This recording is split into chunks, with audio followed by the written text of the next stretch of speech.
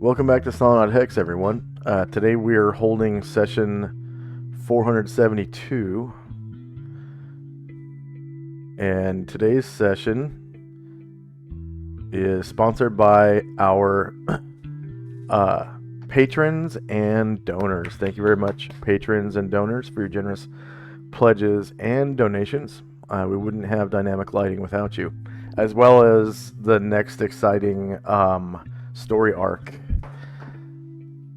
as a lot of the tokens from that story arc have been purchased from the Roll20 marketplace.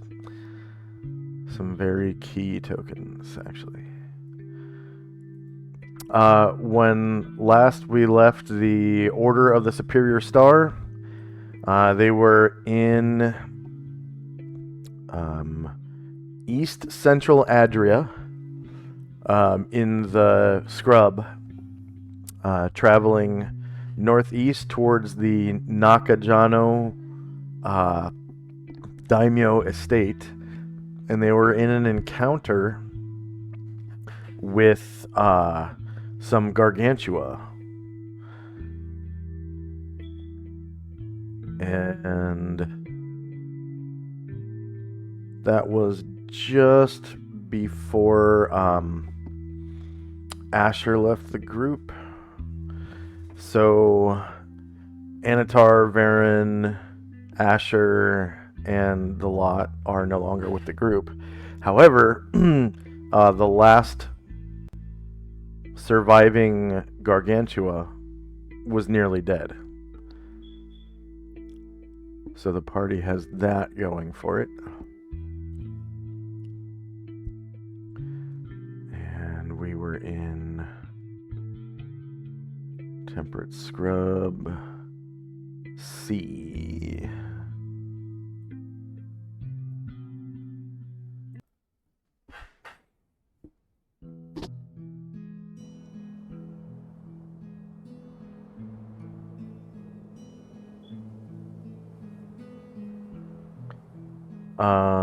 Let's see, I did not capture the turn order tracker, unfortunately. But I do remember that it was October the 26th. I'm going to check the chat archive real quick for the time. I think we're a couple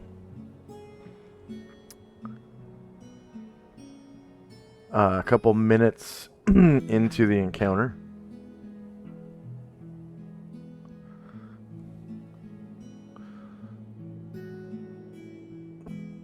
Find October 26th.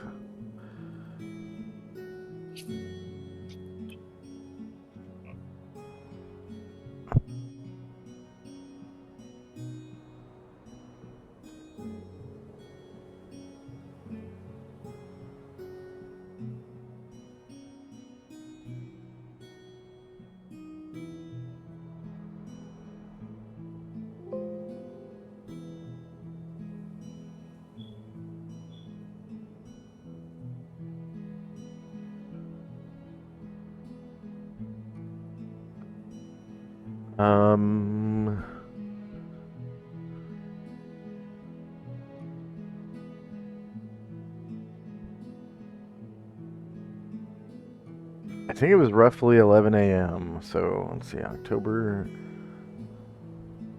11 a.m. October 26th, 11 AE 5. It's 1. Okay, and we are in initiative phase, and I don't remember the duration on the blade barrier. I don't think I actually put it on the tracker. And I don't think anyone was enlarged at this point. So I think it was just kind of, you know, you were traveling during the day and had an encounter, and we were like, 1 or 2 rounds in, and basically you guys were going for damage, pretty sure. So I will switch the track over to combat. And we're in initiative phase. I remember these samurai were beating the hell out of this kaiju, though.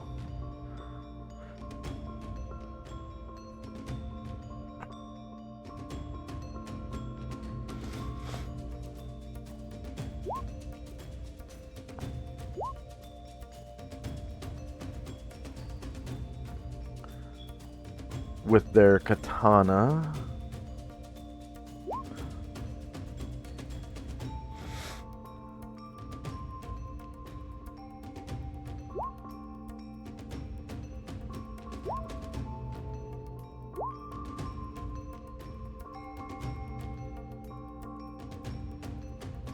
And both these samurai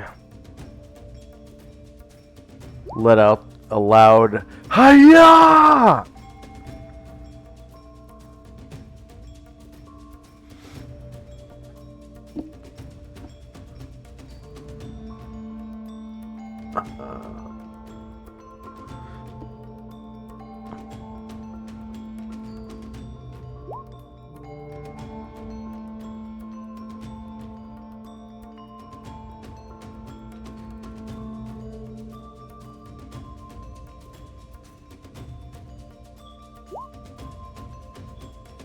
Oh, that's right. Lao Tzu had cast Strength of Stone on himself. And raised his strength to 16 temporarily.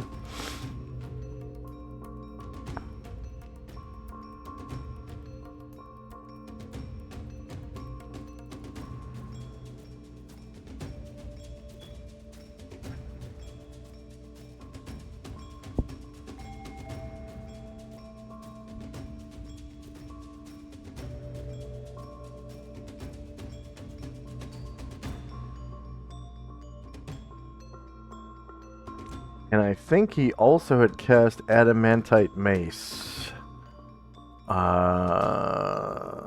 So his staff becomes this Adamantite Mace looking thing.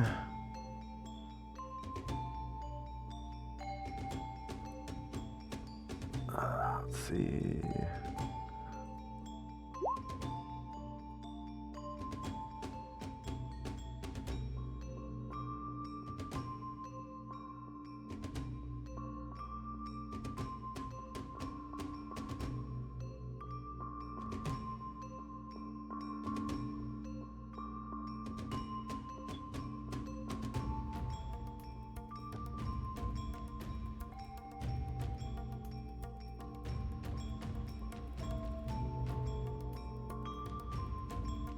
So he now has a +2 bonus to attack and damage rolls.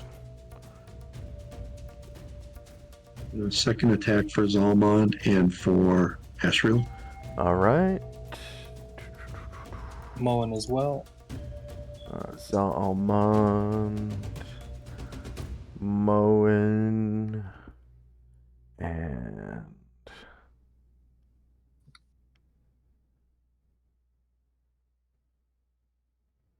I don't see where Asriel is.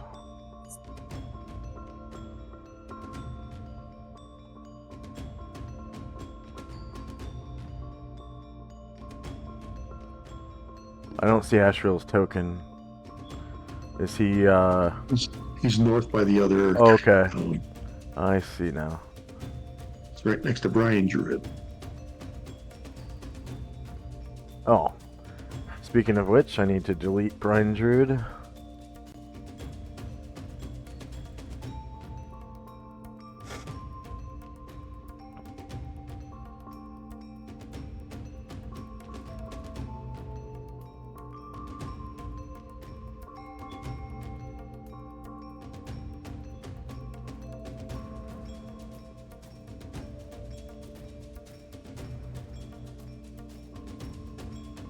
All right. Is anyone still rolling? I think these.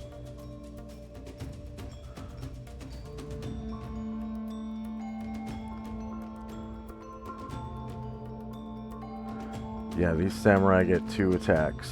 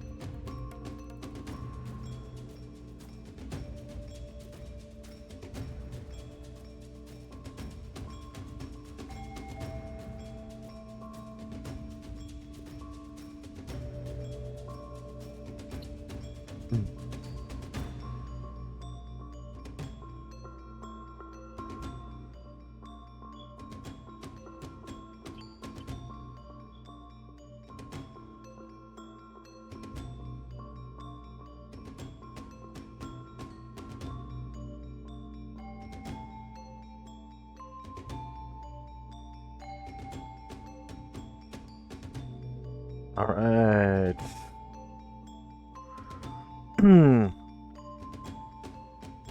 I guess we'll say it's 11:03. And first up is the Ronin Ishani Furuse with his Kiai attack.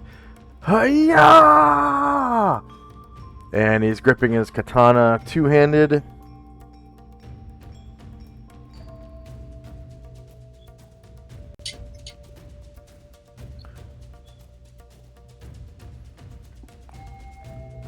Shorter melee, same elevation, and no modifier. Let's see.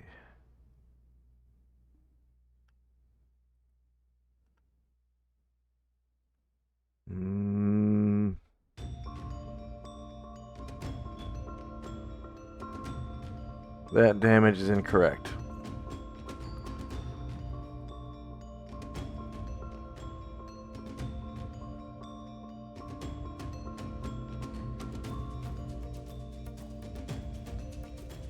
No, it's not. Okay. D12, D20, 2D. Okay. Alright, so the Gargantua is shieldless. So 0 versus AC2 hits. And he causes 14 damage with his Kiai strike two-handed.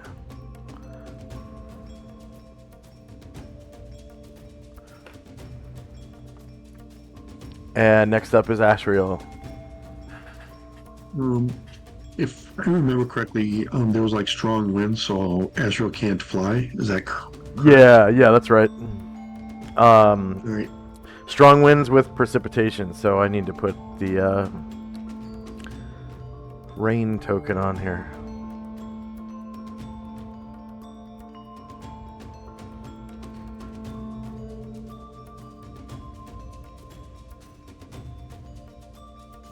You'll just move and hope the Gargantuan comes over my MIS.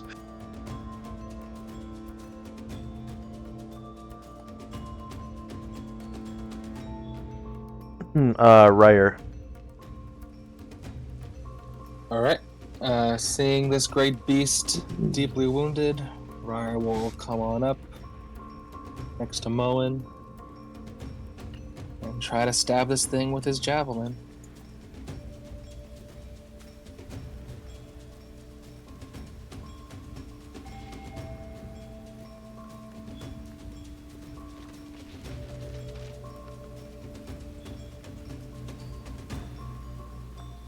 Oh, Ryer. All right, natural 20. You cause 14 damage, and the gargantua topples over. Go ahead and describe how you kill it. Yeah, so Ryer kind of rides on by, and manages to like get it right, right in like the ball of its ankle, and it like loses balance and it tips over from its ankle and like crushes over on itself.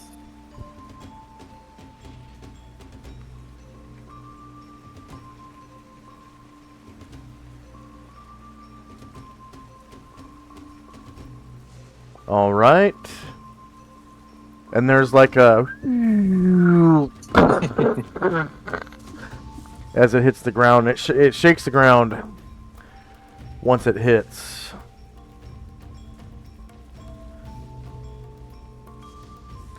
Okay. Combat is apparently over. And first up is Chandrak and company. Alright,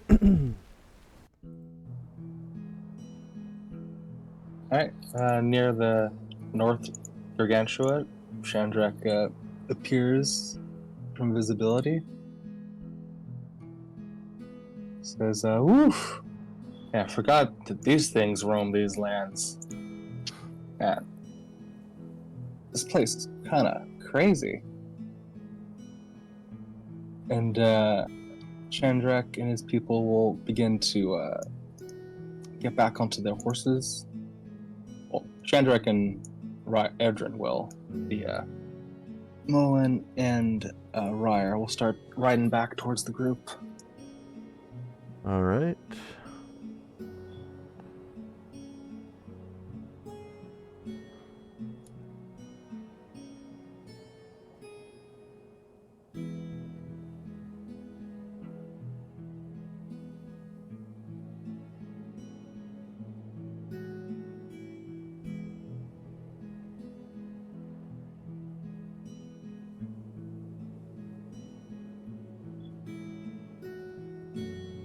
And then next up is Tenzi and company. Tenzi will dispel the blade barrier. He'll call Zalmond over, and as Zalmond rides over, Tenzi looks down at the belt that was given to him by Asher in size, takes off the girdle that he's wearing, puts on the girdle that Asher gave him, and when Zalmond comes over, Tenzi will go, kind of like when we were kids, but here's a little hand-me-down, and gives the other belt of giant strength to Zalmond. Oh, brother.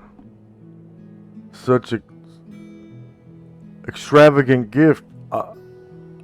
I owe you so much already.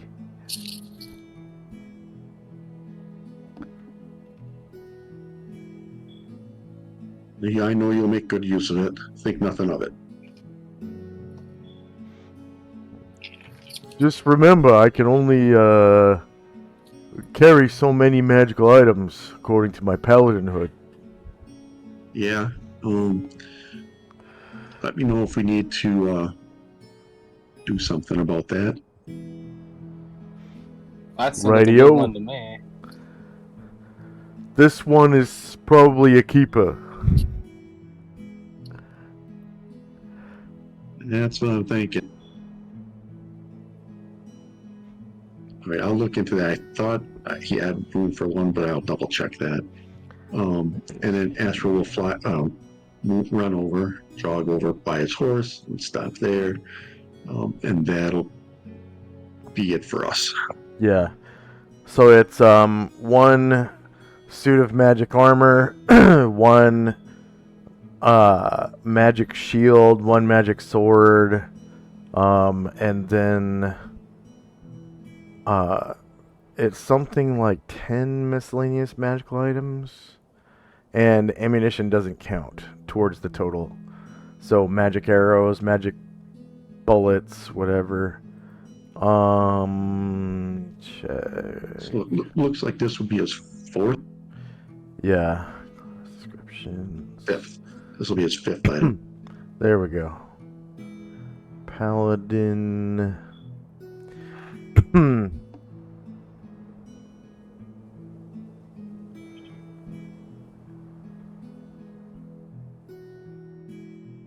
Paladin may not possess more than 10 magical items. Furthermore, these may not exceed 1 suit of armor, 1 shield, 4 weapons. Arrows and bolts are not counted, so yeah, ammunition. And 4 other magical items.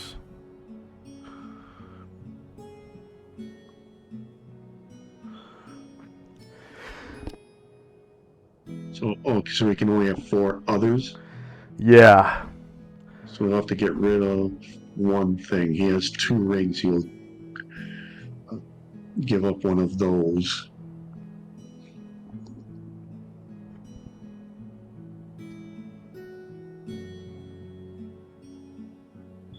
I guess he'll basically trade the girdle for his ring of warmth and give that to Tenzi. Okay. Here, brother. I can't accept this without something in return. Take this ring. If you insist, I will. Thank you. It'll keep you warm.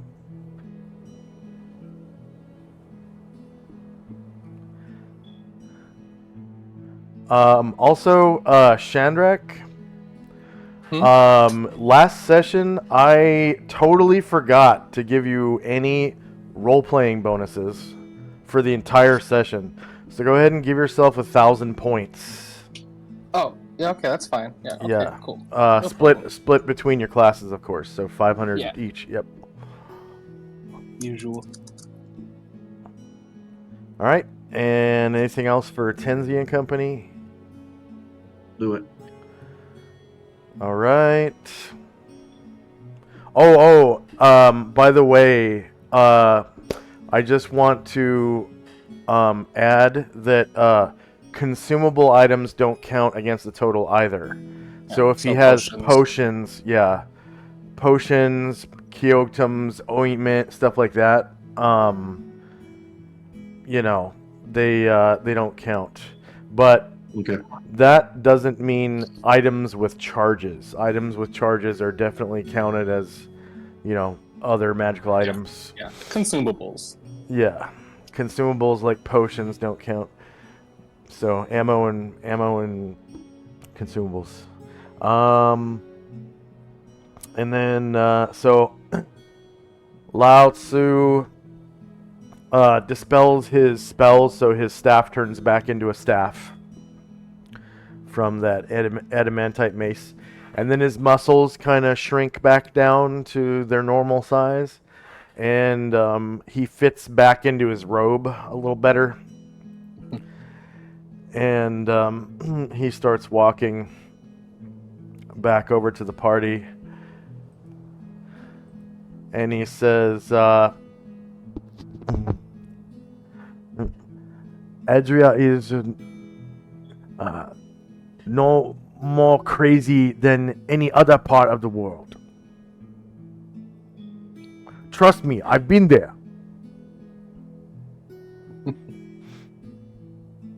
Yeah, Upper Sleeper is pretty wild too. I've got man scorpions there. Among other things. He's just never seen anything quite so big as these things.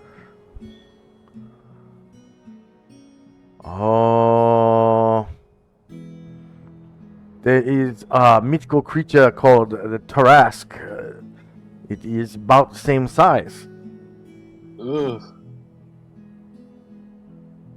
Sounds like a terrible creature. Never seen it though. And the samurai and the mysterious woman and their mule come back over to the party as well. And that's the end of the round, and first up is Chandrak and Company.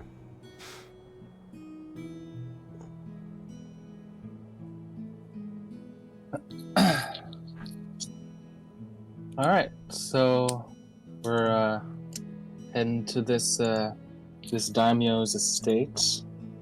It's a good stopping point on our journey. Um.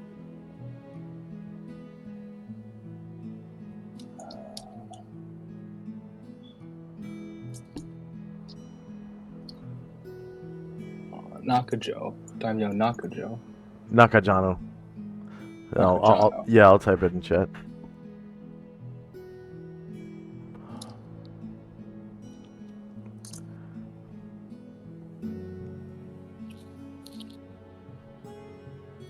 Alright. Then let's keep heading off then.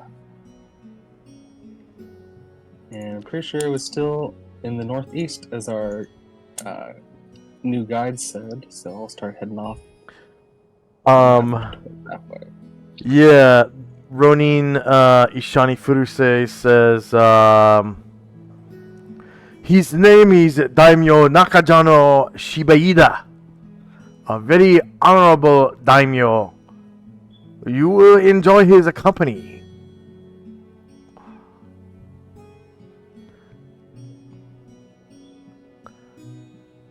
And next up is Tenzi and Company. Everyone gets ready and we start riding off after Shandrak. And Tenzi thinks to himself, well, he can't be any worse than the last daimyo we visited.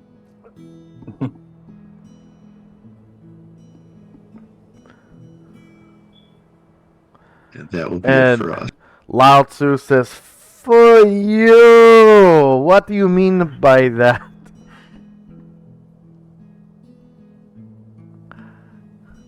We ran into an evil samurai lord. Oh, he was possessed. No!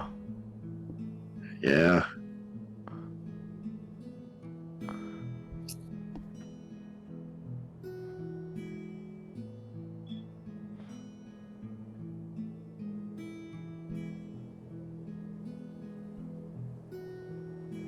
Well, maybe the experience will help with my fire temple. And the NPCs follow along with Shandrak.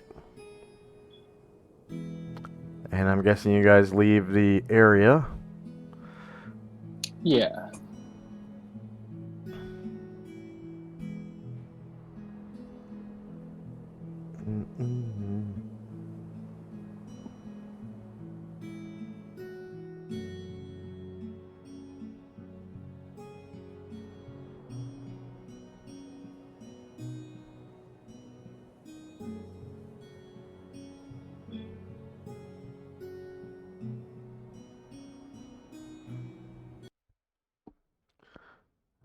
Okay.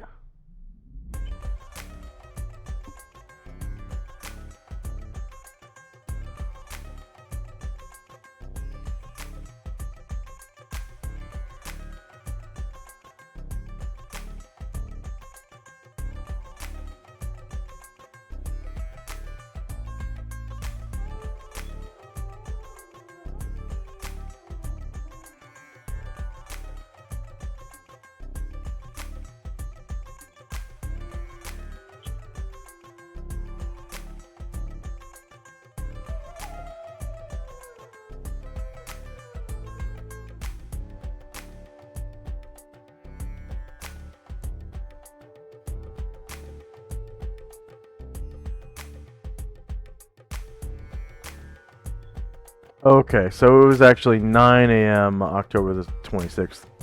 So I was off by about 2 hours.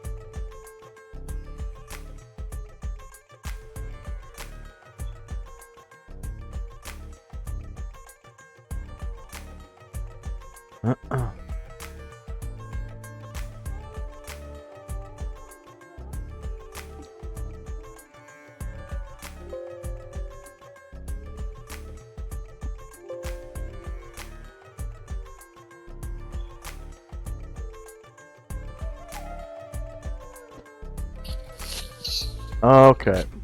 Uh, 9 a.m. and I'm pretty sure I did not move the party. So, you still have unfailing endurance in effect, yeah? Yeah. Okay. So the slowest member of the party, if I remember correctly, was one of the war horses, like a heavy war horse. So you guys were Yeah. moving at 22 because it was a mounted heavy war horse. Actually, whose horse was that? Because I Uh, don't have any heavy war horses. in my party. Yeah. Oh, I do. I have a Wi-Fi warehouse. Okay. Yeah. Okay. So 22 miles till the party leaves the current terrain. We'll just say 99 because it's the same terrain all the way there, and it's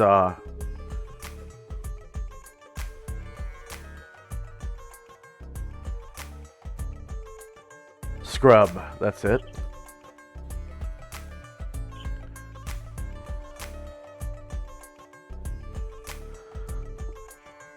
All right, so you're able to move 22 miles a day.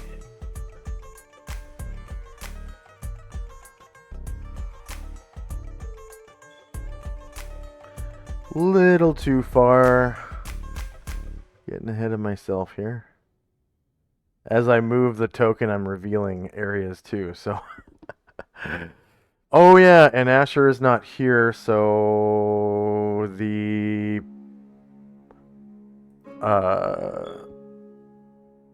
Eagle eyes. field of vision is back to 10 miles again. Let's see. I will reverse polarity here for a second. 22. Okay, and kind of reset the fog here.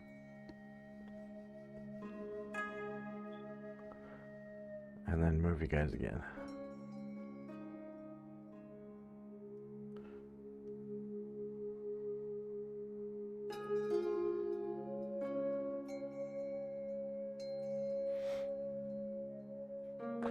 Are there any elves in the party? Half elf? No.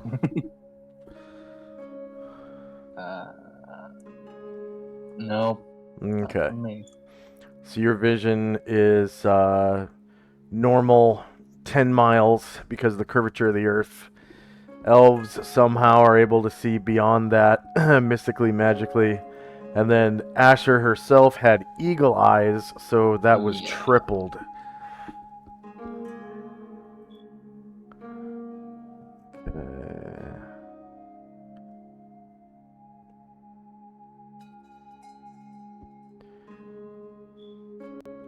And there are no encounters for the rest of the day. So were there any spells you guys wanted to cast or change or anything like that? As we're riding, Tenzio will talk with Shandrak about the fact that now we're down quite a bit of priestly support and ask if he has any ideas about how we can maybe make do. Yeah, that's true. I have heard of some great priest back in Enervia, Saint Luther. He might be worth checking him out, taking his measure. Do we want to travel there tonight, or should we wait until we get to the daimyo? Well, yeah, so you're not able to do that same spell that Varen was for our horses? No, but we have, I think, around a week, 8 days left of it.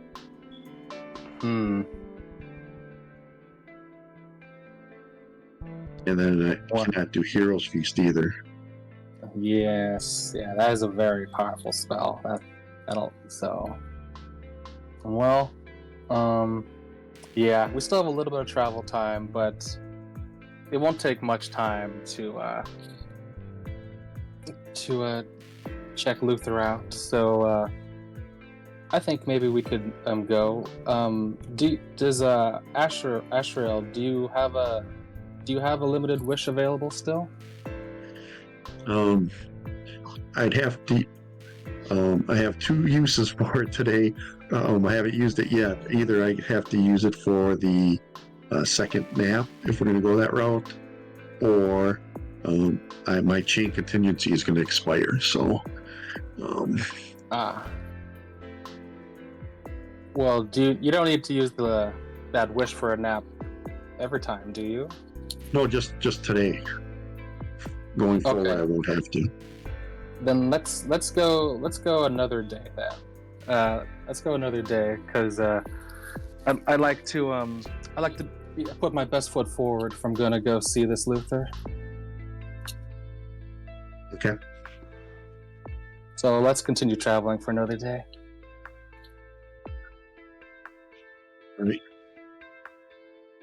So then, like I said, he'll use Astro will use the limited wish, so we can have 2 naps, and then I just have to change a couple spells on him and Tenzi.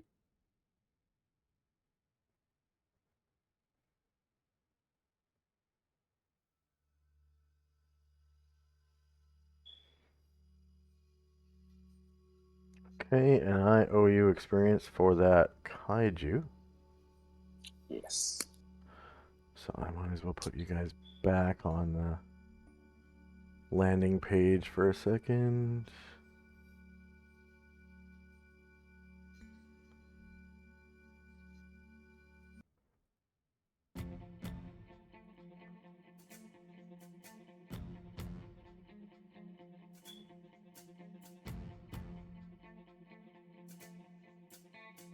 Adria story arc, Adria monsters, Gargantua, reptilian kaiju.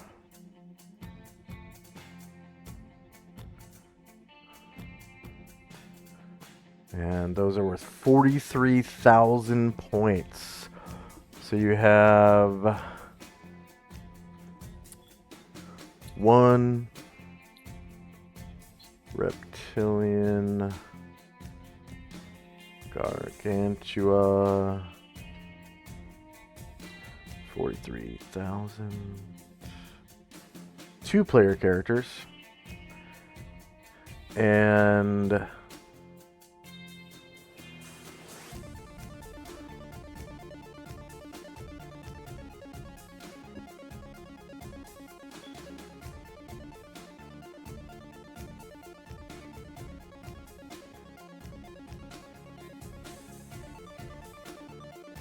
let's see, 1, 2, 3, 4.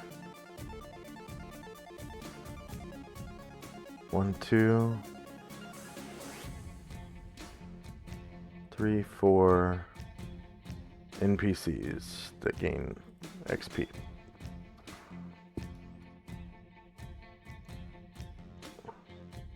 One creature was defeated. Reptilian kaiju have 50 hit dice.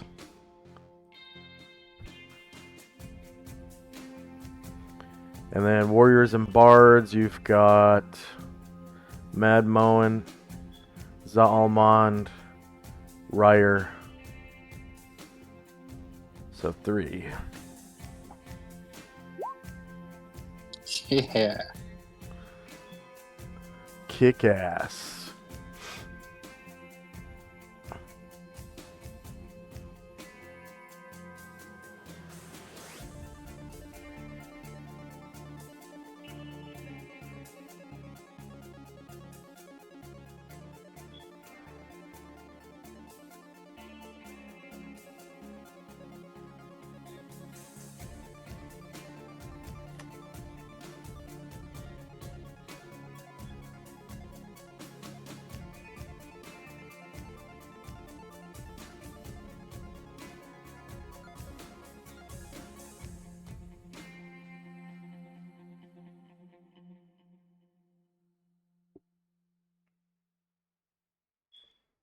All right. The weather changes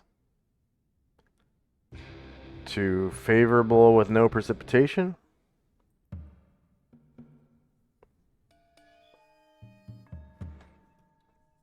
And is unfailing endurance still in effect? Yep.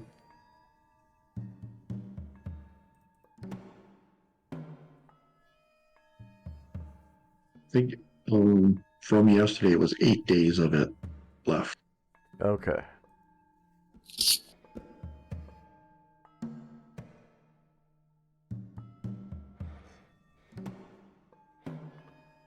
So you're able to get another 22 miles in with no encounters today on the 27th.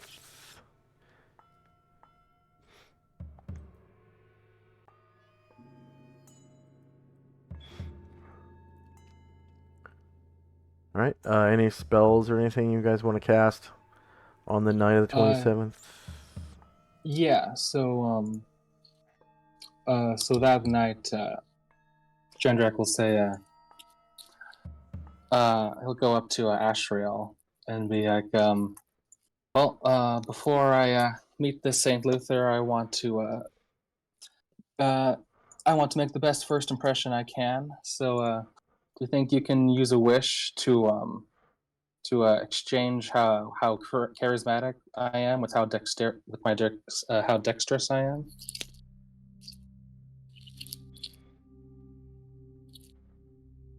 I will try.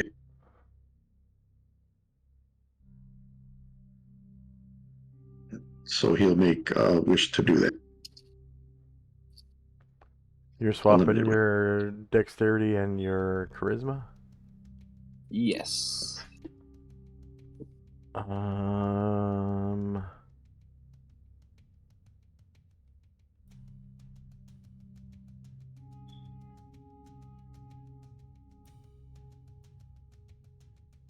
Okay.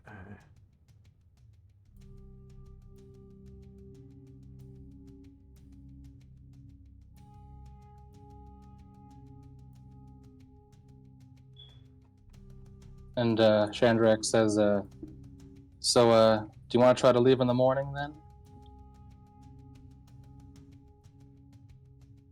Okay. Yeah.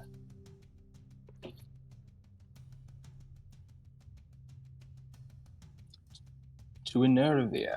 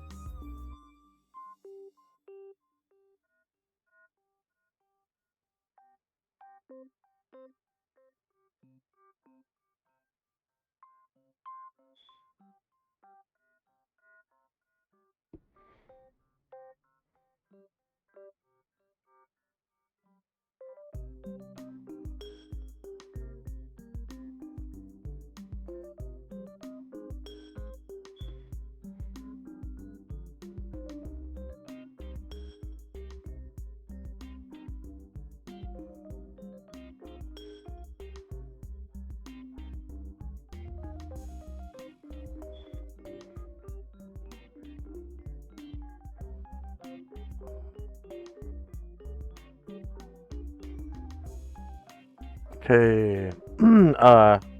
So Shandrak, you no longer get your 10% bonus to thief experience. Yes, that is true. Yep.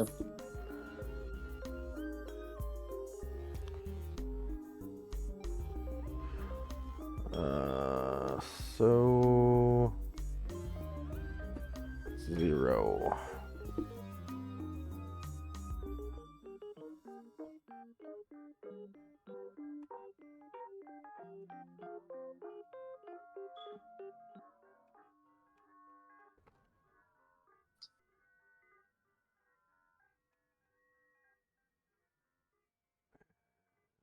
And everything else is pretty much normal.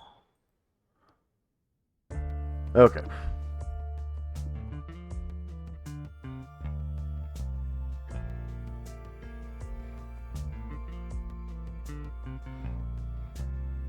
All right. So what happens next? So that was the night, right? We just stopped to rest this night. So I would suggest that we just rest till morning, and we head up to Nervy in the morning.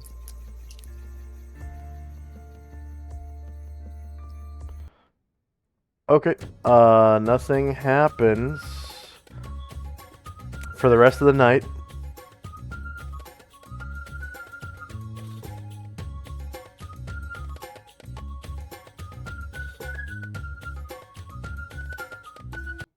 So you can go ahead and cast your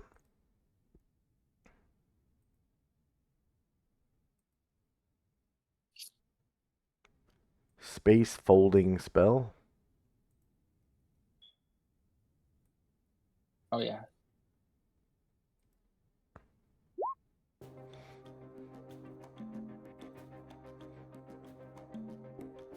Dimensional folding.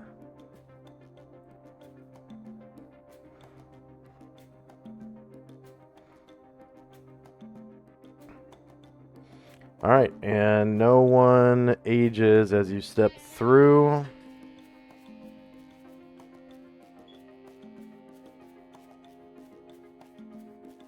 And you arrive in... what part of the city do you want to arrive in? Well, how about just my place? A hideout.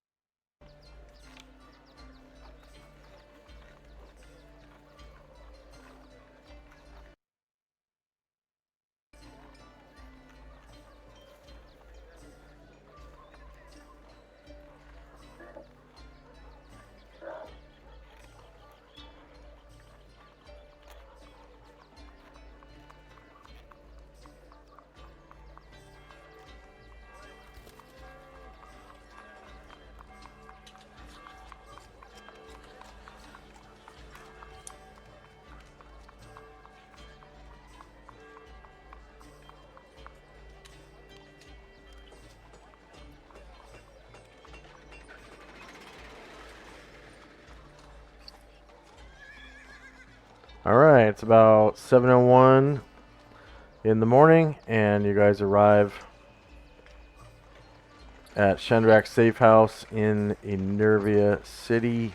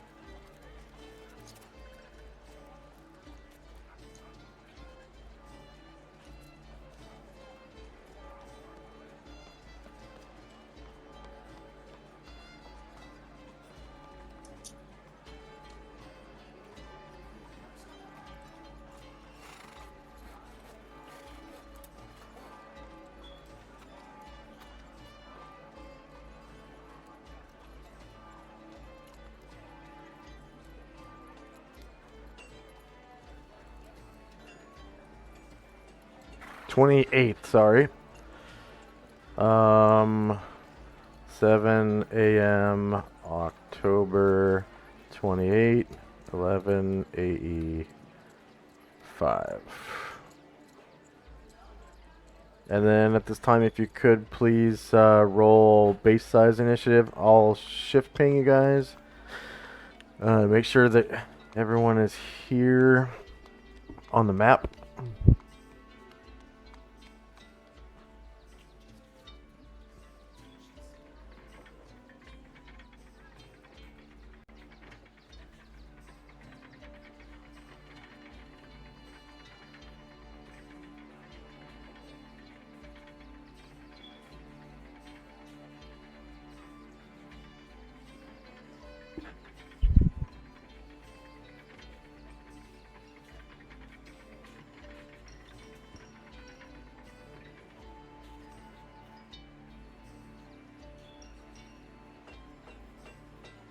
And I'm gonna turn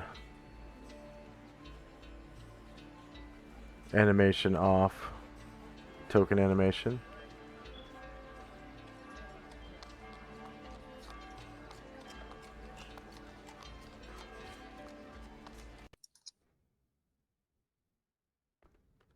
Should be a huge improvement on speed. And we're just waiting on a base size initiative from Tenzi. Tenzi.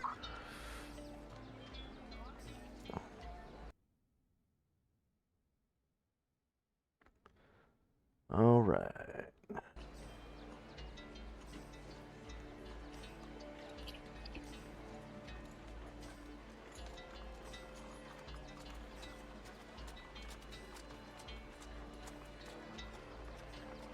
So time now is 7:01, October the 28th, 1185. And first up is the Avatar of Lao Tzu and company. He just kind of comes over to the side of your house and sits down on the ground with his legs crossed, puts his staff across his thighs, and holds the staff in the middle with his left hand, and then with his right hand, holds his he holds his right hand, thumb and fingers extended and joined, pointing skyward, and the ridge of his hand, thumb side, sort of like pressed against the center of his chest, and his fingers just below his chin. And he closes his eyes and begins to throat sing.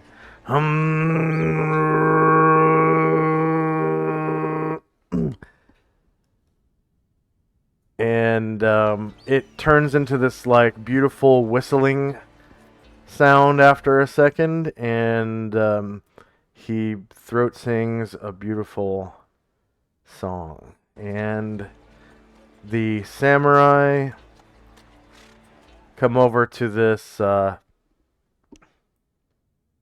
your stable, and they kind of take their horses and mule inside your stable here.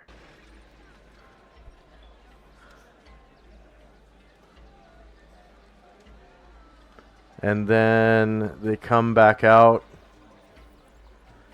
and they kind of hang out just right in front of your stable here.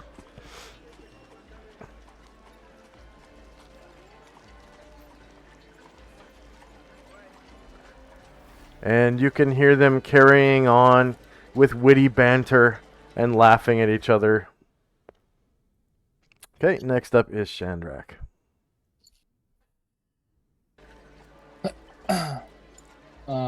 Okay, when Shandrak gets out of the portal, he looks over and says, you, hello, yes, Galagrain. I got something for you to do. And Shandrak is going to, Morning, boss. He's going to open up his backpack, and he's going to start pouring out a whole bunch of silver coin. He's going to pour out a pile of 908 silver coins. And she just like looks at all these coins pouring out of your bag, looks up at you, and then looks down at the pile, and she kind of shrugs. I want you to take these coins, and feel free to get some help and get some sacks as you need it. And I want you to take it to a local blacksmith and have these silver coins melted down to make some silver bullets for you. Because Airdrain and all of you could use some silver bullets. Oh, okay.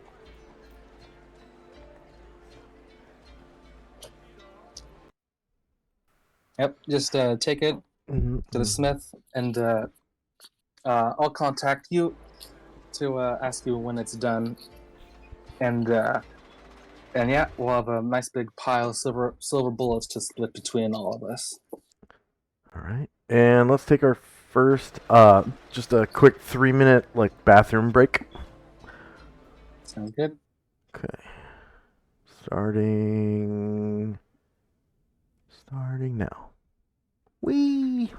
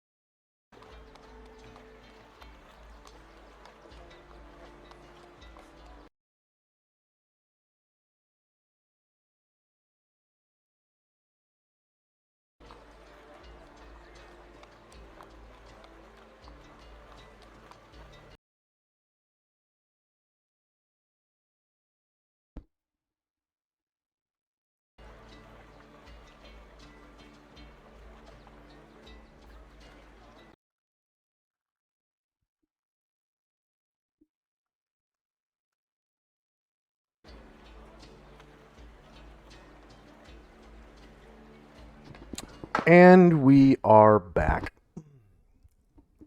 Okay. So the bullets are 10 to a pound. And the coins are 50 to a pound, which means each bullet is 5 coins. And then the cost of a bullet is like 1 copper per bullet or something stupid cheap like that.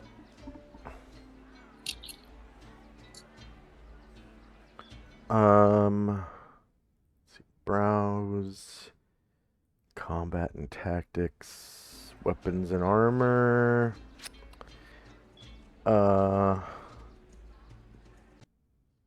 equipment groups, and firearms. Find bullet. 1 silver piece per 10 bullets. Let's see, so 10 bullets costs 51 silver.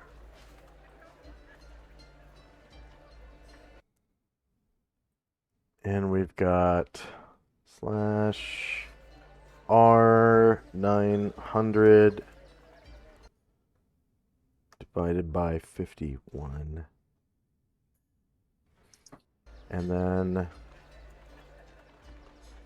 17 bundles of 10 slash R17 times 10 is 170 bullets among them. And there are 1, 2, 3, 4, 5, 6 thugs.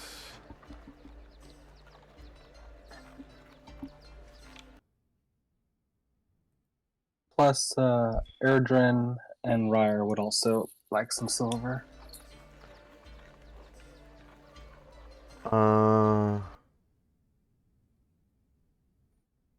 Order of Superior Star. Chandrak. Followers. 1, 2, 3, 4, 5, 6. Yeah. And then you said 2 other characters. So slash R170 divided by 8. That leaves 21 rounds per character. Sounds good to me. And then 4 of them get 1 more round.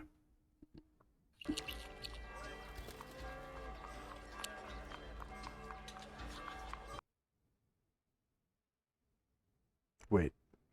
2 of them get 1 more round, sorry. So probably the characters that are actively in your party. Yeah. And are you able to do the upkeep for that? Let's see, edit. Yeah, they're in your journals. Yeah. I could put that in there. Okay. So they each get 21. And then Ryer and Airdrone get 22. Sounds good. That will take 24 hours.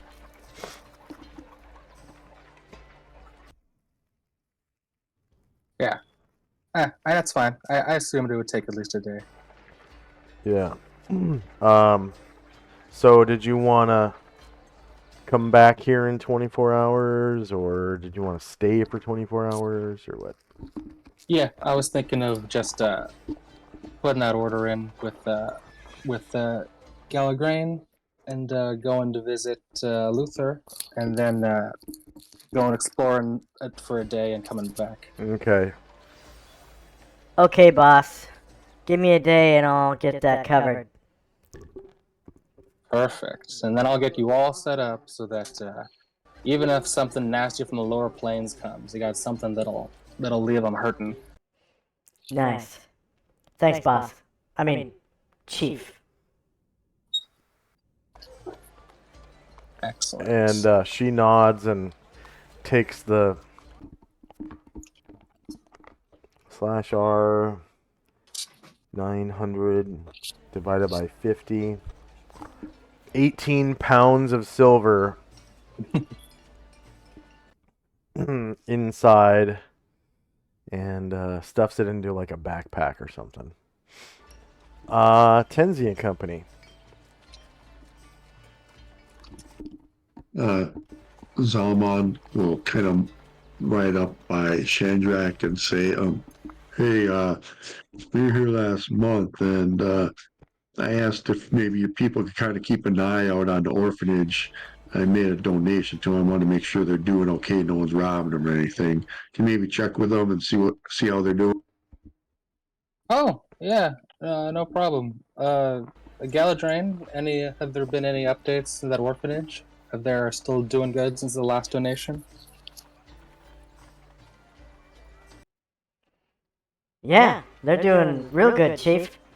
I've been checking up on them about every day or so. And looks like they got like shoes now. Yeah, shoes, pillows, actual mattresses. It's great. Rat traps even. Oh, good. Helping clean the place up. See, Zalman, you're helping making the place better. And they get Good, glad to porridge. hear. They get porridge twice a day now. Oh, good. Breakfast and dinner.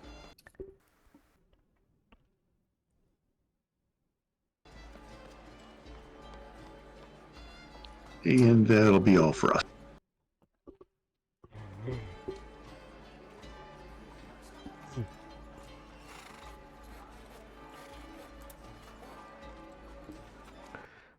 So, time now is 7:02 in the morning.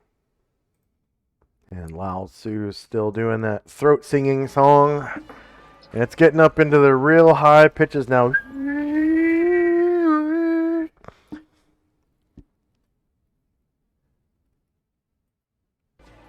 And Shandrak Company.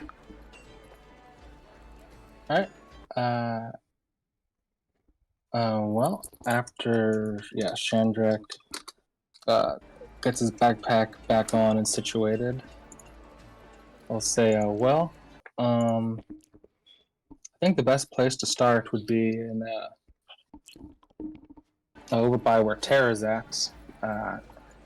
That might be where the temple to where Luther is. So let's go over and ask Terra. Okay, sounds like a good idea. So, people. Mm.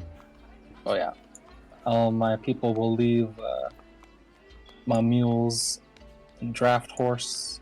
And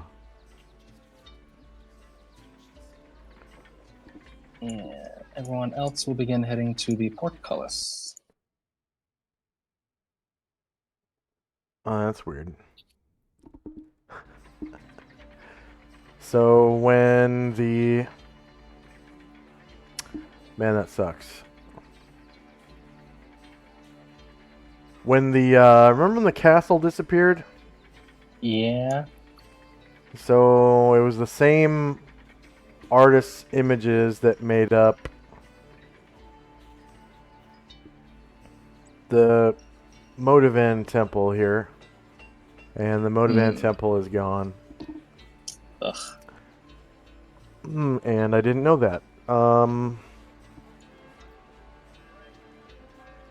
Let's see. Miscellaneous tokens. City town.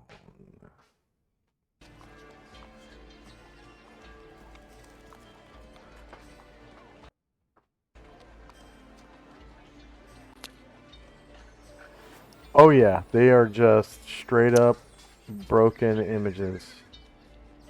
I know how to fix this real quick though. I can just buy the token pack.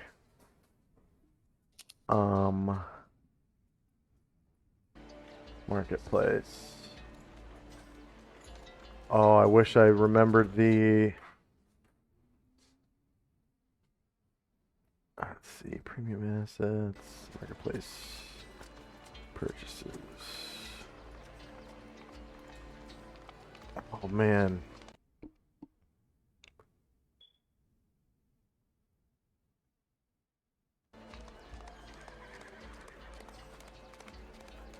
Oh. Apparently I already bought it. Okay. Wait. Yep, I did. Okay. Sweet. All right. I had.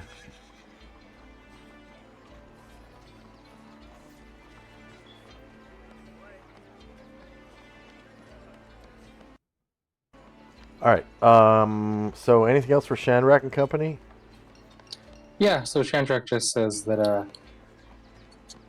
remember hearing Luther's here, but I don't remember where exactly. So let's go over by Terra, and my people heading off towards the Portcullis Gate.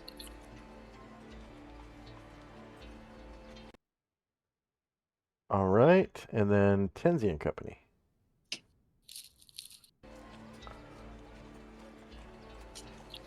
We will ride after him. We'll leave the draft horse Sunrise here. Oops. Leave Sunrise here, grazing in the yard back here.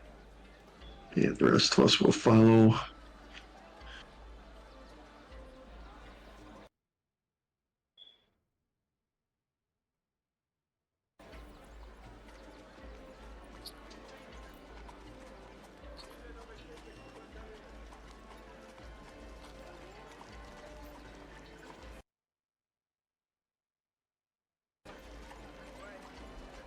And that'll be it, except this warhorse that Tenzi's using used to be Asher's, so I need to get control of it. I don't even know its name. I can't see the name, but it's right by Chandrak's hideout because I couldn't move it. Uh, let's see.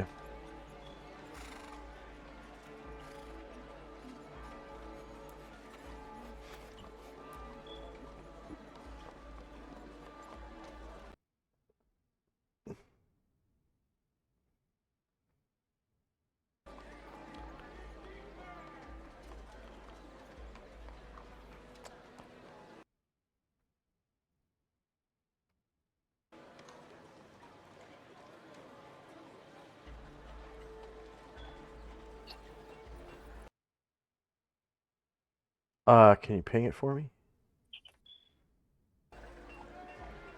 Okay. Haldir. She gave you Haldir? Yeah, Okay. I lost daylight to the Ankeg encounter.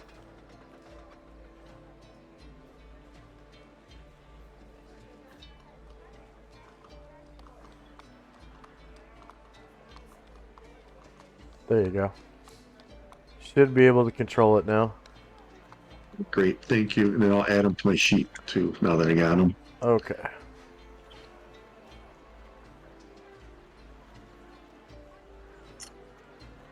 That'll be it for us. All right. So, end of round. First up is Shandrak. Okay.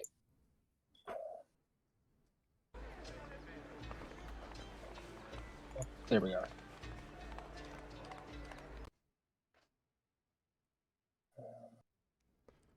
And did I turn daylight on? Okay. There we go.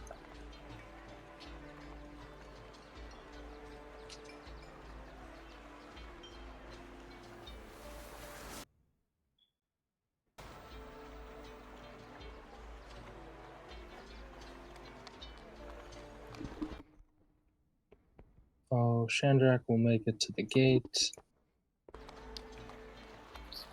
And I'll say, hello, guardsmen. We're looking to go to the, I think it was the God's Quarter? So you the Temple heard of them. Isis. They saw you coming, and you heard them open up the gate preemptively before you even got there. Ah, nice. Alright, so that's my full minute to get to the front of the gate, so that's good for me.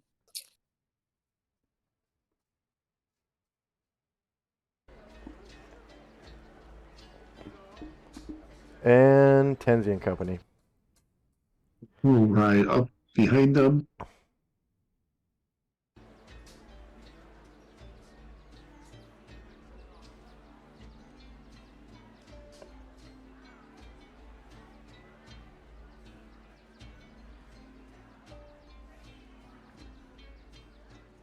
And these modules are...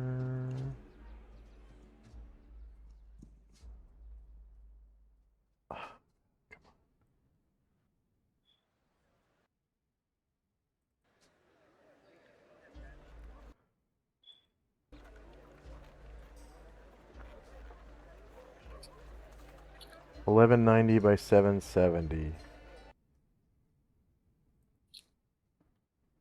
Okay.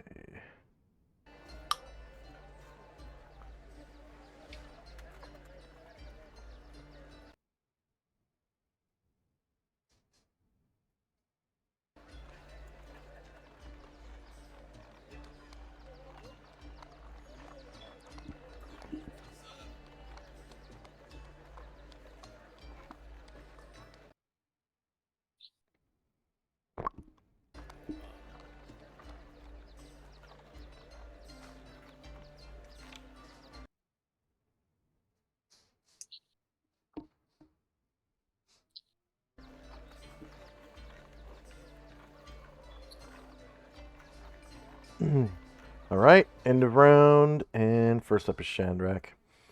You notice that the gate to the God's Quarter is also raised. Alright. We're heading off in that way.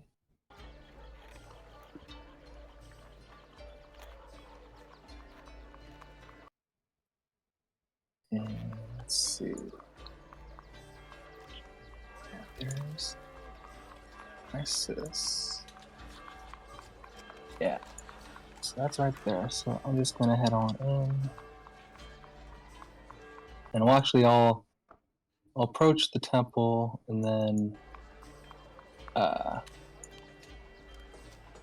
my people Shandrak will attempt to slide off his horse.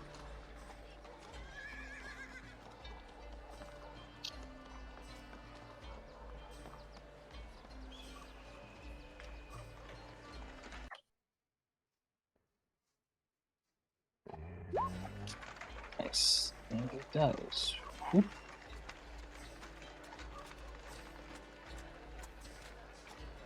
And he heads on in. And he says, Hey, Tara! Hey, Tara, are you in? It's Shandrak.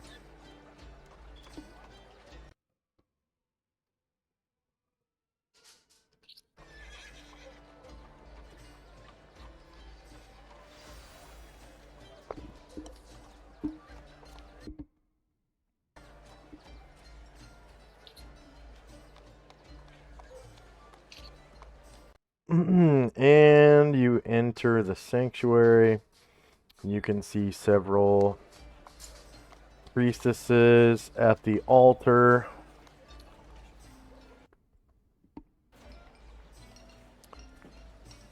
As well as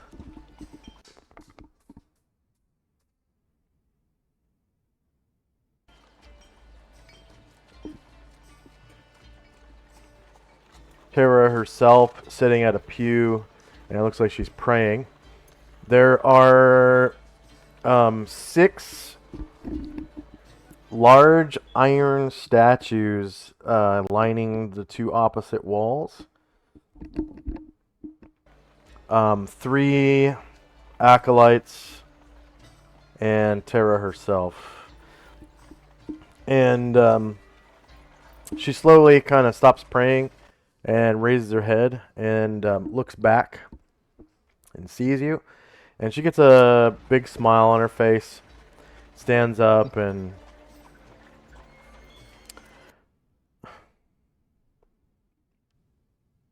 why aren't you spinning? There we go. Spins around and comes down the aisle.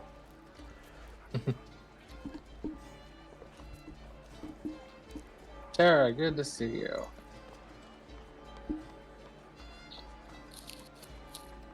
Good to see you, Shandrak. What can I do for you? Well, luckily, nothing terrible has happened. Well, nothing physically terrible has happened. Asher has decided that the adventuring life is not for her anymore, so she has left our group. And has she returned to the Ivory Dagger? Yes, she is. It's currently in Aquabelia. That's what she told us she'd do. Ah, good to know. So with the departure of Asher and her people, the order is much thinner, and we are in need of certain abilities. I've heard of this a great man called Lucer Crucible that lives in this city. Um, do, have you heard of him? Luther? Yes. Yes. He is my next door neighbor. Oh, he's just next door.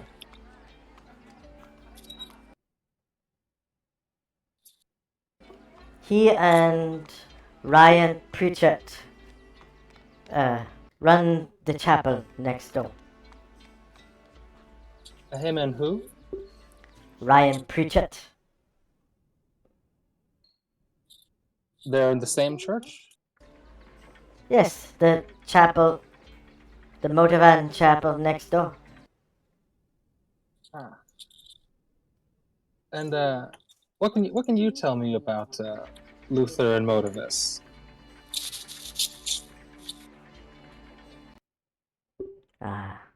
Luther has been declared a saint by the people of the city. Saints, that's pretty hefty. What do you do to earn that? There was once a not so merciful priest who held his position.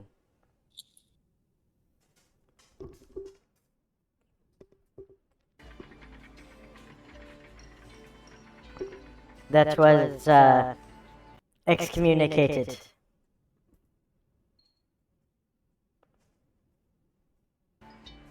By paladin named Cyrus Muldoon, and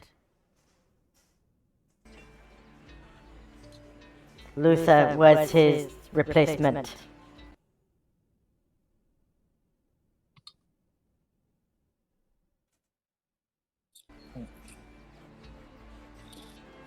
Well, definitely sounds like a good man if he was able to identify a person taking advantage of his position.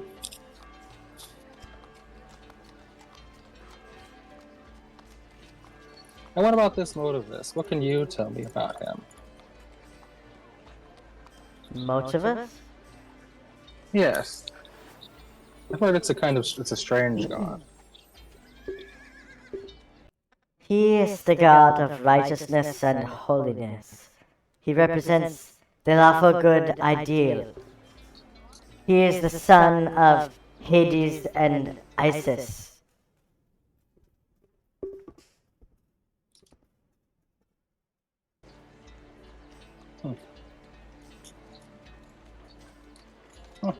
So your temple is on good terms, I imagine. Yes, of course.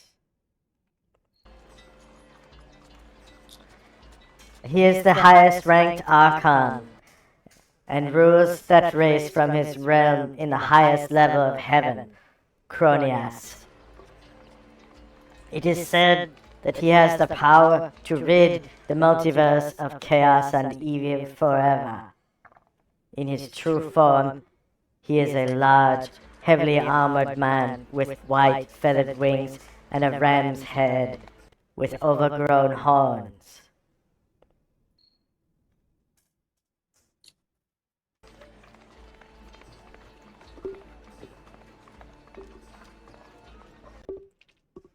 Interesting. And what has Luther been doing since in the city? Just usual priestly duties? Yes, weddings, funerals, and the like, but also helping the homeless and the poor. Wow. Hopefully he's got a taste for the road, because I like to hopefully take him with me on adventure. It is his church that built the orphanage in the Elves Quarter. Oh, well then he'll be good to know. He'll be happy to hear the contribution that my friends made. Oh? Contribution? Oh yes, it was Zalman, Tenzi, and Ashrael. They told me that that they wanted to find a good orphanage, and they went to an orphanage in the north of the city, and they donated a good amount to them. Now those kids are in much better shape since last we've seen them.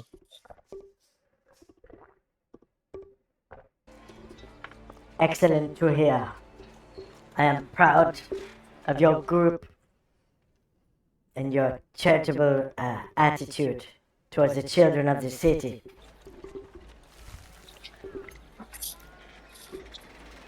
Well, yeah, you know. Well, it's been good seeing you, Tara. I think I'd want to go see the man myself now. Good day to you, Shandrak. Thank you for visiting. And that'll be all for me. And she goes back to praying at the pew.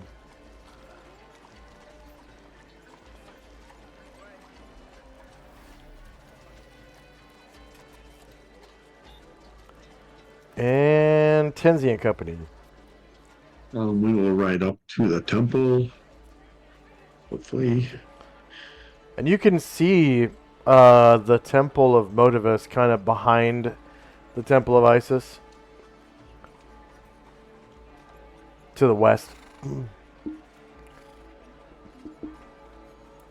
It's actually larger.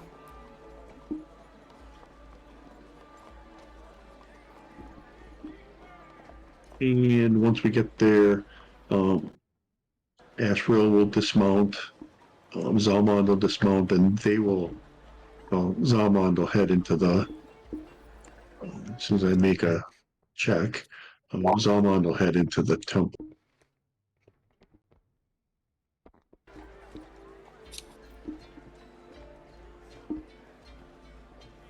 Which temple? The Isis temple?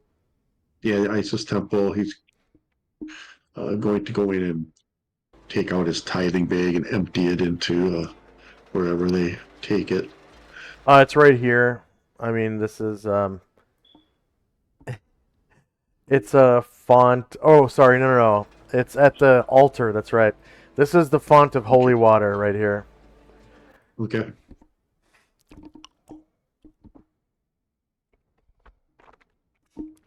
And the acolytes get out of the way so that he can come up to the altar. The altar is basically the dais upon which the statue of Isis stands.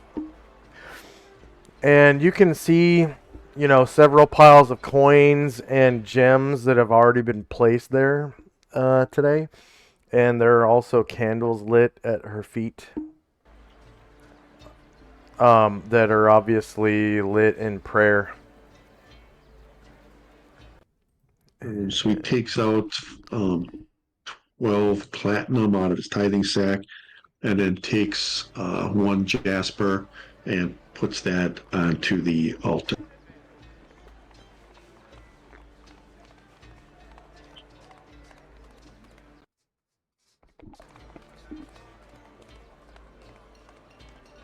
And he kind of kneels down and goes into prayer. And that'll be it for us.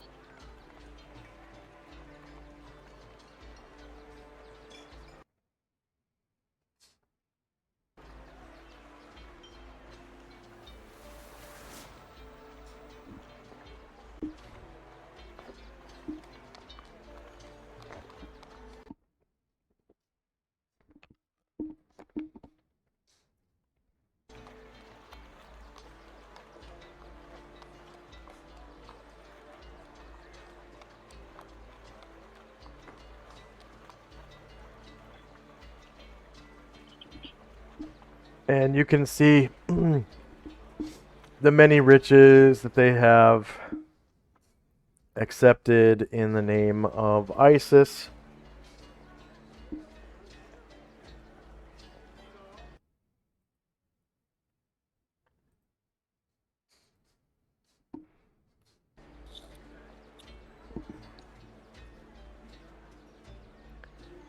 And that's the end of the round.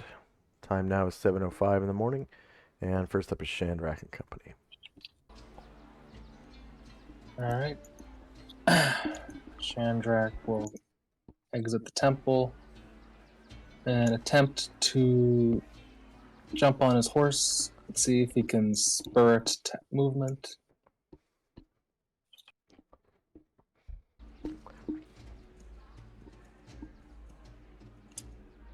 Yeah, There you go. definitely.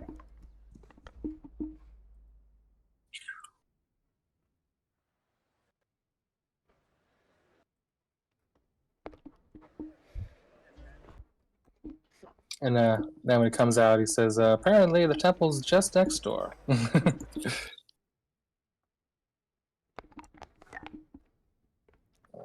People will start to see if we can see it.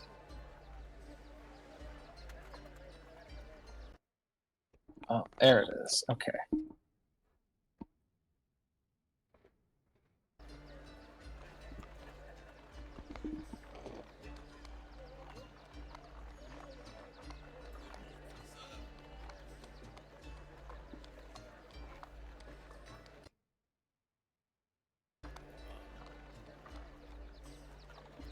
And then once we kind of see it,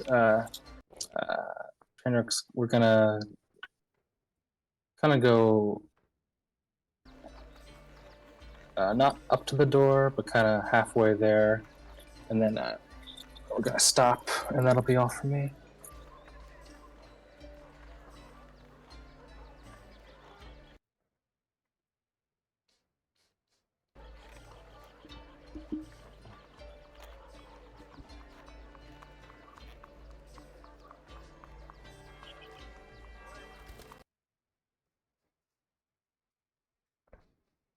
All right, Tenzi and Company. And he's going to stay outside watching the animals as Ashwell comes into the Church of Isis. He also comes up to the altar.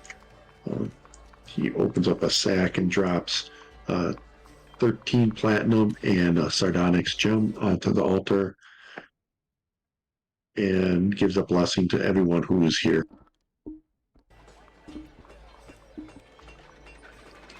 And that'll be it for us. All right.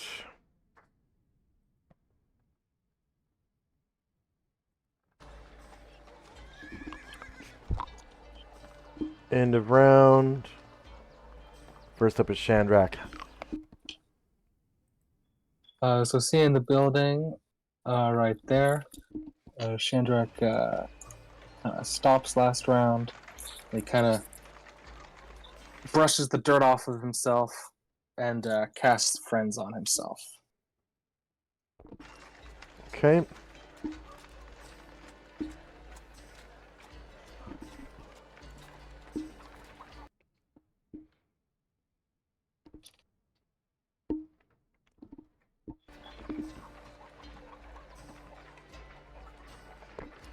Shandrak gets 25 points for each class.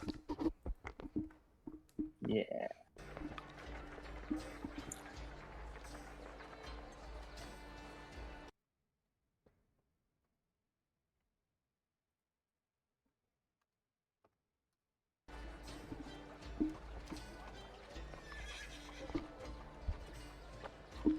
$13 rounds.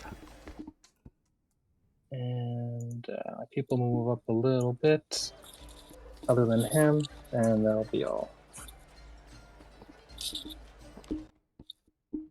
All right, Tenzi and Company. Zalmond and Asher will stay in the temple, praying and such. But Tenzi's going to urge Halder over to the side here so he can keep Shandrak in sight. So he's just going to ride over to here and just watch down the road. And that'll be it.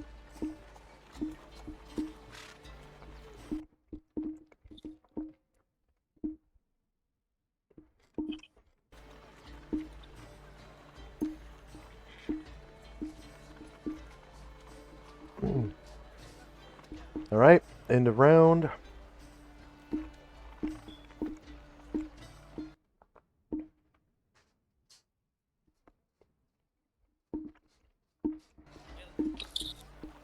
Time now is 7:07.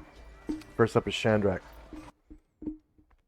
Shandrak sees a door, so hopefully this is the building. So he's gonna ride up and slide off his horse. So this is the lower part of the building. You can see the high roof of the chapel way back over here. Mm-hmm. And then Oh, the chap. Okay. yeah, this area is pretty low. It's like one story, so about 15 feet high. And then there's this big chapel area over here that is about 30 feet high and has a high triangular roof.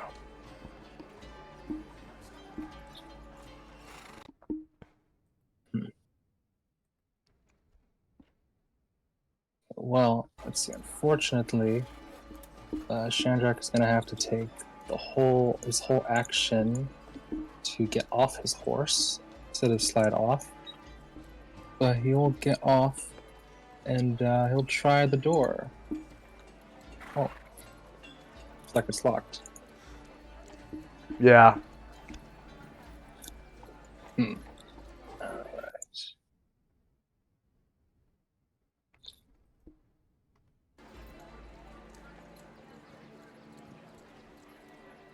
right. Shandrak will ask his people to just kind of check it out around the sides.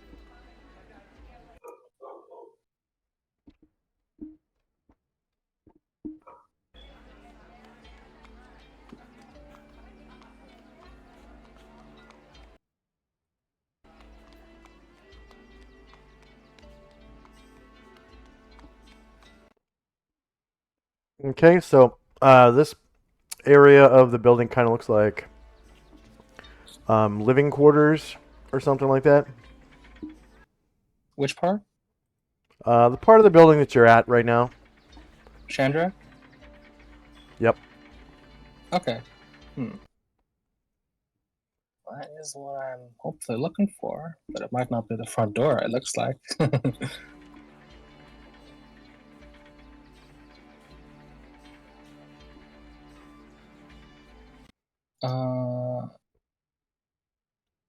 Yeah.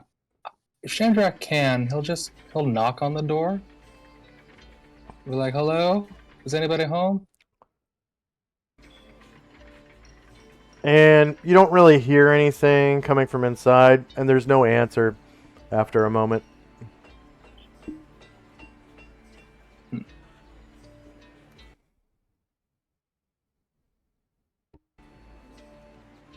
Alright. That's all of his movement this round. He had to get off his horse, so that's all from me. Okay.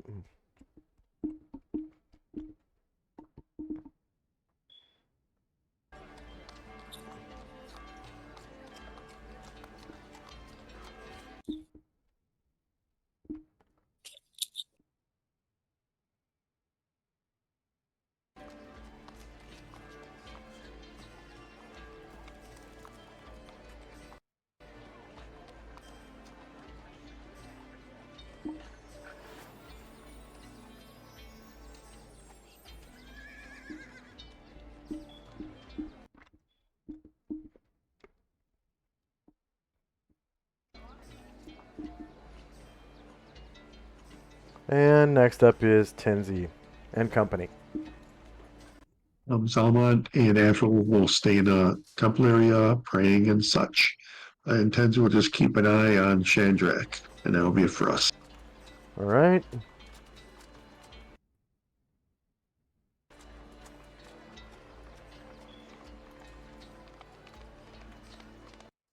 He's looking down the road and he sees Chandrak at this back door. He's like, I really hope he's not trying to break into the church.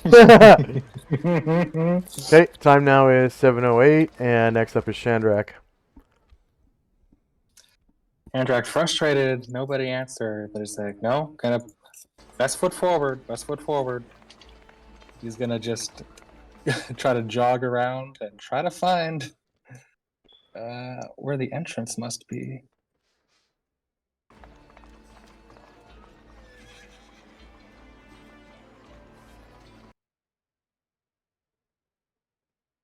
And sees Ryer, and that looks like it could be an entrance.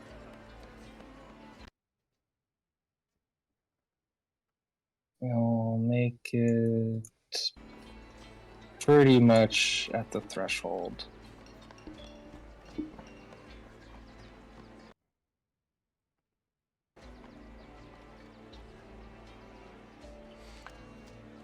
And inside you can see a chapel of sorts. There are some people inside. They look like laborers and good wives and the like.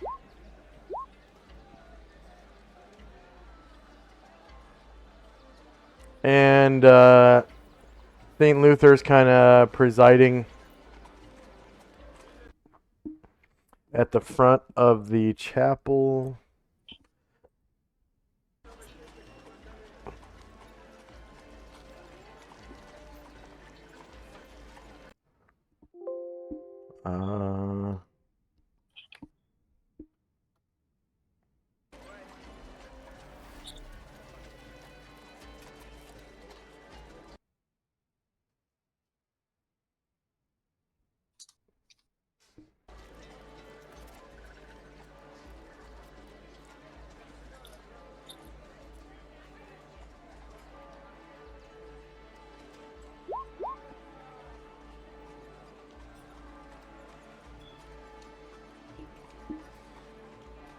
So being first thing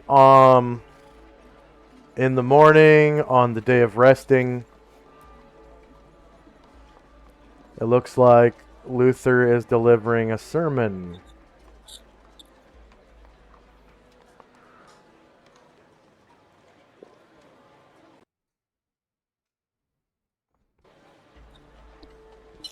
And there's a small crowd.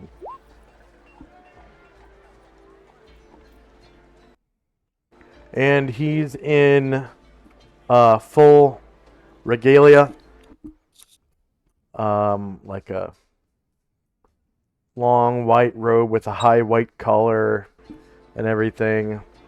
And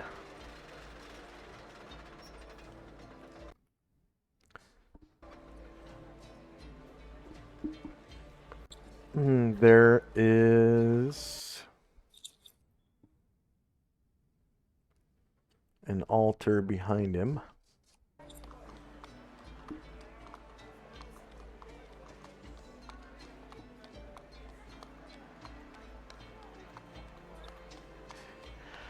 And it looks like the type of altar that you would find in a heathen temple. It is covered in what appears to be burned blood. And there's ash all over the top of it. And the bones of dead animals.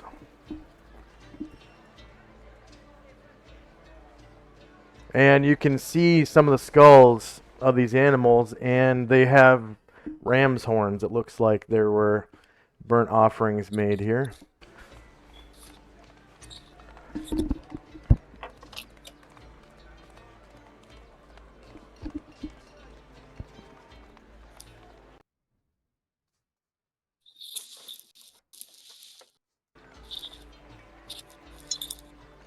And because of the amount of burned blood, it looks like they were also slaughtered on the altar. And you can see the inside of the chapel. The ceiling is covered in soot. And the ceiling is fairly plain. It's like a stone chapel with a high, triangular roof. And there's very little ventilation other than the doors. And you can see that most of the roof, the high ceiling, is covered in like black soot. It's a little off-putting. I don't know how you would take it, but anyways. And these people are on. They're not standing on foot. They're actually on these small rugs that they've unrolled, and they're actually on their hands and knees with their foreheads touching the mats, bowing in obeisance. And Luther is preaching about like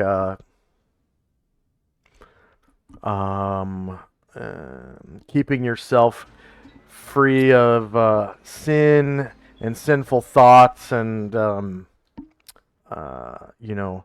guard your hearts, against temptation, and seems really like a really strict sermon. He's kind of like speaking almost angrily at the crowd, and they're like bowing with their foreheads to the ground and then coming back up, and they remain on their knees and put their hands together in front of their chest.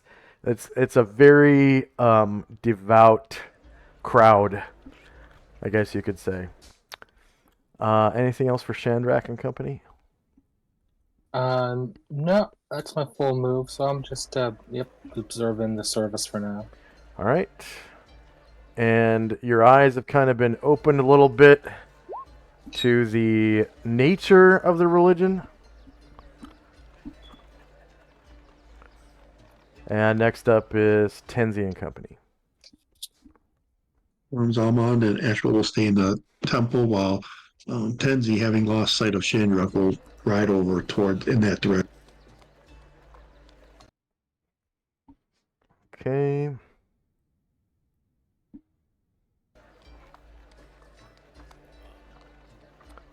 And that'll be it for us. All right, time now is 7:09, and next up is Chandrak. Chandrak, you can see that some of the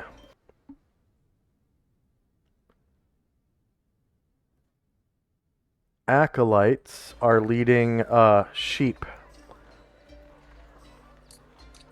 up to the altar.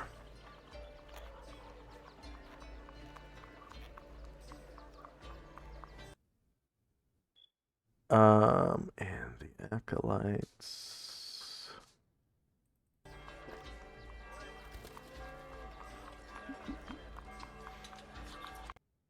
are dressed in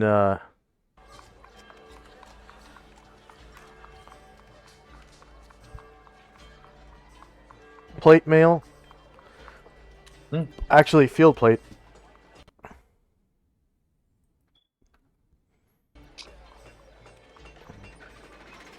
And they're bringing this sheep up to the altar behind Luther.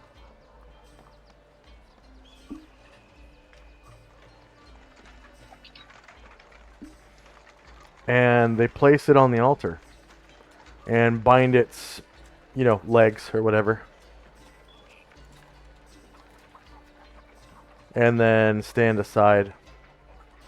And they sit down in these chairs because they're, wearing heavy armor. They kind of take a rest in these chairs.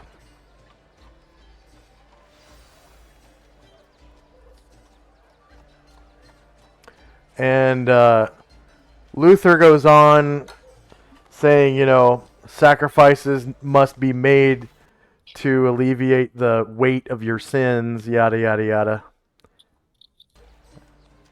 What do you do? Okay. Chandrak will begin to enter. And yeah, when he comes in, well, first come in, just kind of leaning up against the wall by the door, and looking over at the sheep, and I'm looking over at Luther. You notice now that Luther is actually holding a big mace. A footman's mace.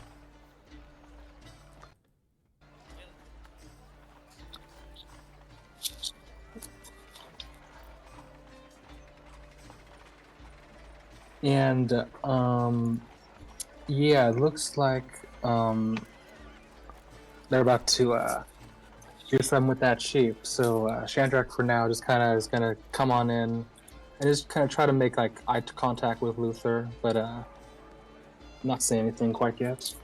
All right. And this mace that you see in his hands is, from what you can see, it's like amazingly constructed. I mean, it looks like it's made of mithril silver, and it's like flange mace. So it has 4 flanges as the mace's head. And on each flange you can see like detailed engravings of religious stuff, and all down the handle, and the pommel is all, you know, heavily engraved and stuff.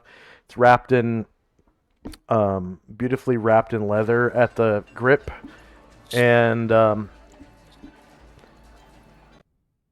you know, this Luther goes on to talk about, you know, the burnt offering and the sacrifice, and he comes back and smashes the head of this sheep just behind the crown of the head, so like the back of its skull is crushed. And blood goes everywhere on the altar, right? And then he steps back and he starts casting a spell. Oh. With his back to the crowd. End of round. Next up is Tenzi and company. Crowd goes, ah.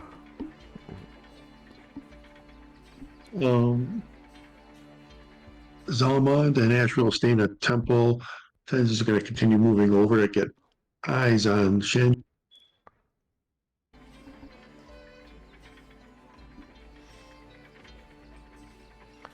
Alright, and you can see, in attempting to get eyes on Chandrak, he can see into the temple.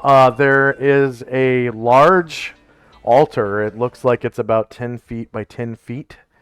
And there is a sheep on it with the back of its skull completely smashed. And there's a man holding a mace with his back to this like railing. And it looks like he's casting a spell. And you can also see another man sitting in a chair right here, wearing field plate. Oh, wait, that's Moen. I'm sorry. You're not in control of Moen. That's not your character. Okay, so there you go.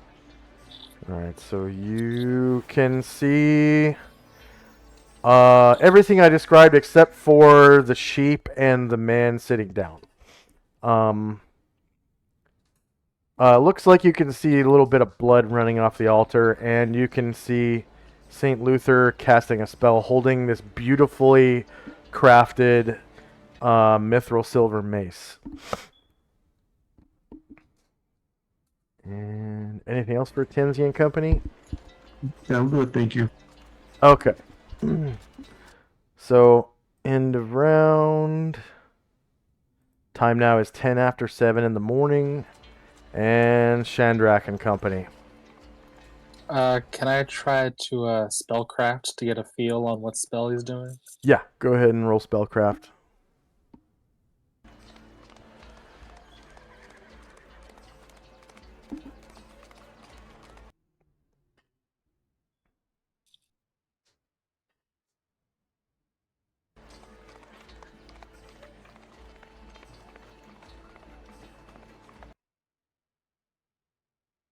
Flame Strike. It looks like he's casting Flame Strike inside this building.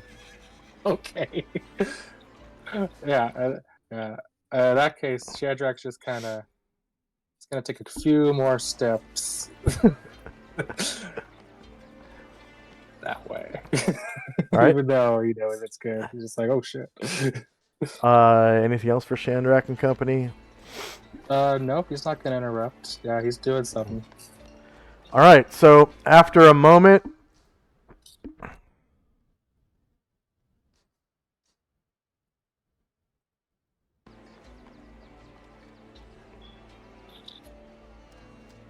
think that's Priest 5. Yeah.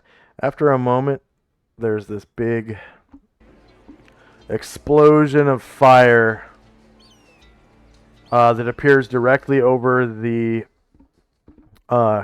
cadaver of this sheep.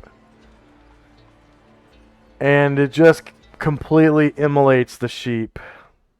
And you can see a pillar of fire reaches almost all the way up to the ceiling. And there's all this smoke that whirls up around it as the sheep's, body is consumed by the flame. And he says, in Modivus' name, amen, just as the flame strike appears.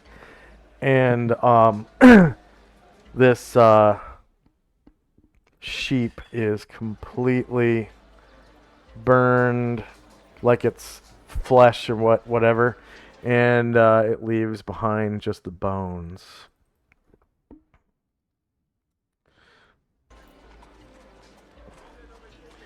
And you can see other animal skeletons.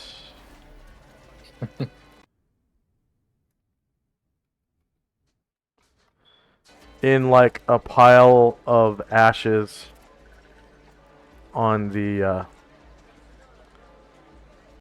altar there.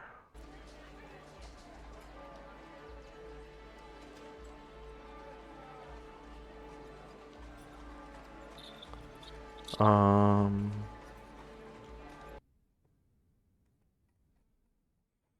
I don't want everything. I just want tokens.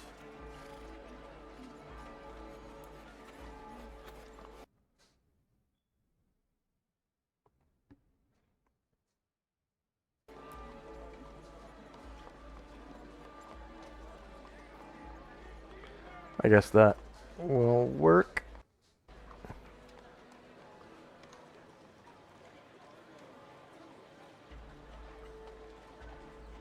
So definitely killing animals. You can see a pile of their bones kind of as the ashes are blown away.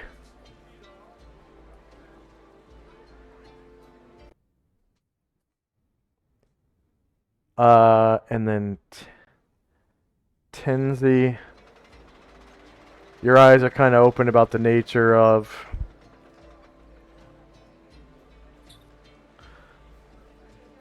this religion.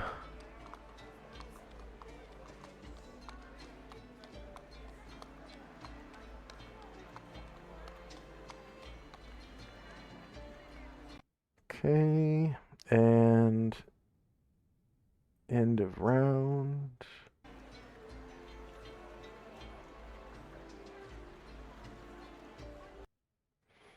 And next up is Shandrak and Company.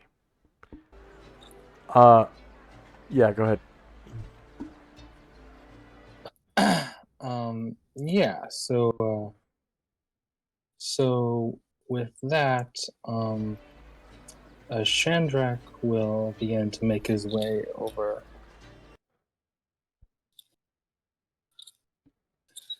Kind of near the front.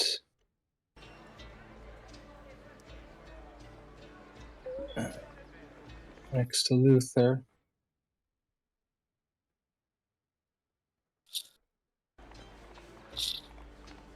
And say, oh, that was very impressive. You're the great Luther Crucible, is that right?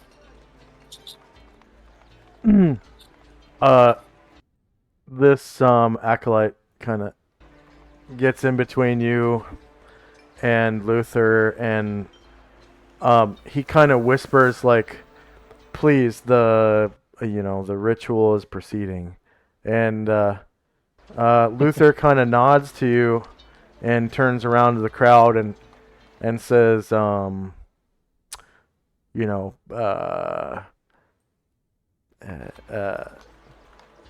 take this, motive and blessing, and enjoy the rest of your day. And the crowd kind of starts getting up and chattering amongst themselves and like rolling up their like prayer mats or whatever. And then Luther comes over and he says to the acolyte, "That's all right, it's all right." And he says, "What can I do for you, Shandrak?" And the acolyte comes back over and sits down. You've heard of me as well. We've met. Yep. Yeah, and we've adventured together a few times. Yeah, those were some rough fights. We were pretty fortunate. Chandra kind of leans a little closer. The order's a little thinner than it used to be. Asher and all her folks have decided to leave. Oh no. Yeah. So. Are you recruiting right now? As a matter of fact, I am, and I know your skills are fantastic. From what I've seen, I would be honored if you would join me, and I'll of course give you an equal share of the treasure I get with my fellow with my other fellow people.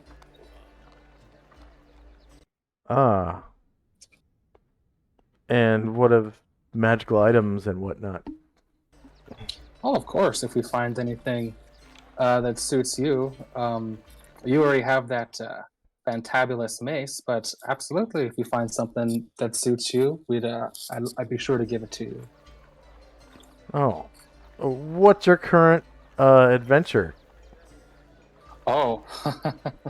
Well, I know that you love slaying evil and making the world a better place, and Shandrak will kind of wait until all the last of the people have kind of filed out, and after they have, Shandrak will open up his backpack and he'll take out the Demonomicon.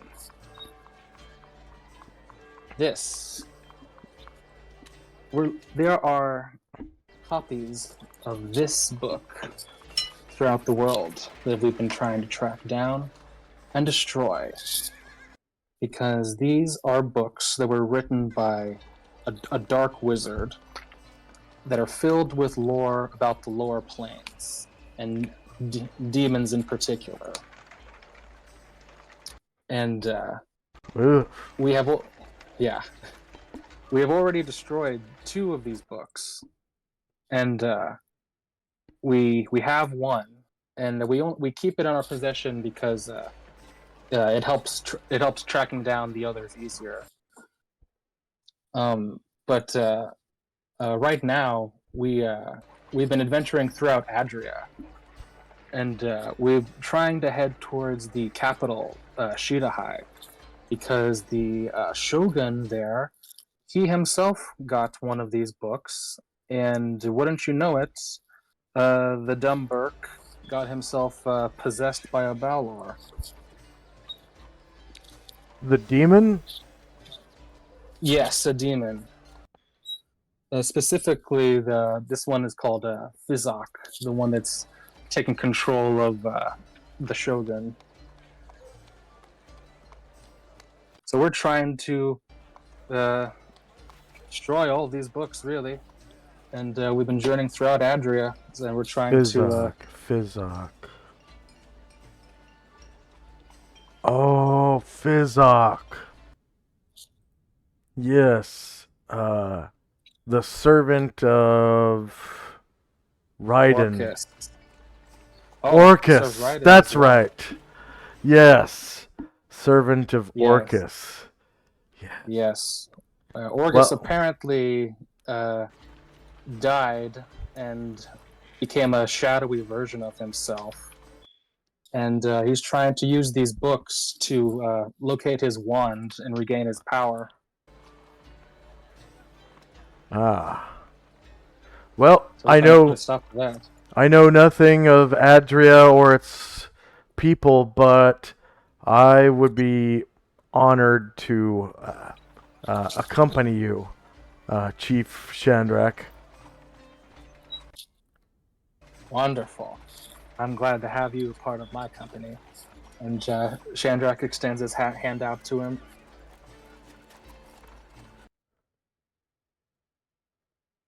And you should already be able to control him, because I never removed control since the last time you had him. So you can see you can see through his eyes and everything. Nice. So Chandrak will reach out his arm to give like one of those big kind of Roman handshakes. And he says, I will relinquish control of this temple for the time being to my assistant, Ryan.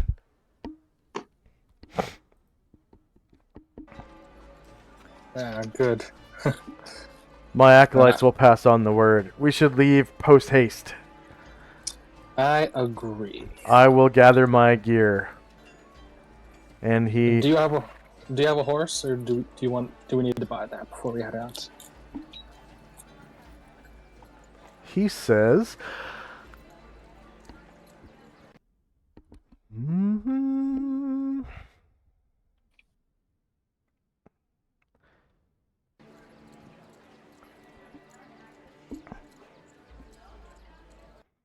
I have 2 horses.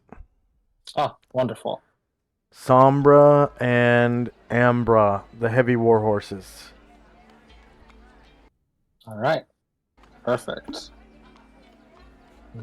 Yeah. Then let's head out. We're heading towards a friendly outpost, hopefully in Adria. Yeah, Daimyo's estate. That's our next location. Oh, daimyo, you say? Yeah, it's what Adrians call a lord, I suppose. Ah.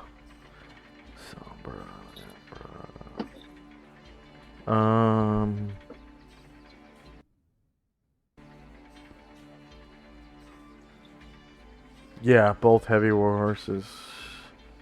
Okay. War horse. Heavy.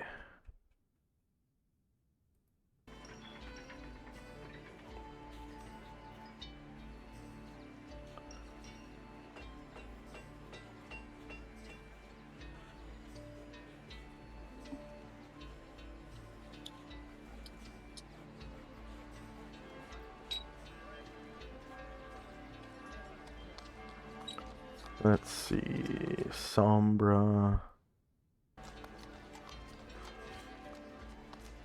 13 and Ambra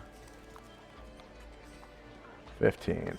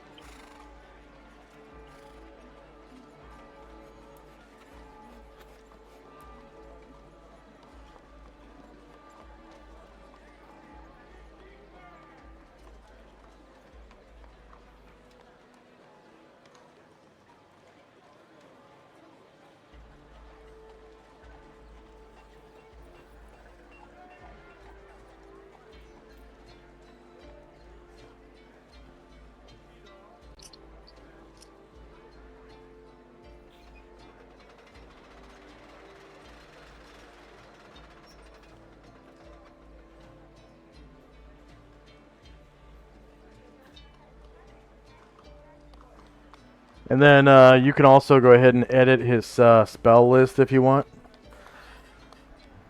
Yeah, I'm looking at that.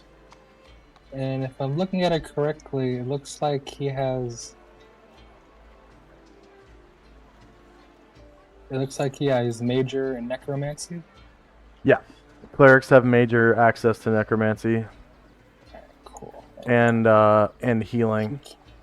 He can do unfailing endurance then, so I am trying to edit that. Yes. Wonderful.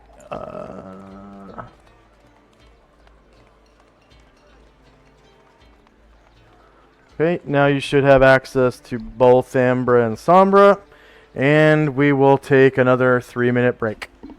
Starting now.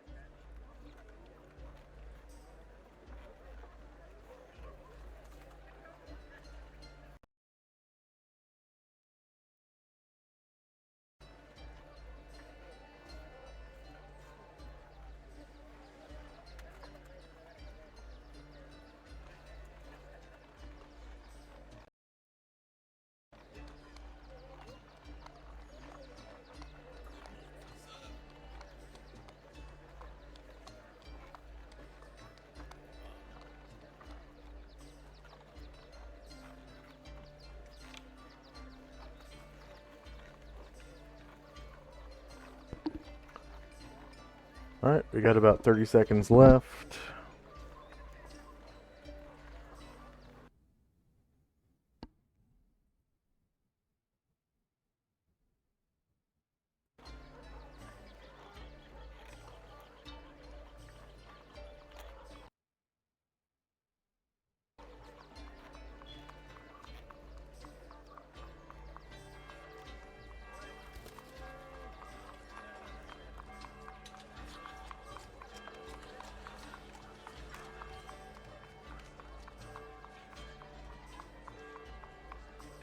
And we are back.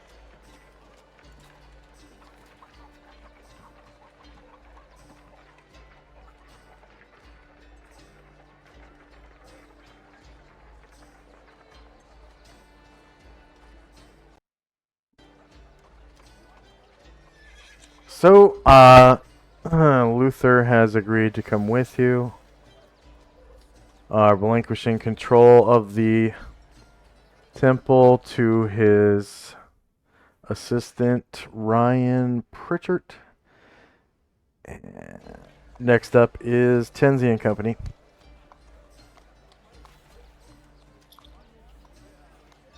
Zalmond and Ashgar staying in the temple, and Tenzi's just watching what's going on with Chandrak and Luther. So you can see Luther kind of scurry east through this hallway and out into the courtyard beyond and kind of disappear for a second.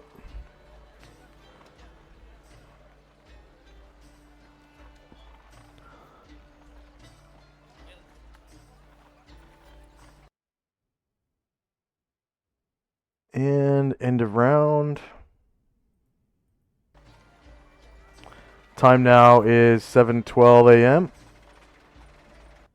First up is Chandrak and Company.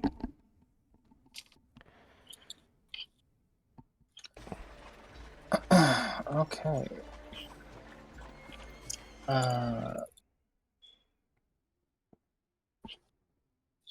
Yeah. So Luther went inside to get his things. Is that right? Yeah. Okay. Okay. Yeah. In that case, Chandrak will make his way out.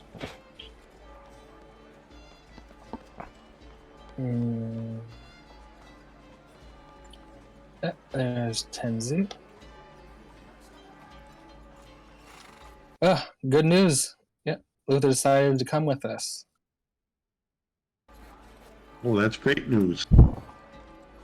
Yeah, very good. Yeah, he's just getting last little things in order, getting his assistant to take the keys up, so to speak. And once he's done, we can head back to my place and head out. Sounds good.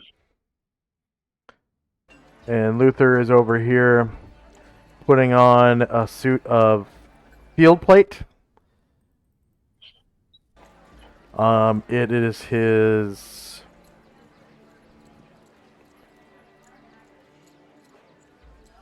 field plate +2. And then he's grabbing his large shield +1. And he has that mace +4. And he's also wearing gauntlets of ogre power, which raises his strength in his arms only to 1800, which means he gets the hit bonus and damage adjustment of 1800, but the weight allowance max press of strength 16. He has strength 16. Mm. So the weight allowance and Nice. max press of strength 16, and then his open doors and bend bars lift gates is also from 1800. So,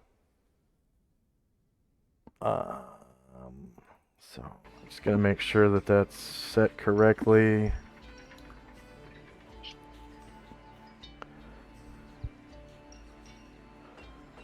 So 70 and 195 is his weight allowance and max press. 70 and 195.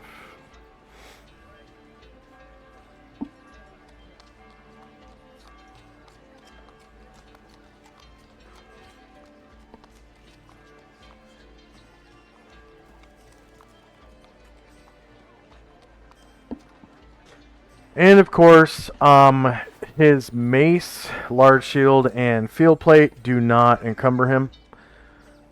Yeah. So it's as though he's only carrying uh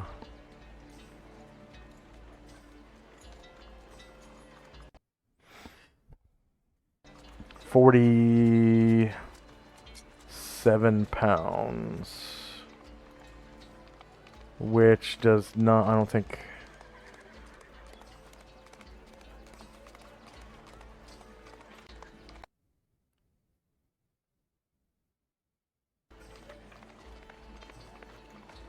Nope, does not encumber him. 70.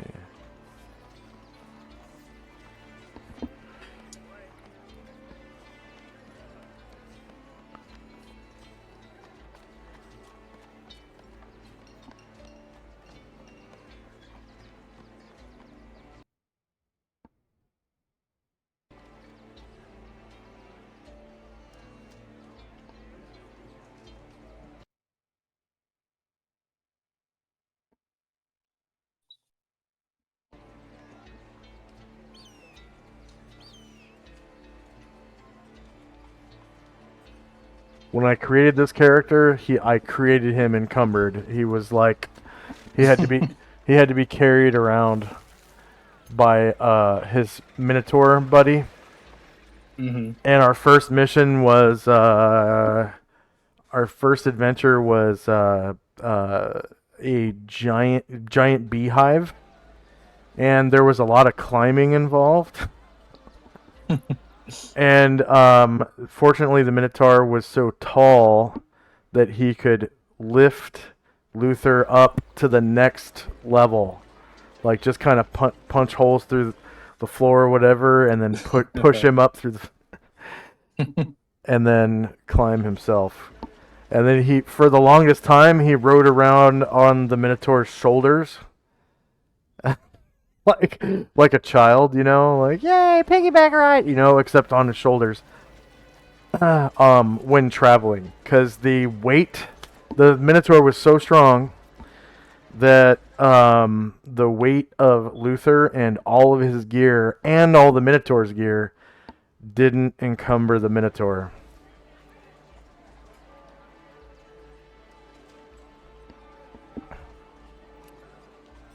That was a long time ago. That was like 2000. I think I created this character in like 2001. Long time ago. Almost 25 years ago.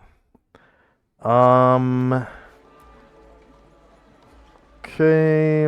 Anything else for Shandrock and company? All right. Nope. Just waiting for Luther.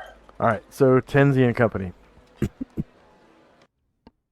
Tenzi will ride back towards the temple, and Asriel and Zalman will stay there.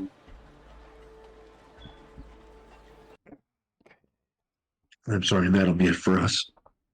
All right. Time now is 7:13 a.m.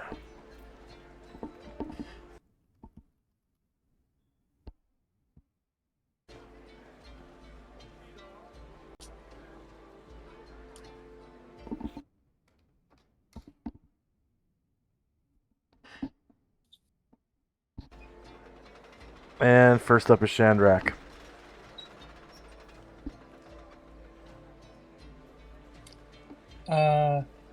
Yeah, Chandrak will tell his people they can head out, and we'll just go and check up on Luther, make sure everything's all good.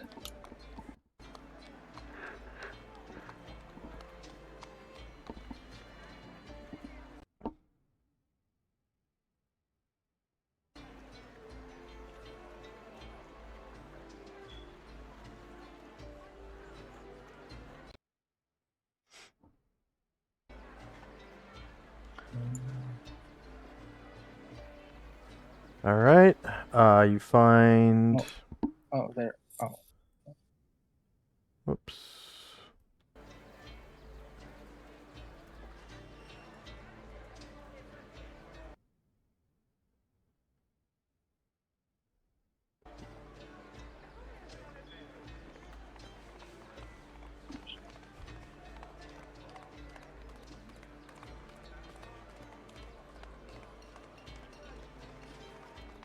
All right.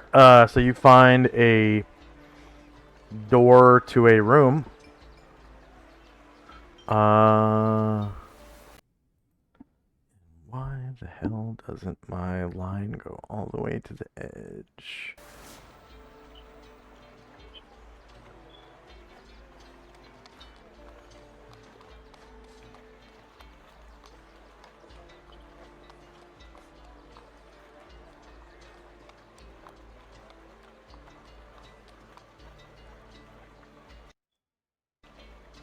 There we go. You hear some like metal clanging against metal on the other side of this door. That's kind of what kind of set it off. Chandrak will kind of just hit the door. Need any help with that armor? You hear like a, "Who's there?"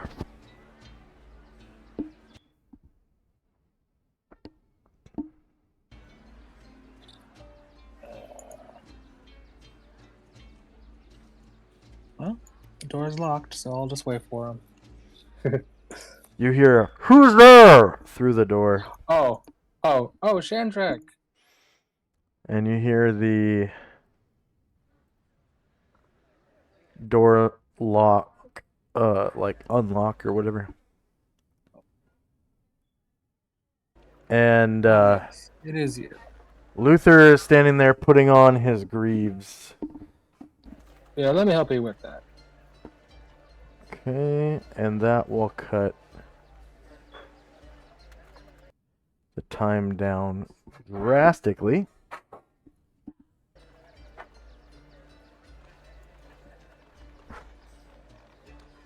Okay, anything else for Chandrak? That's all. Tenzi.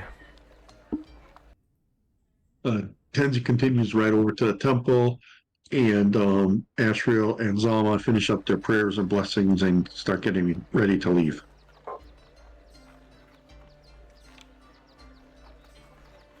Okay, you see like a small crowd of people leaving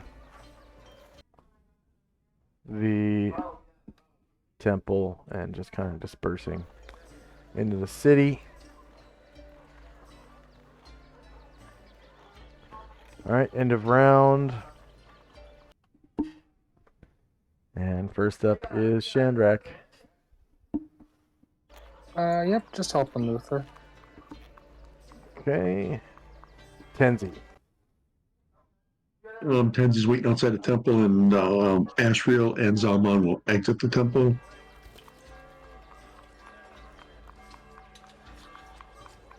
That'll be it.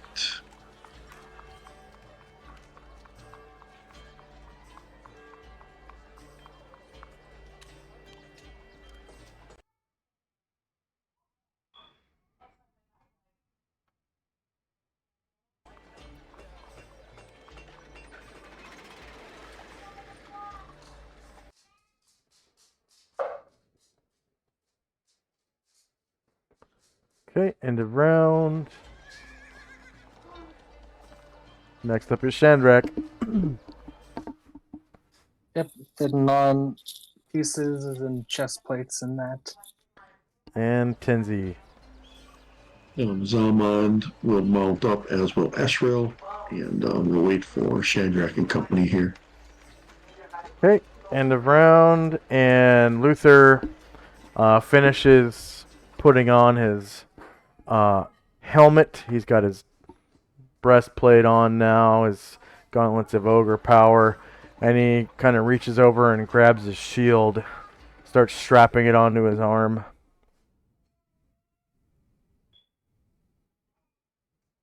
Yeah, gonna need all of that, buddy. Shandrak and company. Sorry, with that, was Luther done, or are we still going? He can walk and strap it on as he walks. Okay, yeah. Then I guess me and him will, I guess, do a half move and do that.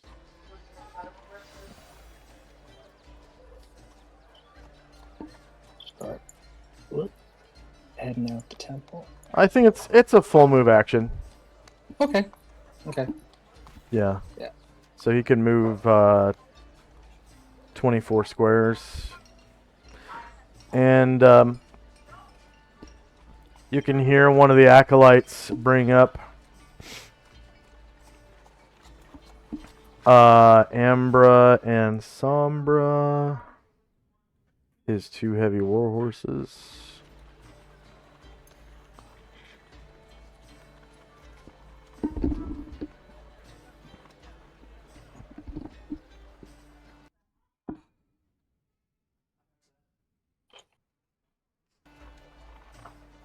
I don't think they're barded. What the hell? Oh, shit. Okay.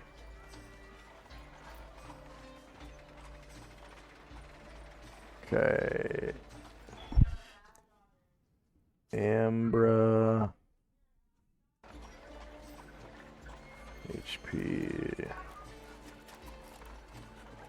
Bases. So he likes to, I think he rides Ambra and uses Sombra as a beast of burden.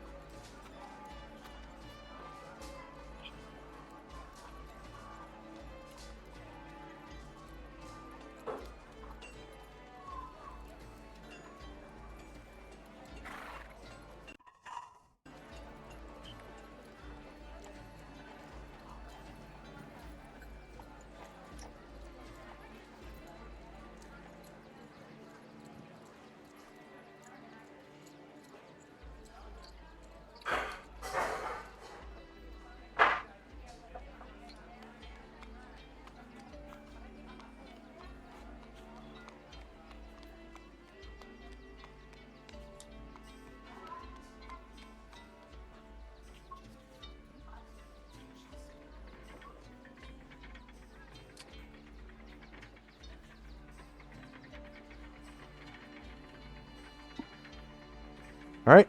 Anything else for Shandrak and company?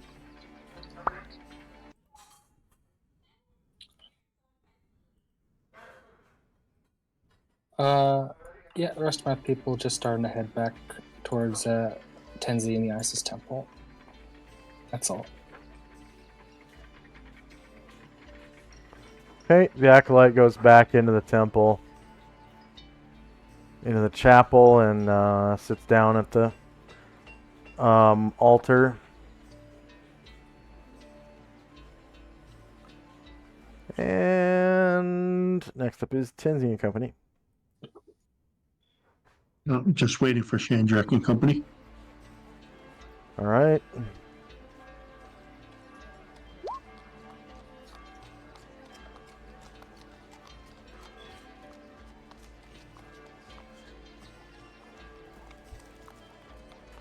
All right, so Luther is an accomplished rider. Nice. And he mounts Ambra and takes off in the same round. Excellent.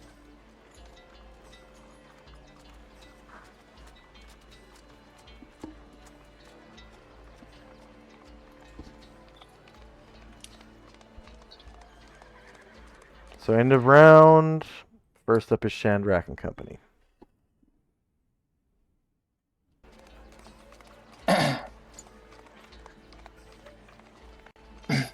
Alright.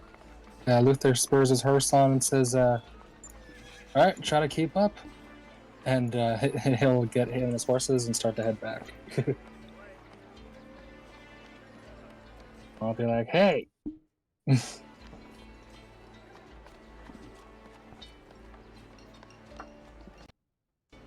Chandrak will make his way around the building towards the horse he left in the back.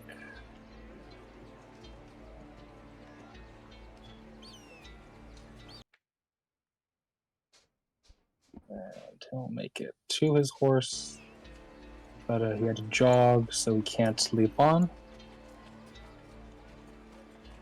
And that's all for the day. All right. Tenzi and Company. See some of Shandrak's folks ride up. We will start heading out, but we won't do full moves. We'll let them catch up. And that'll be it. All right. You see Luther, which I think you have met in Aperceba. I think you were there when I think, didn't he go into Tintabulate with you guys?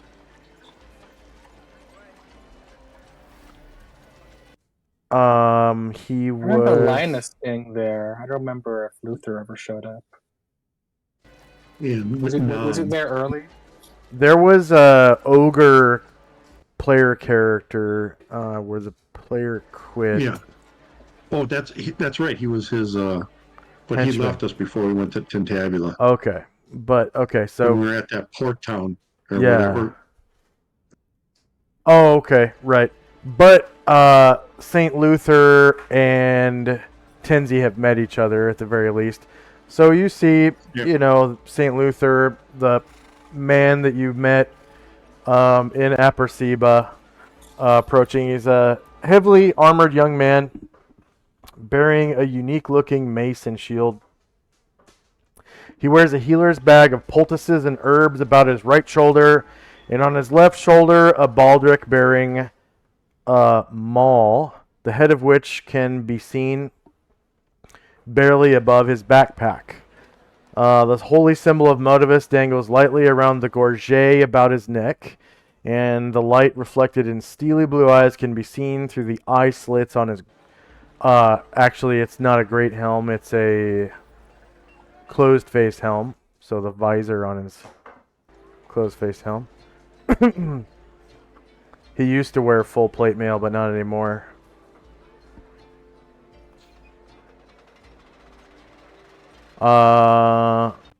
His field through of his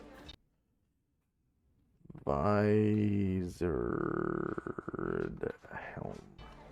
I'll just say his visor.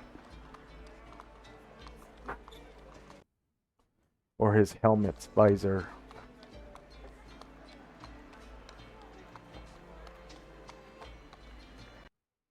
The sabatons on his field plate mail bear the spurs of a rider, which ring like bells as he walks.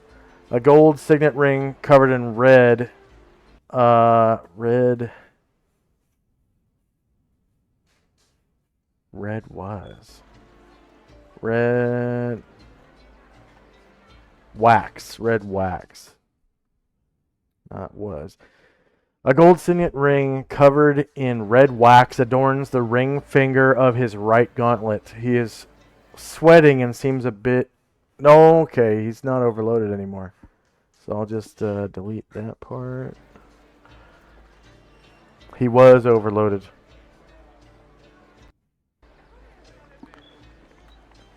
Before somebody gave him this field plate, I think it was in Aperceba. Someone gave him field plate +2 and a large shield +1. And I think the mace too. I think it was Calamar that gave him that mace. I think they did some trade. Okay, yeah. Anything else for Tinsy? Nope, that'll be it. All right.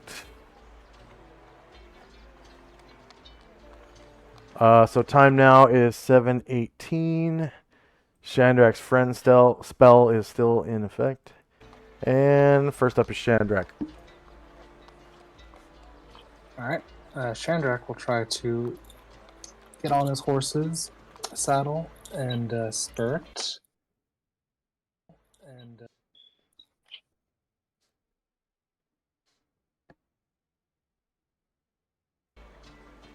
And he does. And shout out to our loyal viewers, Taco Tuesday and Watch Your Pants. And our 5th viewer, whom I'm not sure who it is. Oh, it just went down to 4. Okay. We did have 5 viewers.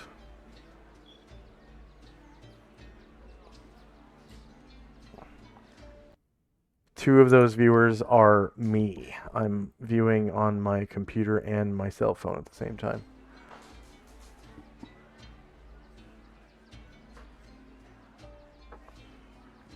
Anything else for Chandrak and company? Just catching up with everybody in front of the temple, and then starting to head towards my place. All right. Getting Kenzie. towards the gate. Oh dear.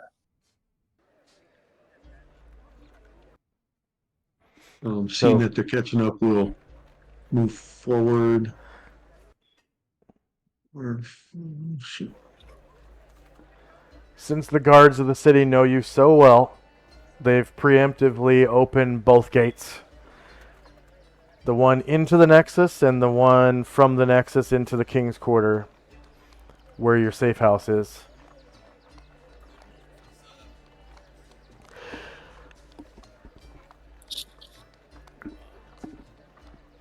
Anything else for Tinsy and company? Nope, we're just moving. Okay, end of round. Chandrak's friend spell will end at the end of the round. Next up is Chandrak. Yes, just a sec.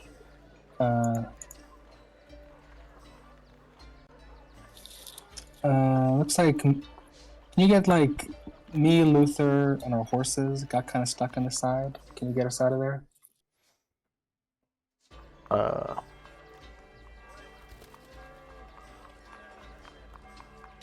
The gate by the Isis temple.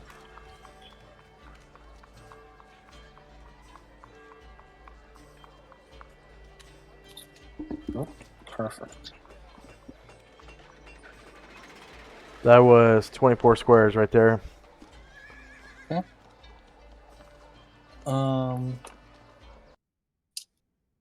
And when we kind of catch up to Tenzi, Chandrak will say, "Hey, any chance you might have more than one of those dimensional foldings? I was actually kind of thinking of maybe dropping by the Ivory Dagger. There's we still have that magical banded mail and cote, and I think that kind of magical protection would be great for Moen."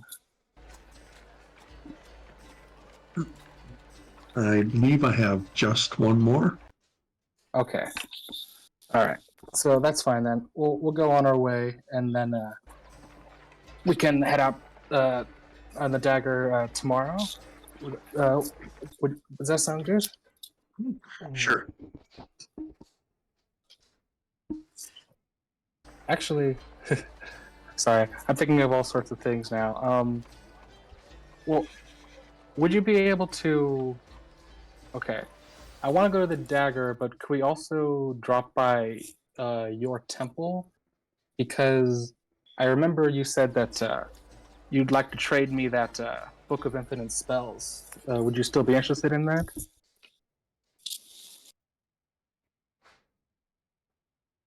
What were we going to trade it for? My Girdle of Giants, Frost Giant Strength.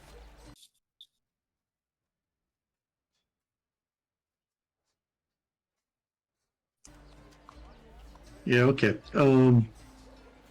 Yeah, so I can bring more tomorrow. Okay, So cool.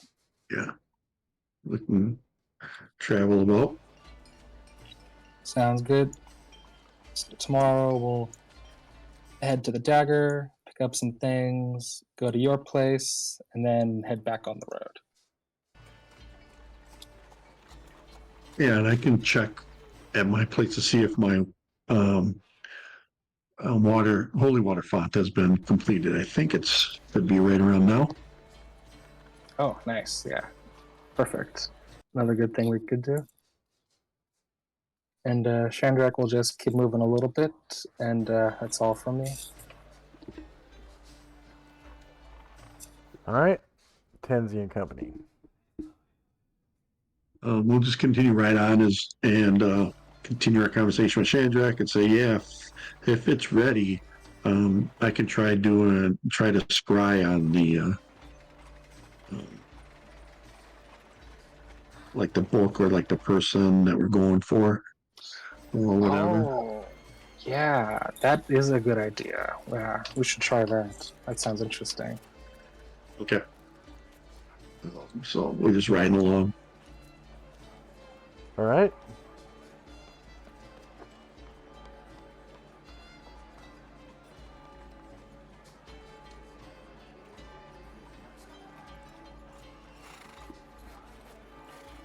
Time now is 20 after 7. Shandrak, you feel your charisma drop back down to normal. So go ahead and change your charisma score back to its normal.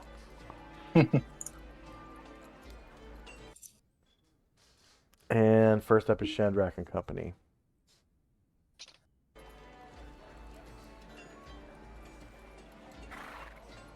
All right, yeah, let's continue on onward. And Sandrak actually says, so actually, now that I'm thinking about it, um, let's. I did want to. I got my followers to make some silver bullets today, so like tomorrow, if we could maybe portal here to Enervia, then portal to the dagger, then portal to your house, then portal back. So that's 4 portals. Do you think you could do that?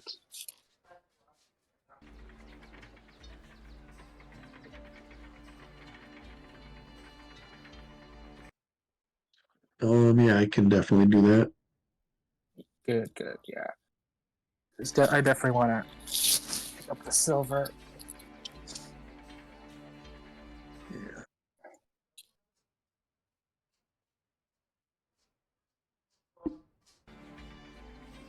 All right, and that's my move. All right.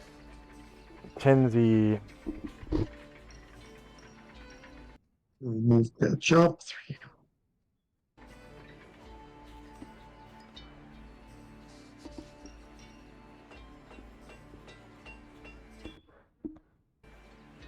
And end of round. And Shandrak. All right, looks like I'll make it to my hideout this round.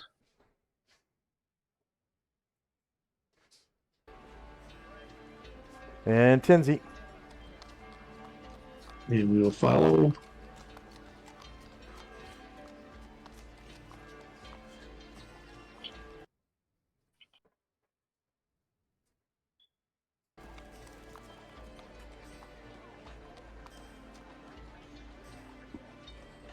All right. You can still see Lao Tzu, throat singing, sitting on the ground, and the two Ronin and the mystery girl are still carrying on outside of the stable. And it's the end of the round. First up is Shandrak. You notice that Galagreen is not there. Nice. Good. Chandrak says, all right, Tenzi, just before we go, let me send a message to Gargamon to see how his training's going. This could take about 10 minutes. And that Okay. is sending.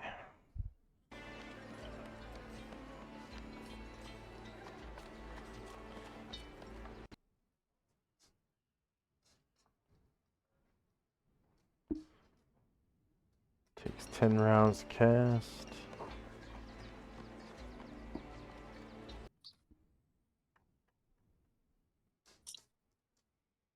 And the avatar keeps singing. Tenzi and Company.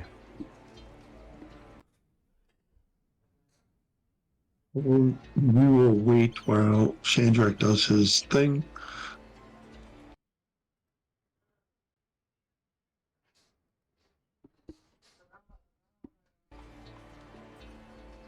Alright, end of round. Shandrak's Company, because Shandrak's casting a spell. Yeah. I don't think any of my people got anything else to do, really. So we're just getting the mules ready, and I'm fine to skip ahead unless Tenzi wants to do something. Nope, I'm just going to get my draft horse and that'll be it. Oh, you're buying a horse? No, I left my draft horse over here, so I'm just going to gather him up to be with Okay. us. Yeah. Yeah. Alright, so you're just going to skip ahead. Yeah.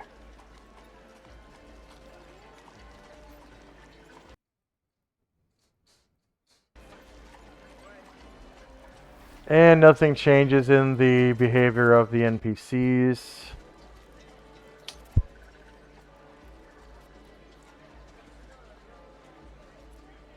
And at the end of the round of 732, you complete the casting of your sending spell. Go ahead and type your message in chat.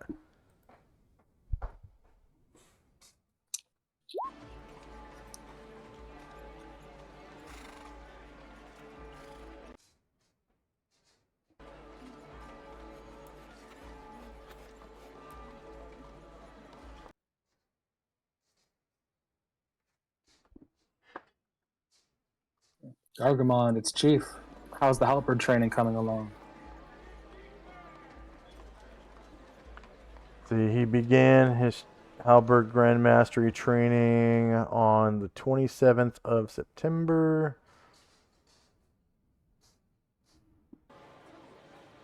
And today is October the 28th. So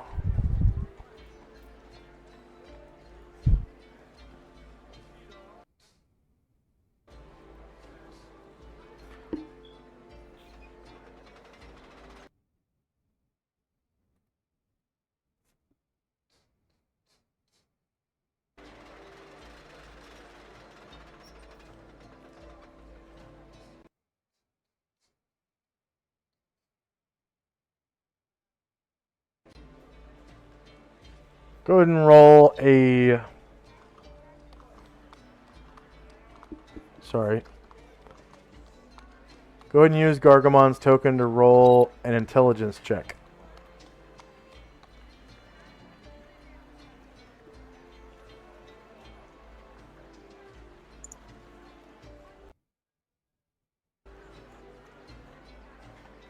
Okay.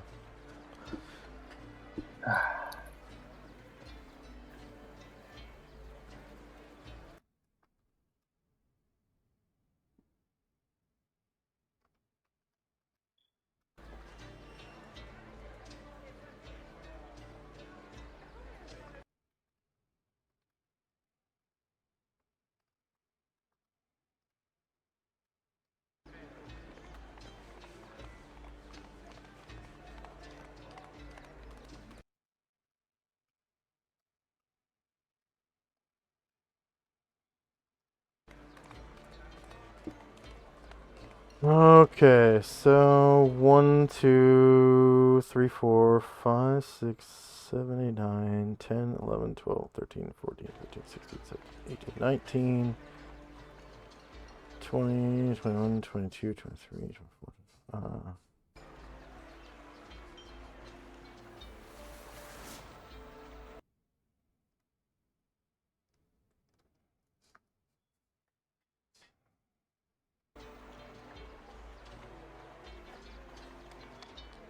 So he says, Mm.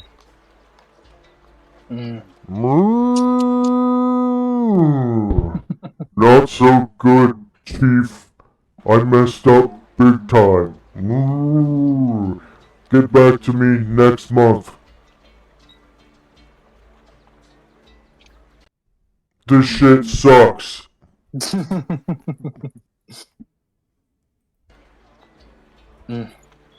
Yeah. Ugh. Not so good, Tenzi. Ugh. Got away from both of our guys for another month. Yep, I got a feeling we're gonna wish they were here earlier, but we'll make do.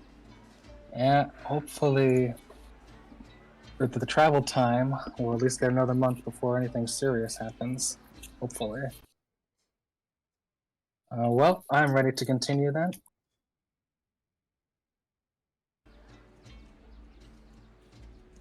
Right? and Chandrak gets 125 points per class for casting Sending.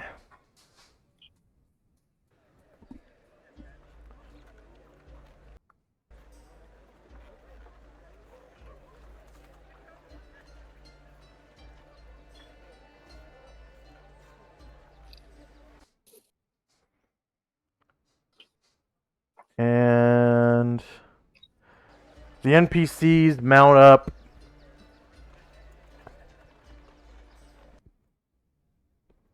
and come out of their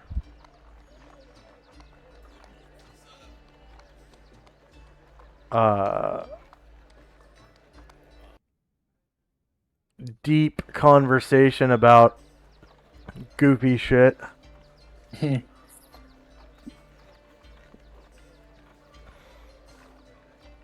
And they come out of the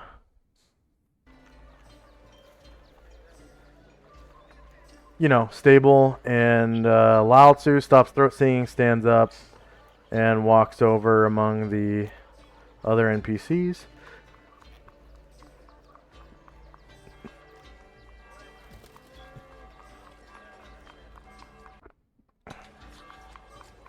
And Lao Tzu says,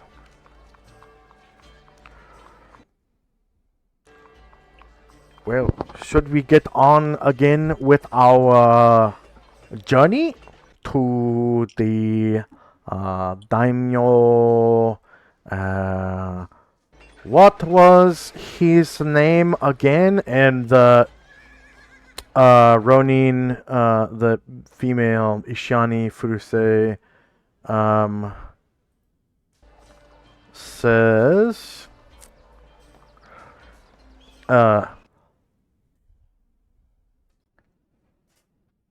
His name is Nakajano. Daimyo Nakajano Shibaida. A very honorable man.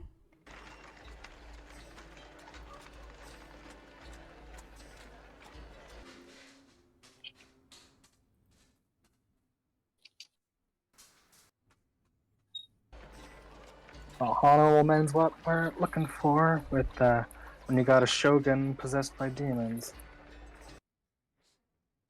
and Lao Tzu just says, for you, Nakajano.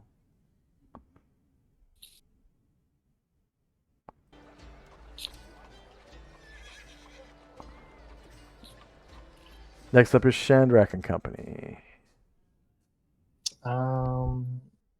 Yeah, all my people and mounts are ready, and we're just waiting for the portal open now. And Tenzi was casting Dimensional Folding. So end of round, Dimensional Folding opens up and everyone passes through. And where are you going to? Our last resting place? Oh, back to the scrub. Yeah, the scrub.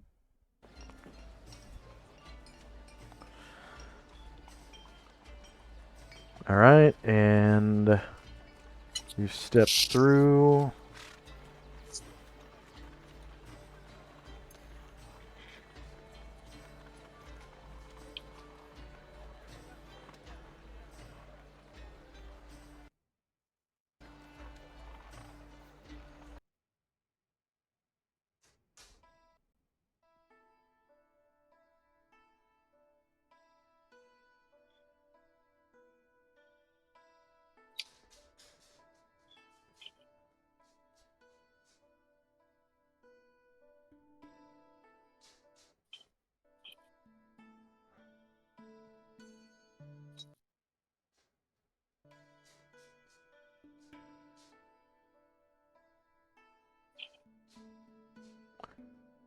To the temperate scrub.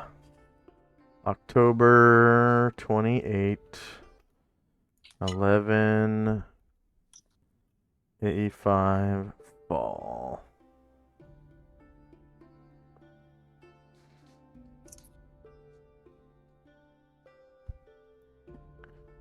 Okay.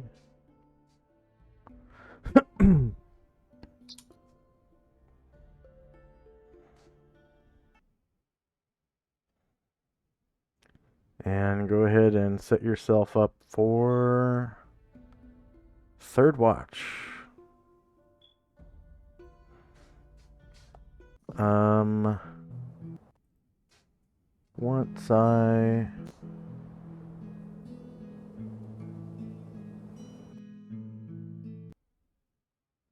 Once I get your tokens on the board.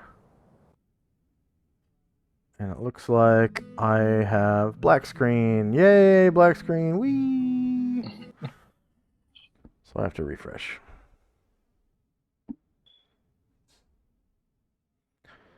Ding, ding, ding.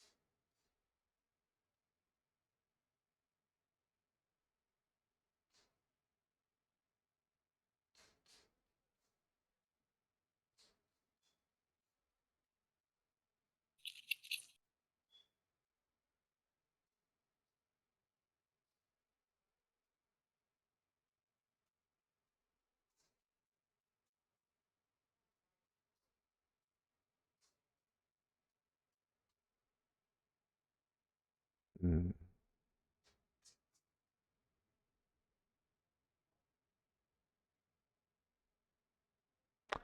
Okay, let's take a 3-minute break while my shit loads. Okay. We're right back in 3.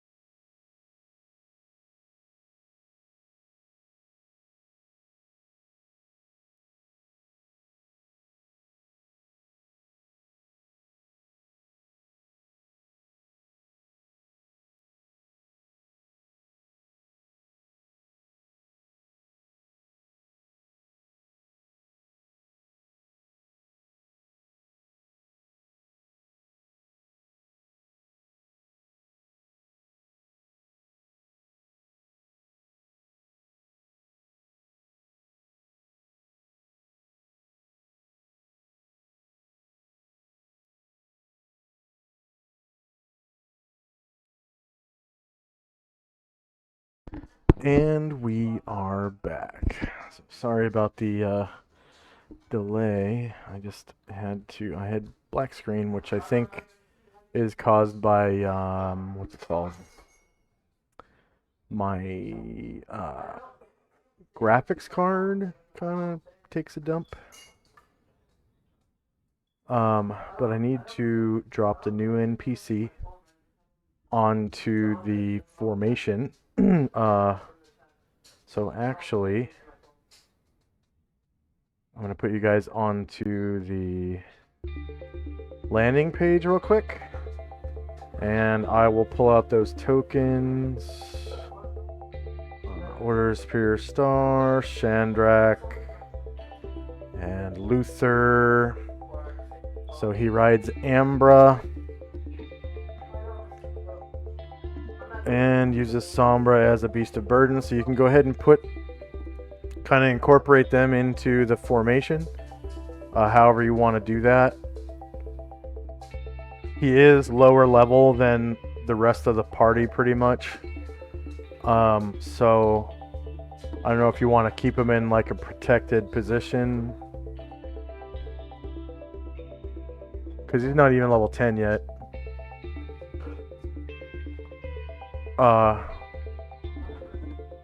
Mic check? Yeah. Okay. Yeah. But he is pretty tough looking, so yeah, he's gonna get up front and Eredrin's gonna go in back. Okay.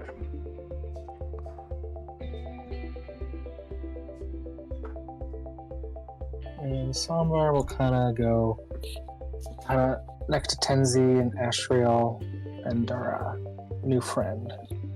All right. So it looks like you've got a good formation there. I'm just going to kind of point you to the direction you're actually traveling, which is northeast, which is actually going to be kind of unnecessary for this encounter because the encounter takes place during the third watch. So I'm going to take you guys to this first of all, the world map.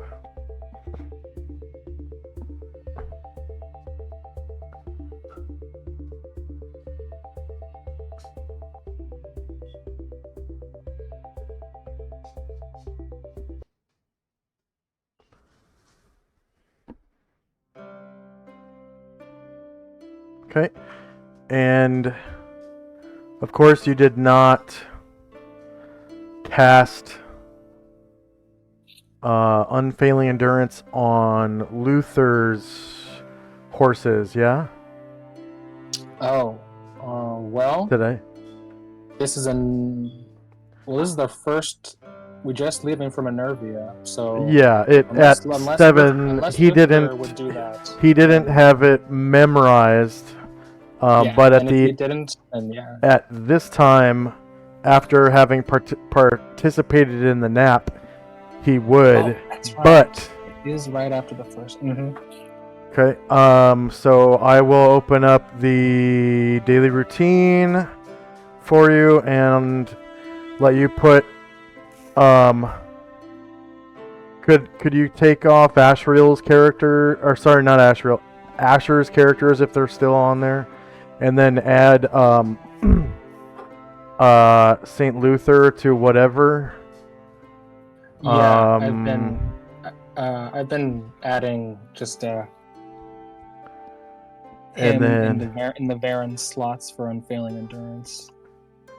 so slowest movement rate of the movement rate of slowest entity would be Ambra. Ambra and Sombra. They would move at I think it's 15. Yeah. They would move at 15 today. Just for today though. Until you cast his Yeah, he can cover everything tomorrow. Yeah. And then you're in the scrub.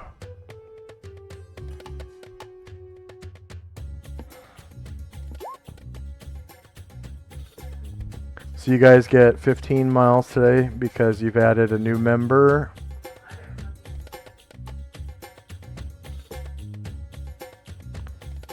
Who does not have unfailing endurance.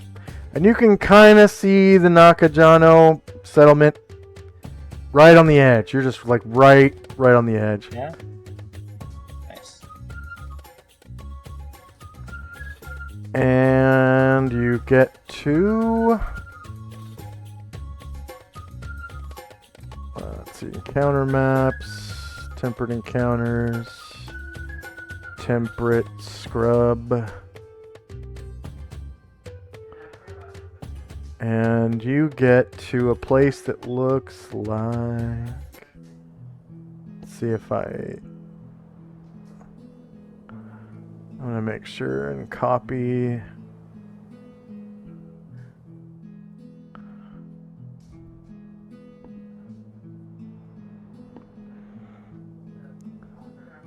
Current party.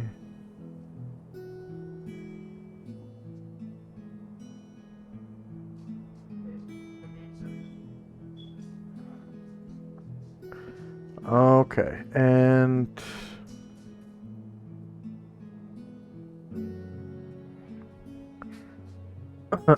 today there was a storm. So it is very wet. So if today it's a storm, sorry, are we is it are we heading out right now, or? No, you've traveled the entire day, and it is now the third watch on the Okay. 29th, the morning of the 29th. Oh, but it's the third watch on the morning. Okay. Yeah, the next morning. So storm.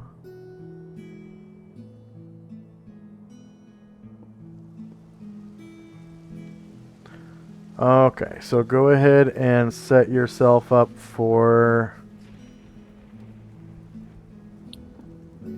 Hold on. Hold on.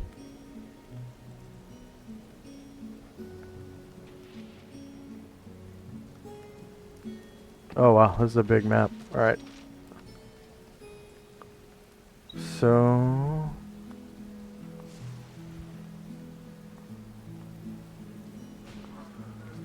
I'm gonna say...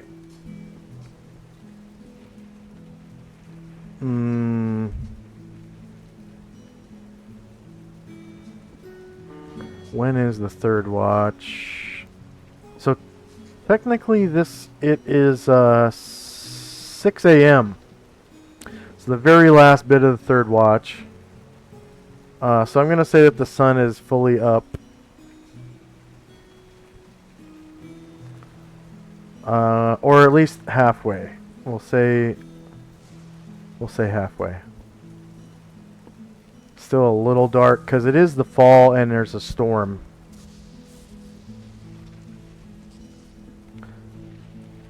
Alright, so go ahead and set yourself up for third watch, which means you'd have your, your camp out and all that.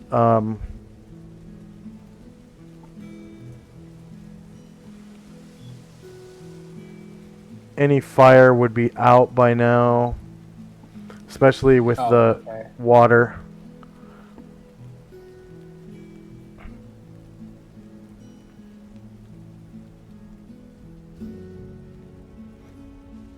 And the samurai and the girl share one large tent.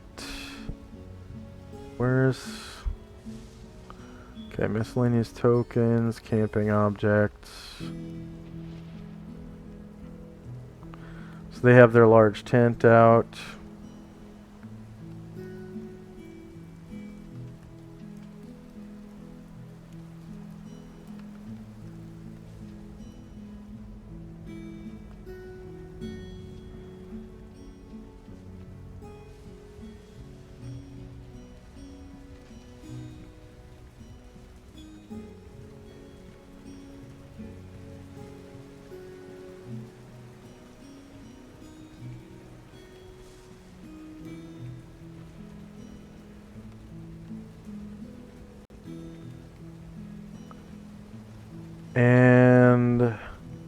one of them would be on watch. I'm going to say Ishani Furuse.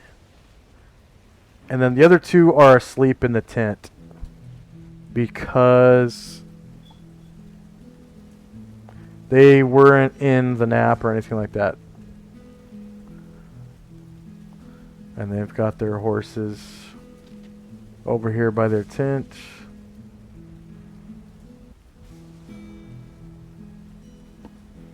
And their mule.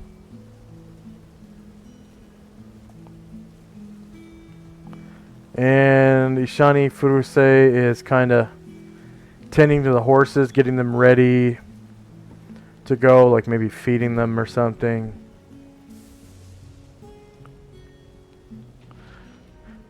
And then Lao Tzu doesn't participate in the nap either, but this would be the time when he's awake and praying for spells. And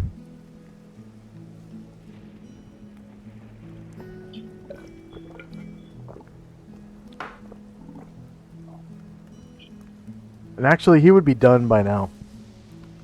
So he has all of his spells back.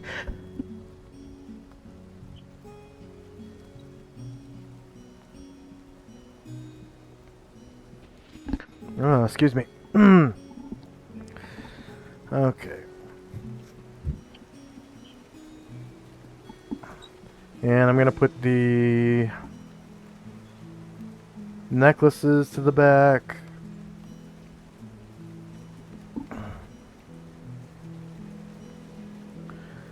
And I think I set up the necklaces to give off white light.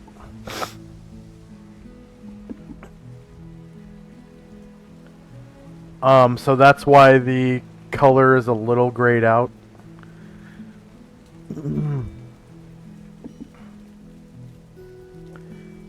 Okay, so I'm gonna remove all the turns.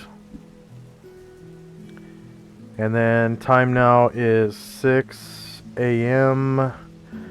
October 29th. Yeah. 11 AE. Wait, no. No, 28 days a month. So it's November 1st.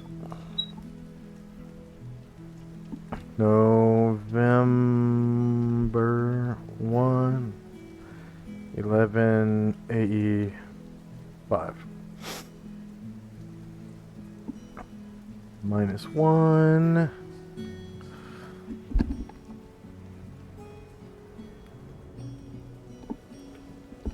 And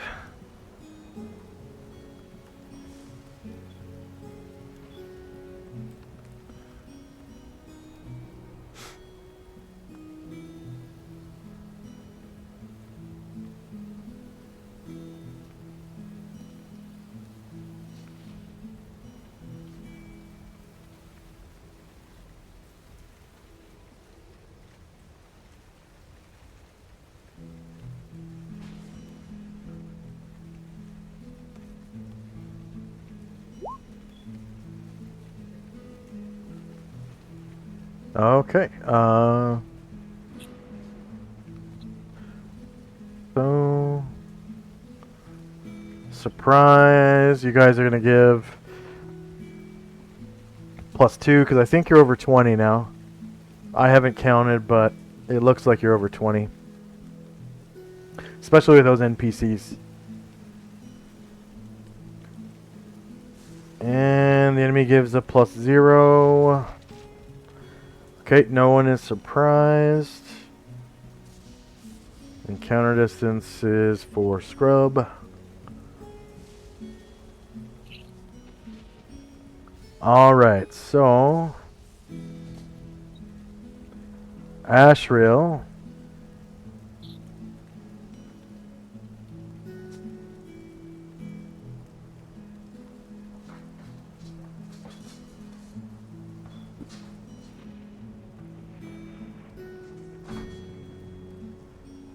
northeast you see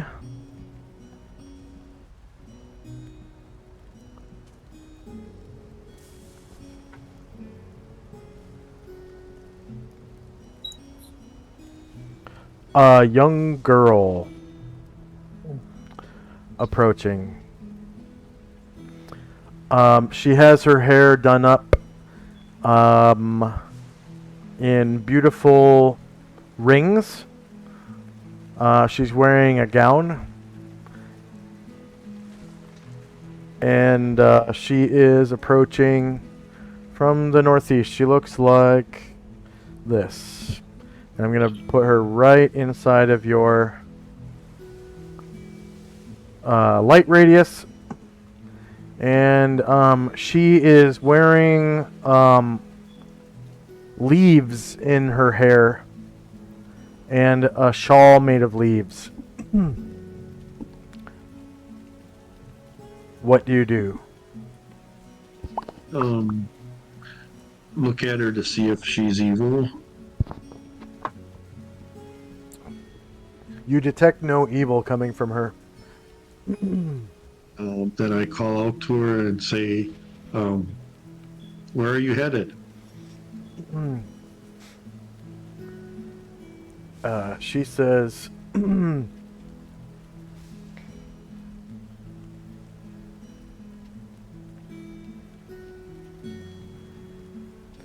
in her little girl voice,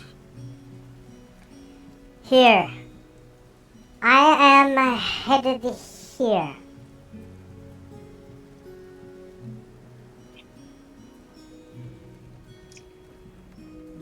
Very well, we were just getting ready to break camp.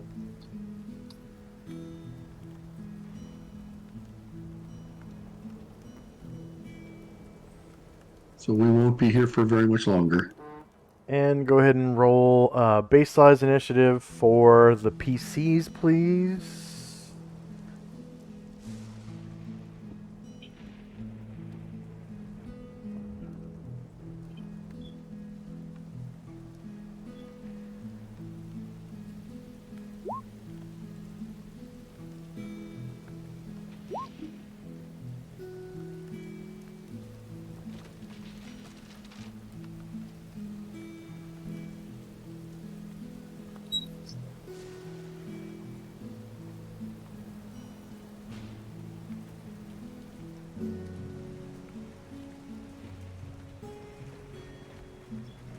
And first up is Tenzi and Company.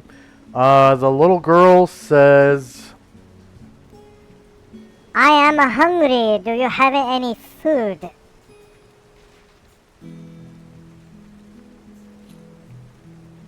Yes, our priest prepares food every morning for those who need it.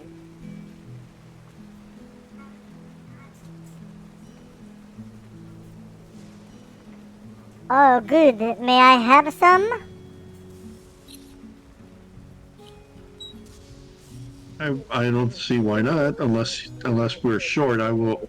Well, they call out to him, and so Ash will call out to Luther and ask if there's room for another at the table. There is plenty at this table that is ready. Please, please. Guests, absolutely. Join us. okay. First up is Tenzi and Company. Tenzi will stay on watch, and Zalman will stay resting in the tent. And Ashra will just watch the little girl. And if she does come to the camp, he will accompany her in. But if she doesn't, he will just stay where he is. All right. So she comes to the edge of this cliff right here and looks down at Ashriel. And she's kind of looking for a way down.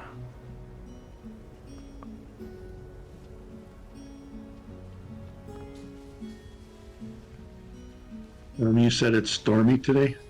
Yes, and very wet. The wind is very high and fast.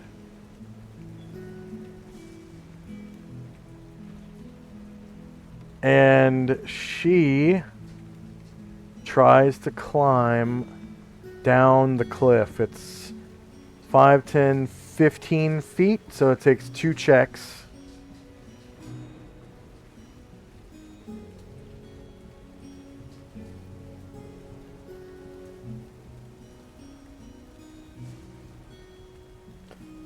So it is a cliff, so it's abundant handholds. She's wearing no armor. Conditions are wet.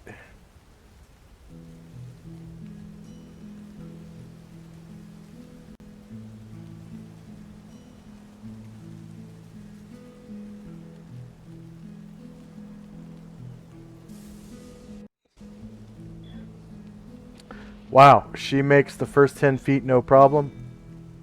Ooh.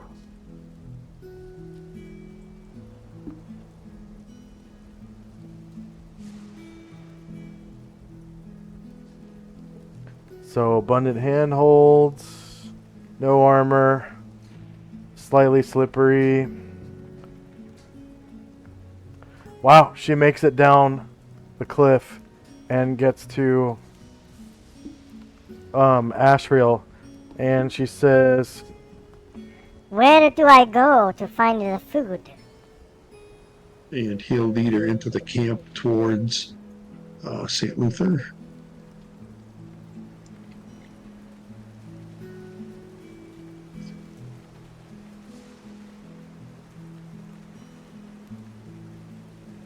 And that's St. Luther here, right? Yep. Yeah, in the south. Yeah. Yep. So he'll call her over.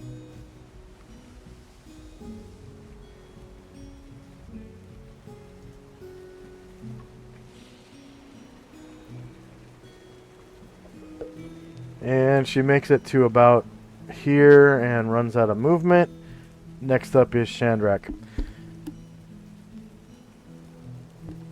Okay.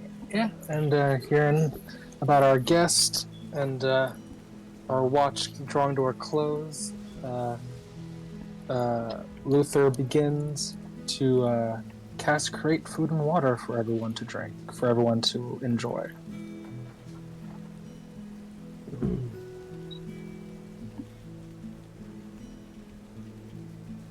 Okay. That's what, level 3 spell? Yes. Alright, he gets 300 points. Yes. And that is able to, at his level, that 9 cubic feet feeds 27 people, so more than enough for our group right now. Yes. Yeah, true. Except for you also have to count the heavy war horses. They can't use grass? They can only graze, like, I think it's the light war horses that can graze. Heavy war horses have to eat feed every day. Wait. No, they can, I'm pretty sure they can graze for like a couple of days, but after that you have to feed them. Okay, yeah, I'm pretty sure I can do that. I just gotta get the numbers right. But yeah, we should be good. Okay. End of round. Next up is Tenzi and Company. Ash will just kind of wait to see if the girl joins. Tenzi staying where he is, as is Zalma.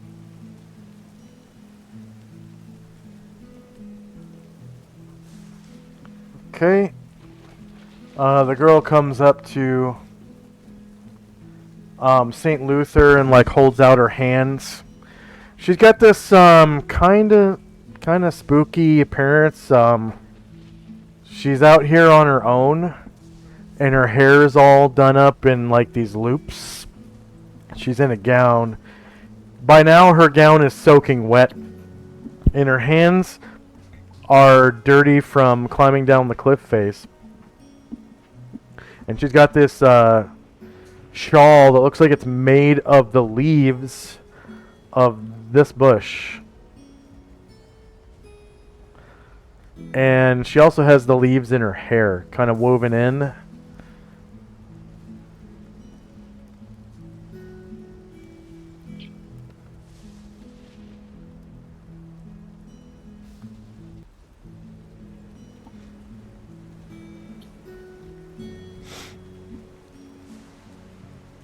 Oh, I'm sorry.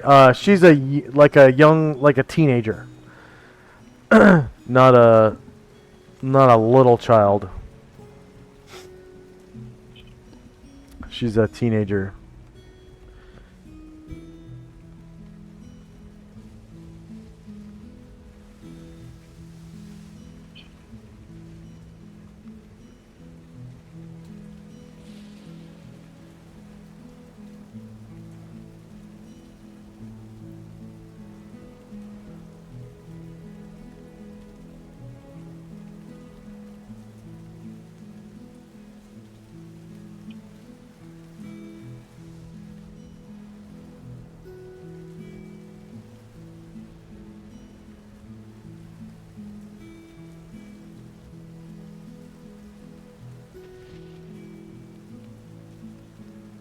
Hey, Shandrak and Company. Okay. After Luther creates our magical food, my people will start to get over and begin eating. This is pretty good. It's not as good as that hero's feast we used to enjoy.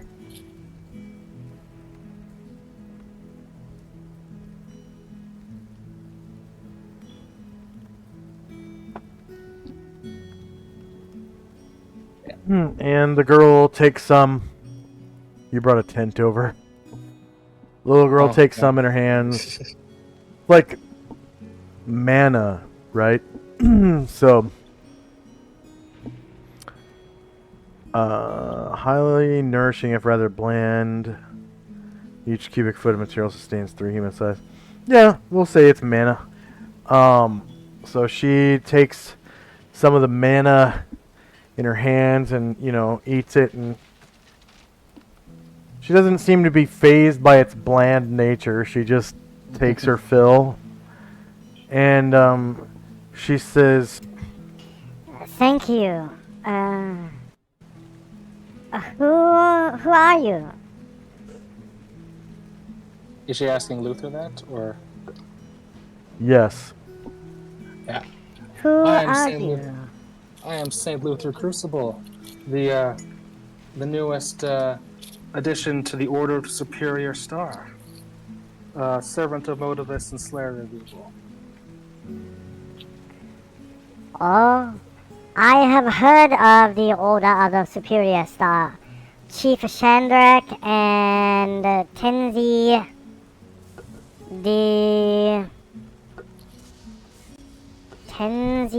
Grandmaster Tenzi Hood Yes, that's are right. members of the Order of the Superior Star. We've been journeying through Adria for a while now. We just about done with our camp. We'll be heading out soon to the daimyo's estate. Which daimyo? Nakajano of the lake? Yes, that's right.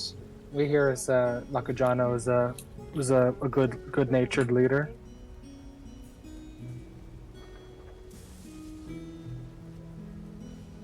And supporter of Ushas. I have heard much about Daimyo Nakajano over the years.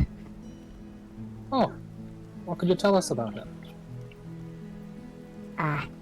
He is loyalist to Ushas.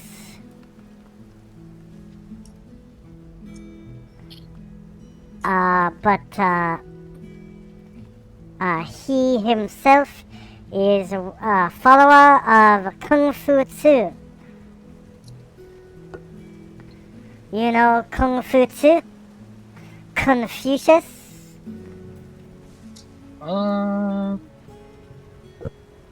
Actually, if he's asking Luther, let me roll a religion check.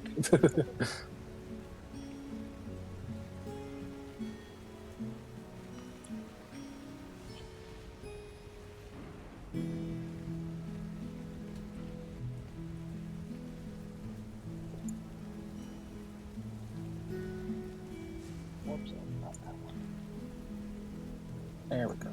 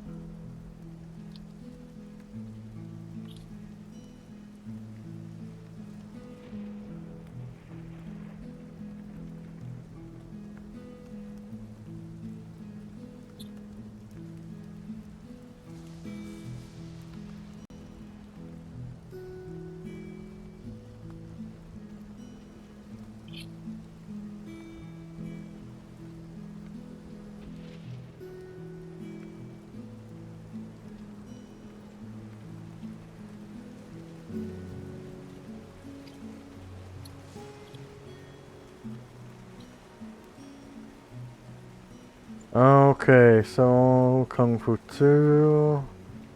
Edit. Oh. That's right. There was a priest of monk of Kung Fu 2 in the party, named Lao Shan? Lei Fan Shou. Oh, Leifan Shan. Yeah. So,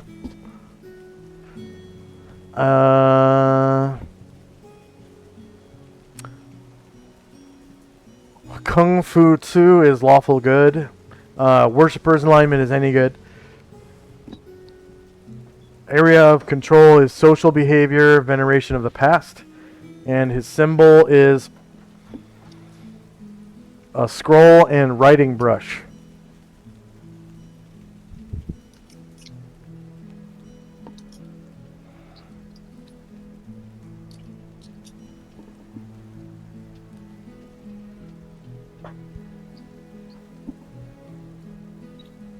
Yes, I am somewhat familiar with Kung Fu Tzu. I've heard of some stories about him from my temple.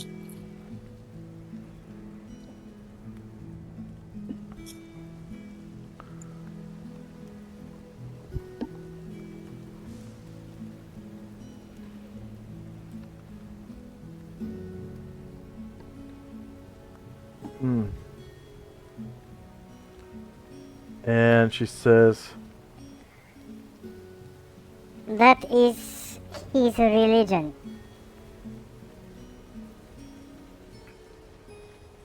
Oh, good. That is good. He's a good-natured man by the sound of it, then. So we are on the correct path, then. Oh, yep, you want to take a break? yeah, let's take a 5-minute break. We'll be back in 5, starting now.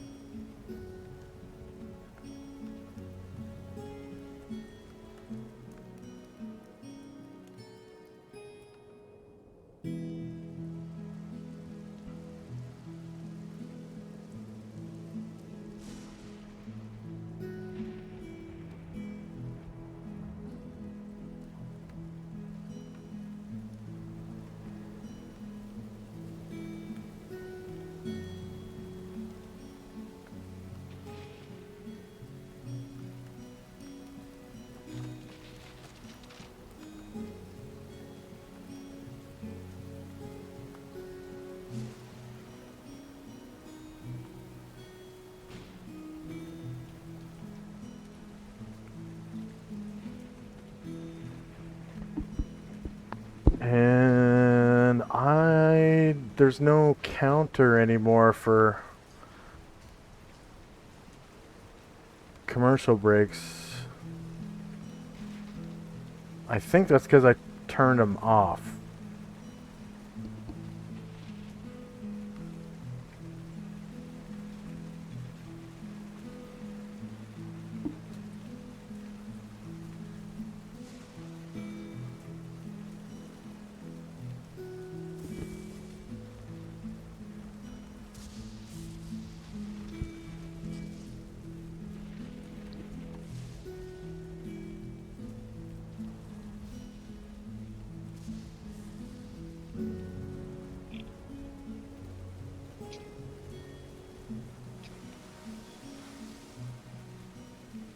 Okay.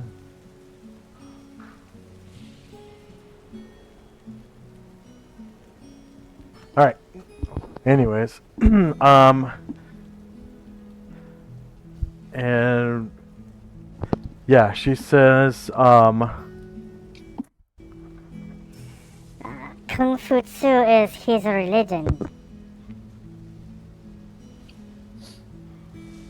What are the precepts of this religion?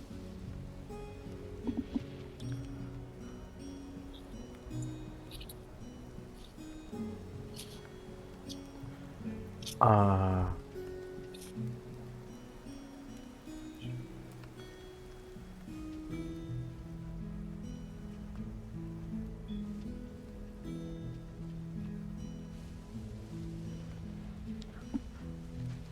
she says,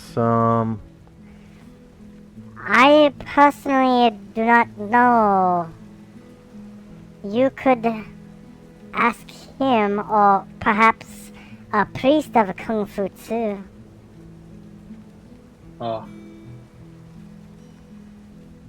Well, we will see. I was hoping if you are from this area, you would know, but that is quite alright. I am from this area, but I know nothing of Kung Fu Tzu.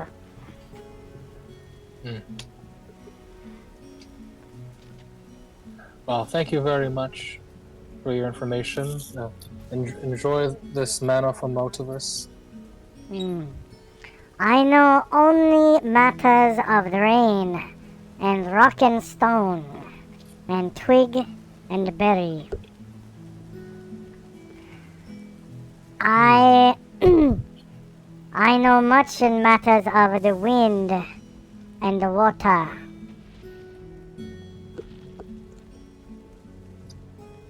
Do you think you might be able to calm this storm so that we might not be rained on? We're almost done making it to the daimyo's estate. If you could improve this weather, that'd be wonderful.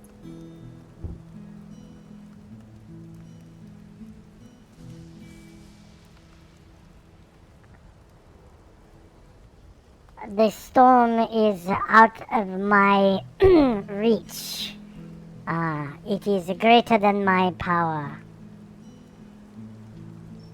I understand. Is the storm bothering you? Oh, not me, but and Luther kind of looks at Ashrael. We do have some people that are forced to walk in a storm like this.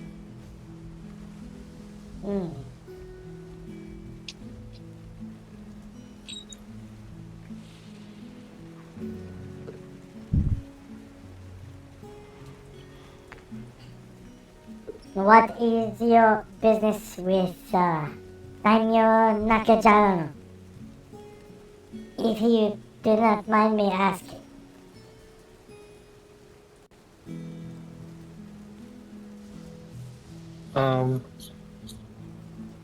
Well, Luther at that kind of looks at Chandrak, and Chandrak says, "Well, it's as you said. We've heard he's a loyalist to Ushas, so we ran into these these samurai warriors on a path, and they wanted to go to the estate. So we're escorting them there, and um, we wish to take measure of the daimyo while we're here. If he's a friend of Ushas, then he's a friend of us. Hmm.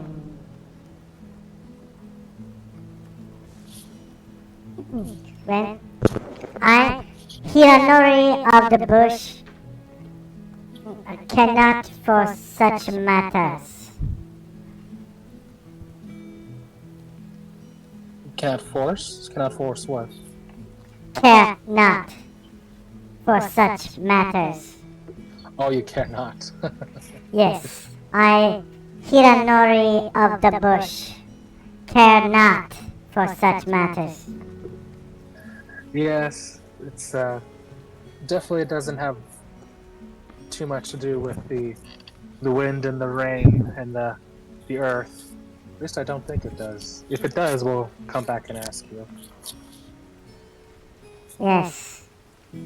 Only when such matters spill into the natural world must Hiranori of the bush participate.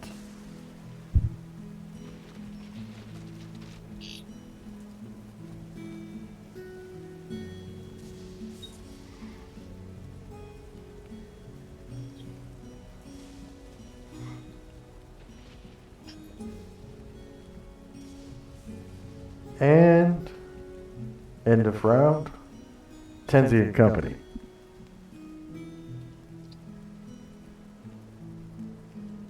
Asher will just continue observing the young woman, and Tenzi's on guard, and Zalman is resting in the tent with Ruckus.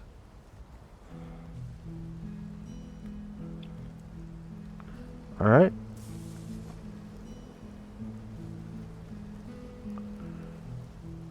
Hiranori says, Hiranori of the bush, thank you for the wonderful food.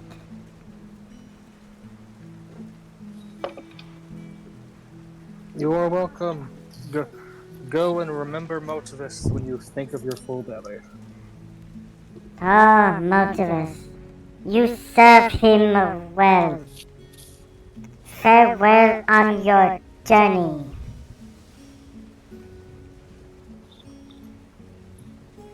Thank you for your conversation, Hiranori. and with that, she walks out into the rain.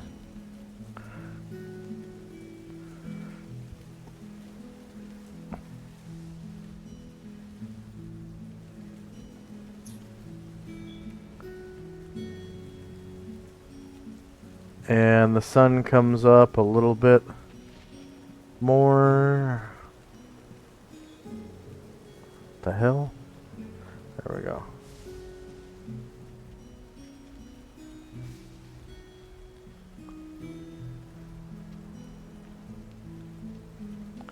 And you can kind of see her go off towards this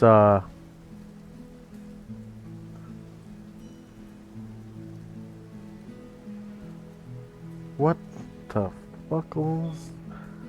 You can't zoom and move tokens at the same time, really. But it looks like she's heading over towards, like, in between the bushes and whatnot,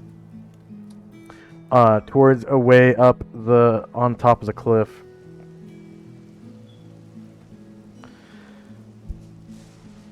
And Chandrak and Company.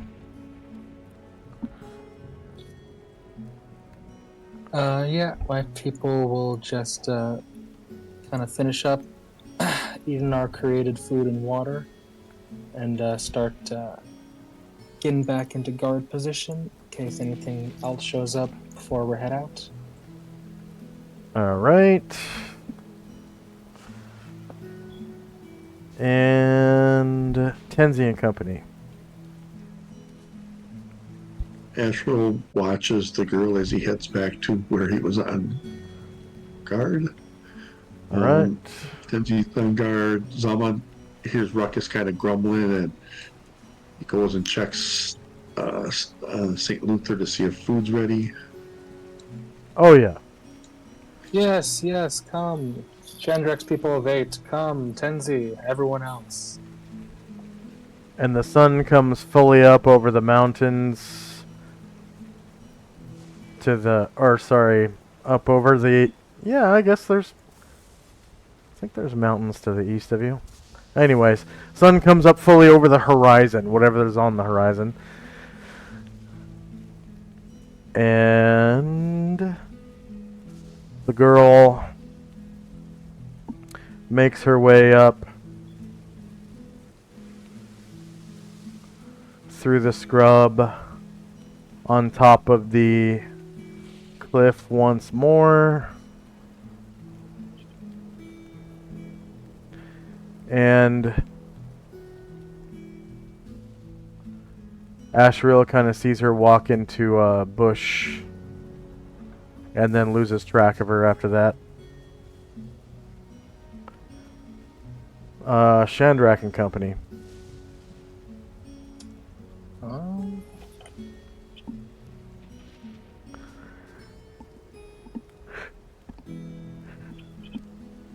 Yeah, I think Luther's just facilitating the meal, and everyone else is guarding. I think it's call for me.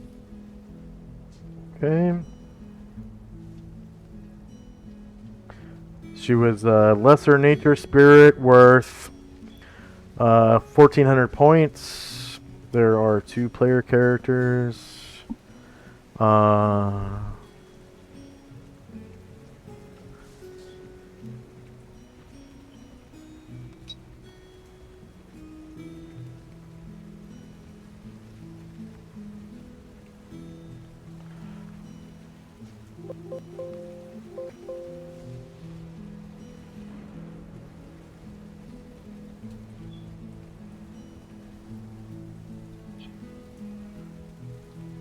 There are 5 NPCs now. Number of creatures defeated was 0. Hit dice per creature is actually 7. Warriors and bards in the party is 3. Doesn't matter though, because she wasn't defeated.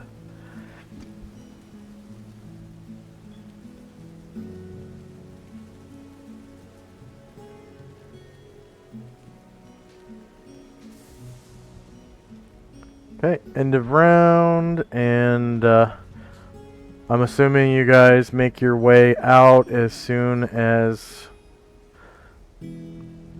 camp is. Yeah, since it's a new day, I like to do those couple of there's a couple of BAM things, so I'd like to drop by Ivory Dagger and try to pick up some magic armor that we got there from Owen. Okay, go ahead and cast your dimensional folding.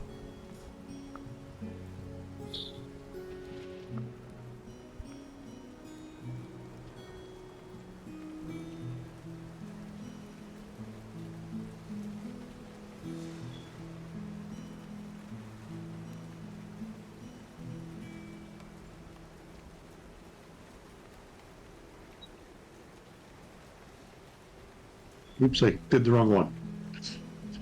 Dimensional anchor. That's not what we want to do. No, that's the opposite.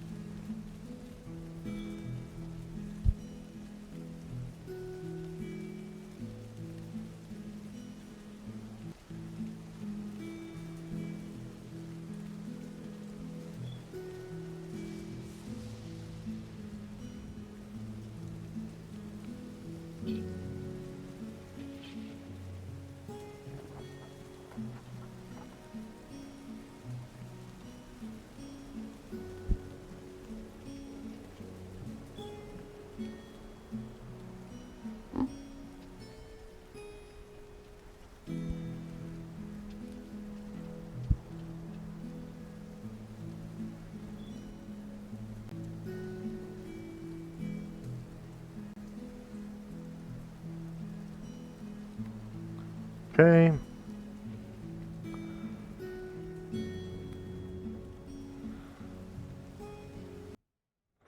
I'm assuming you want to be out at the docks. Yeah, the docks, or I mean, if we can, the deck of the dagger.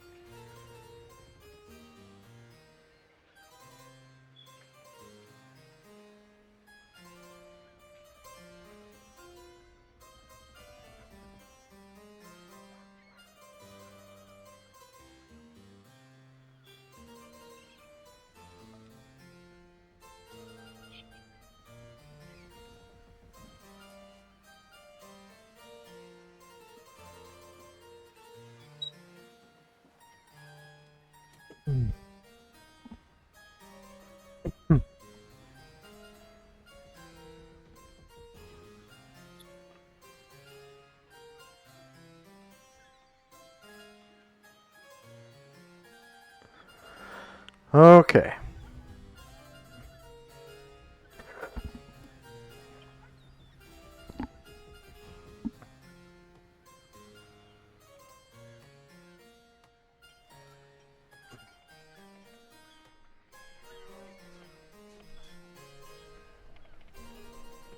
So time now.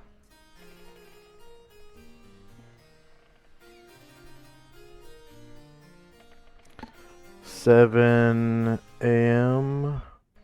November 1/11 AE 5.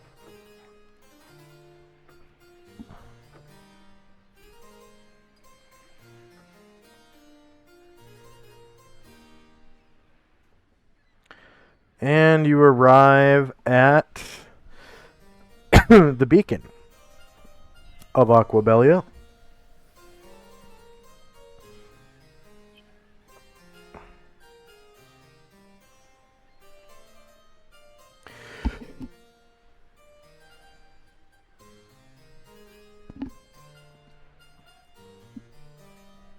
And you can see on the deck, let's see,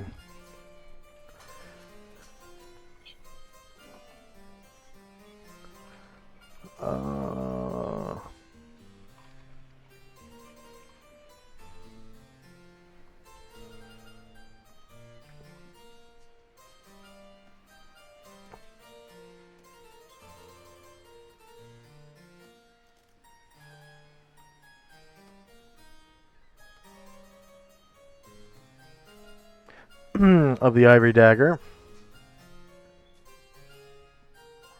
is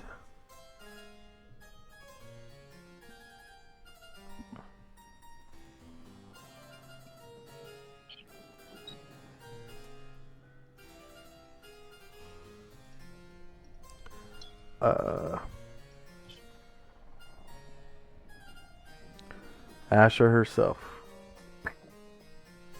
Yeah.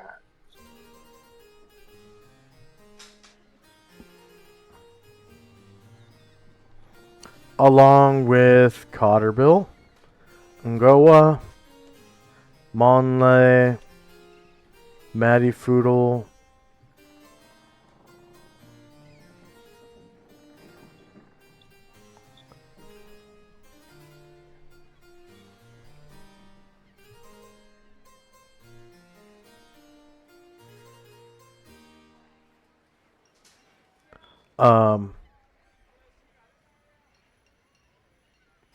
Kumtu, Kadede,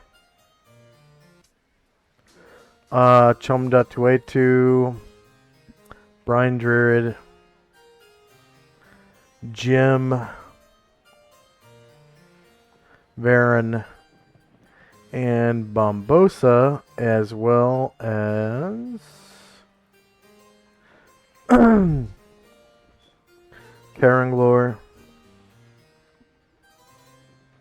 and Anatar.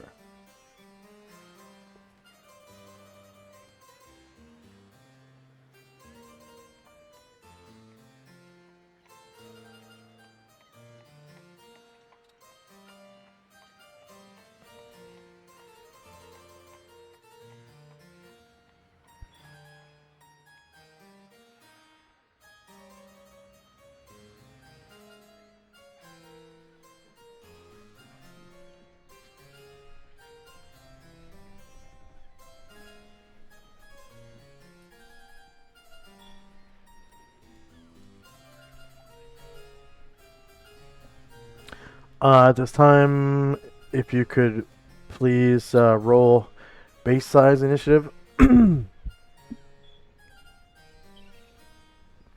For the PCs.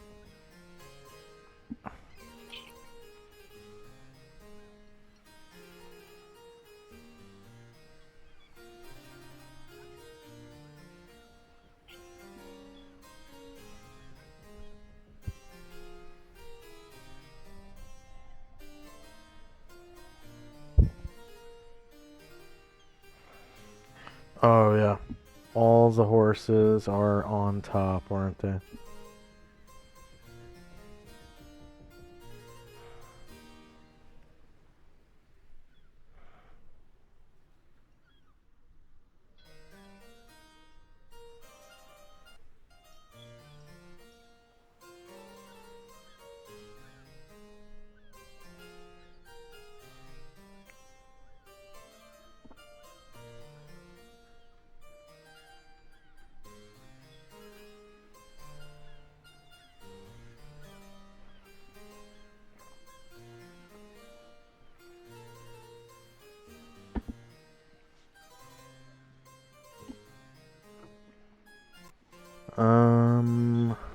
Okay, so they should be in front now. Or the horses should be in back. Alright, time now is 7:01. And first up is Tenzi and Company. And you can see the Ivory Dagger just to the northwest.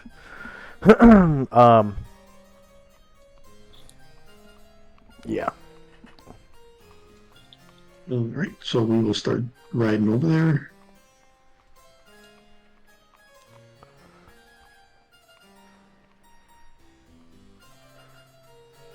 Okay.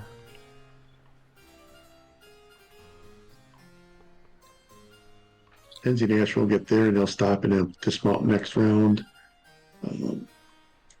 Zalman will ride over and then I'll do a check to see if he can get off.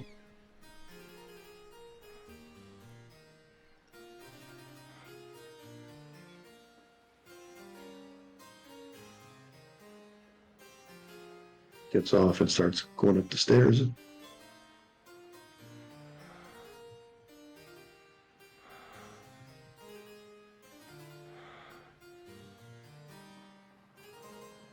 And that'll be it for us.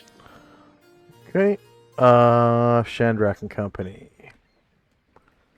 Shandrak and his people will dismount at the fire, but Shandrak and Luther will try to dismount in style.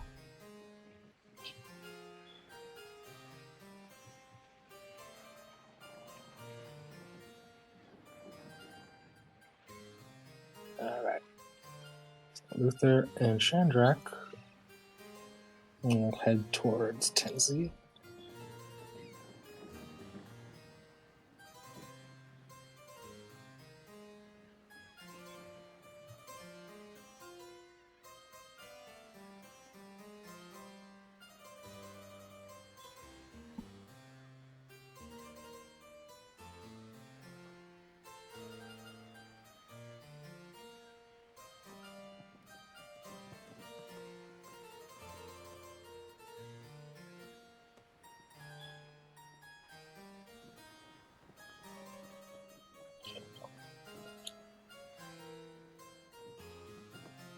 Make it to the pier, and that's all for me. All right. Time now 7:02. Tenzi. Enzi and Asher dismount. And Zalman heads towards the everyday.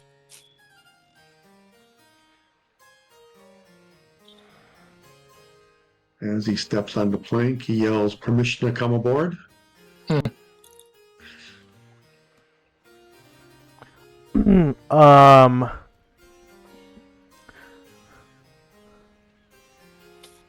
So,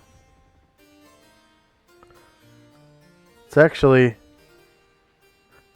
Tinneroth is on deck. The first mate.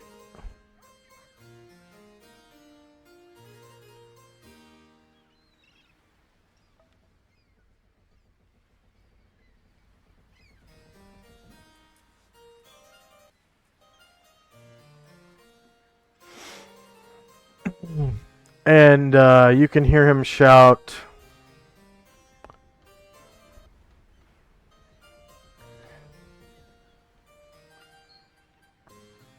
Come aboard, ye landlubbers.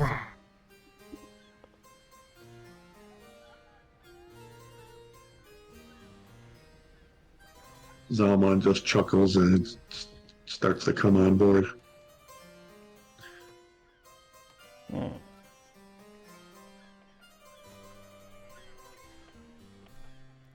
That's as far as he can get.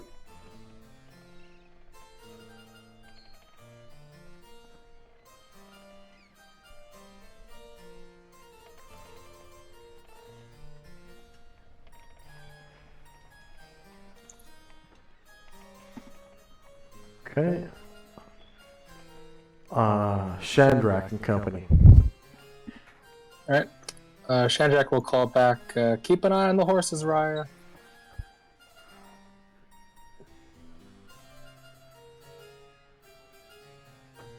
And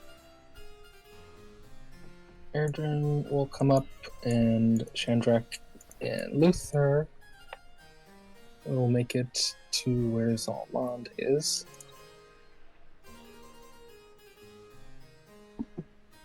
Permission to board the deck.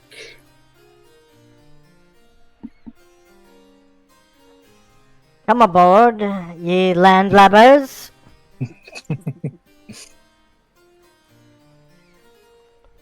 And Shandrak and Luther will. I'll have you know, Captain Asher has placed me in full charge of the Ivory Dagger, while she goes back to Lycilia City to visit her family. Oh. Well, that's wonderful. Yeah. She has been away from family for a while. It's good to know that, you'll definitely keep the ship and the import-exports running smoothly.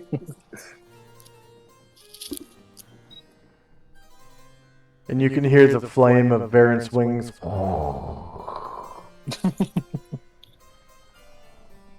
burning as he flies over to Asher's side.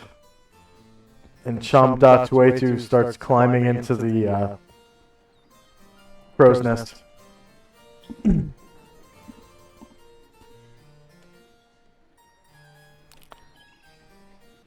End of round. For this. And Tenzi. Zalman just comes on board, takes a spot here and just kind of looks over the ocean. And Tenzi and Asher will move.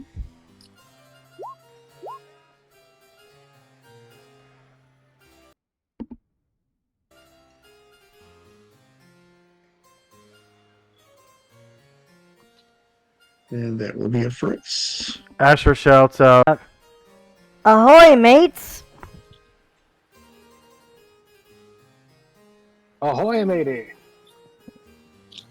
Long time no see.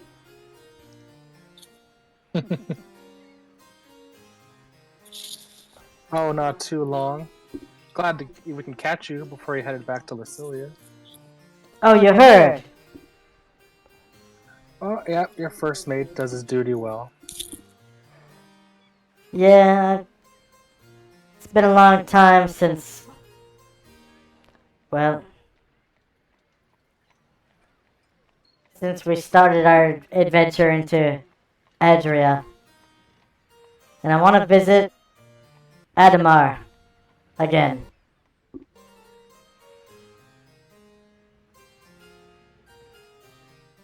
Yeah, I'm sure he'd appreciate that. I'm sure he's had time to clean himself up and probably is in a much better condition than last we seen him. I should hope so. But what about you and Jim?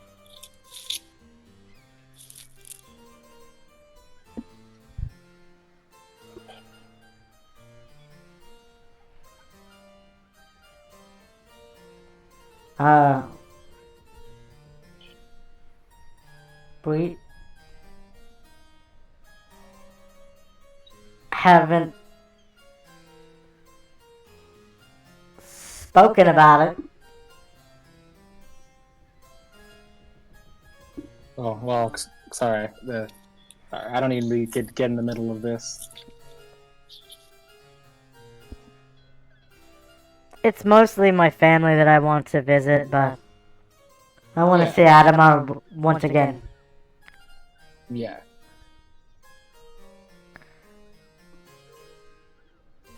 I'm sure they appreciate that. I got a couple things I wanted to snag while we're here. Oh, okay. You might want to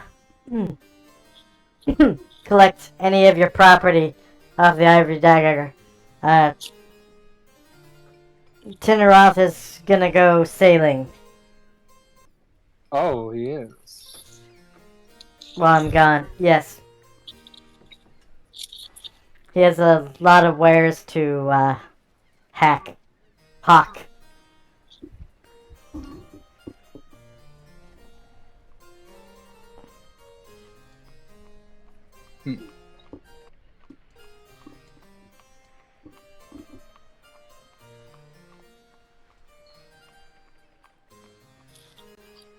But anyways, it was nice to see you again. Varen, would you open that dimensional folding?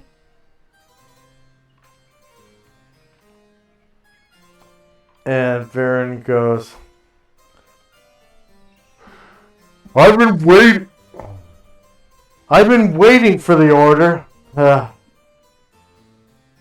It's been a long time since we've been in Lycilia City. I want to see it again. Yeah. Anyways. And he opens a dimensional folding, and he and Asher and Anatar and Karanglor and Jim and Brian Druid step through, and it's only Tinneroth and the rest of the followers left on the Ivory Dagger. And he says, Hurry now. We're scheduled to depart soon.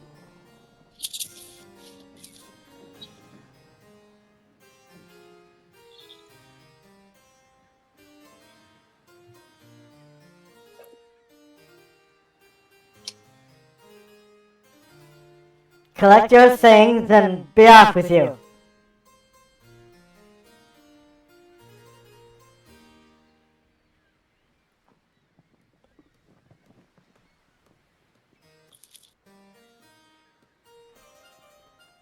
and anything else for Tenzi and company? No. Okay, Chandrak and Company.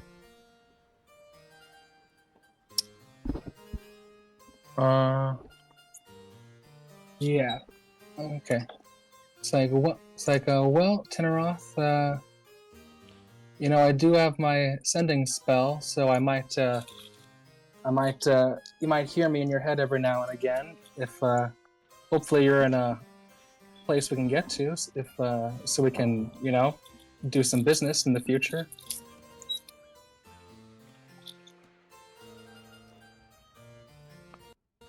Um, In fact, actually, before you go, we could do some business while we're here.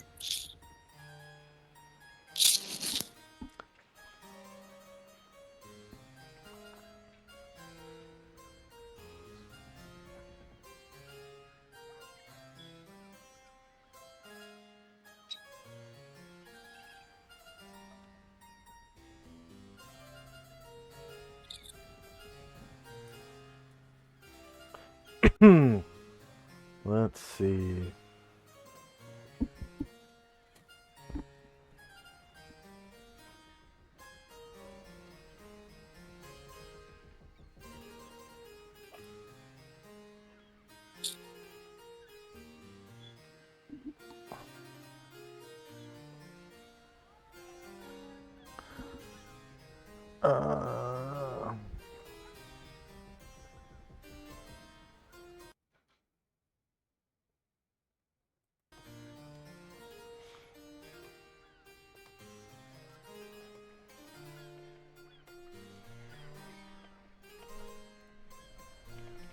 Uh, he says, I plan on sailing the Misty. I should be there.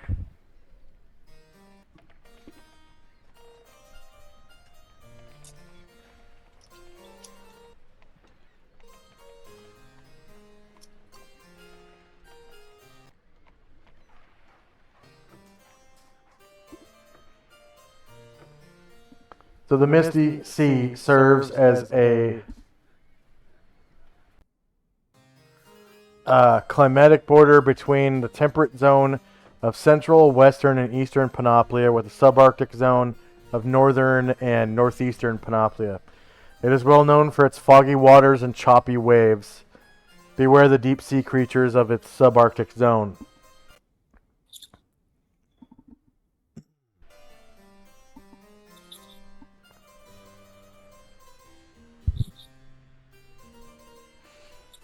I'll be sailing the Misty.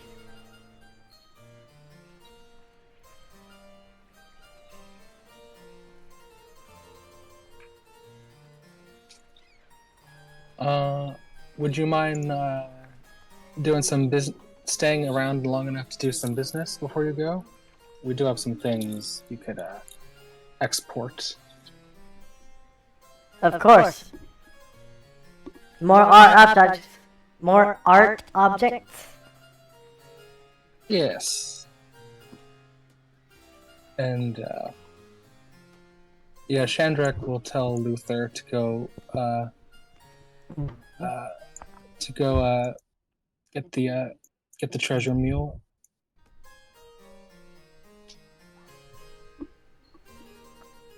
And Chandrak will begin to head downstairs into the deck.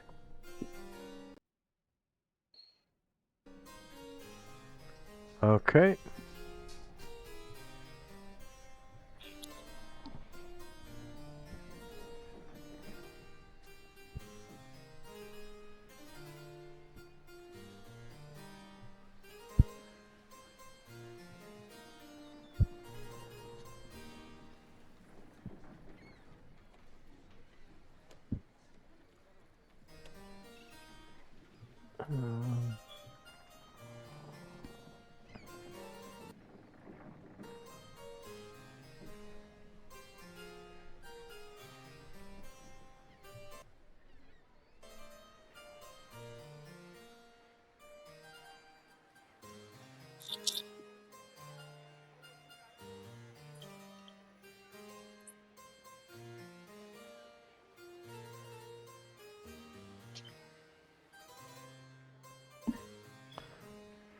And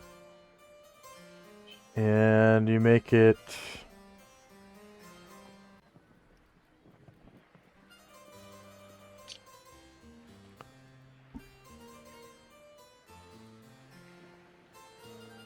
Below decks.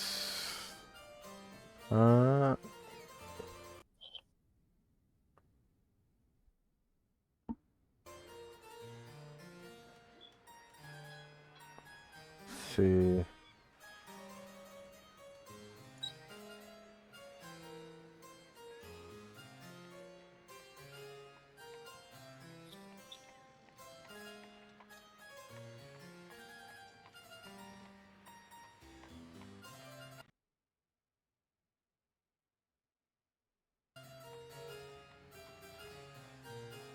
So you make it below decks in the main cargo hold. Right here. Oh, nice.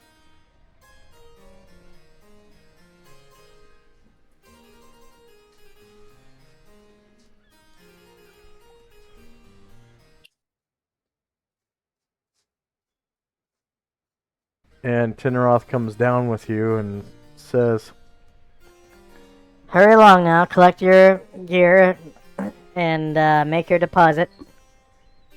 I shall pay you gladly for your art. Yeah, just give us a minute. There's a few things on here, so give us yeah. We might need to teleport here and back. Hopefully we can do that.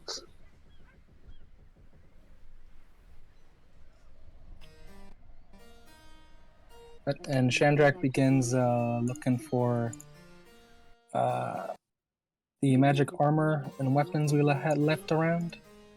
Specifically, he's looking for the Tote and the medium splint mail.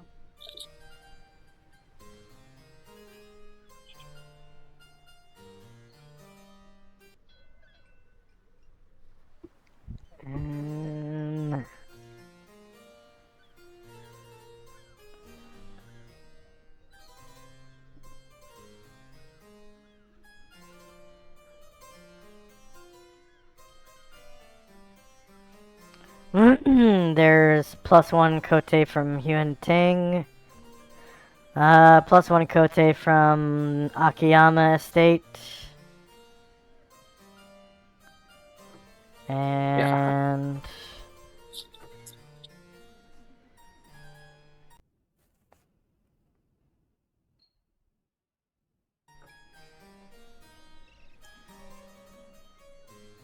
medium splint mail +2. Yeah, I'm looking for both the Kotes and that splint mail.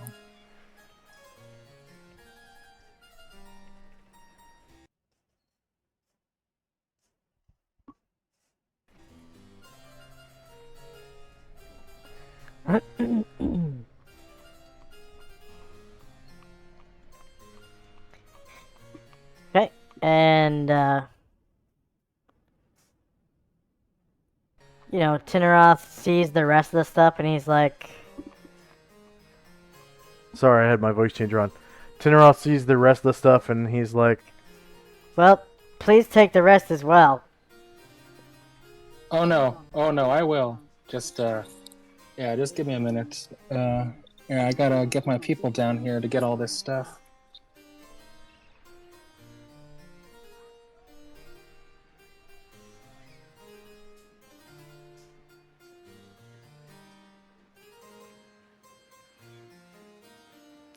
Very well, just make haste. and anything else for Chandrak and company?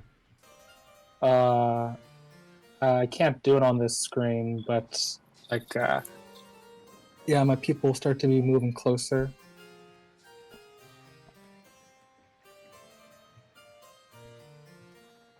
Luther will take that Chelanor and head back towards the ship, and so does Moen and Erdrin.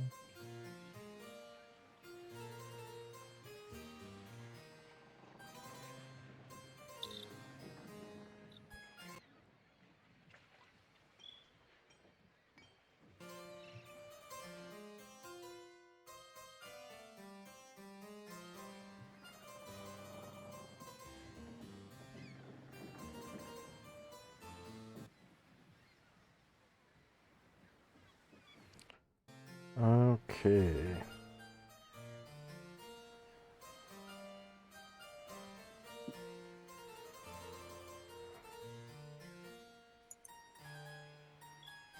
Anything else for Chandrak and Company?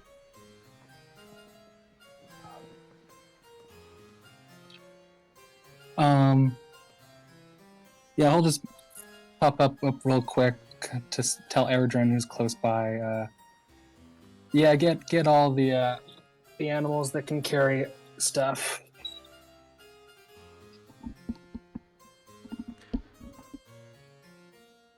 And he goes to do that.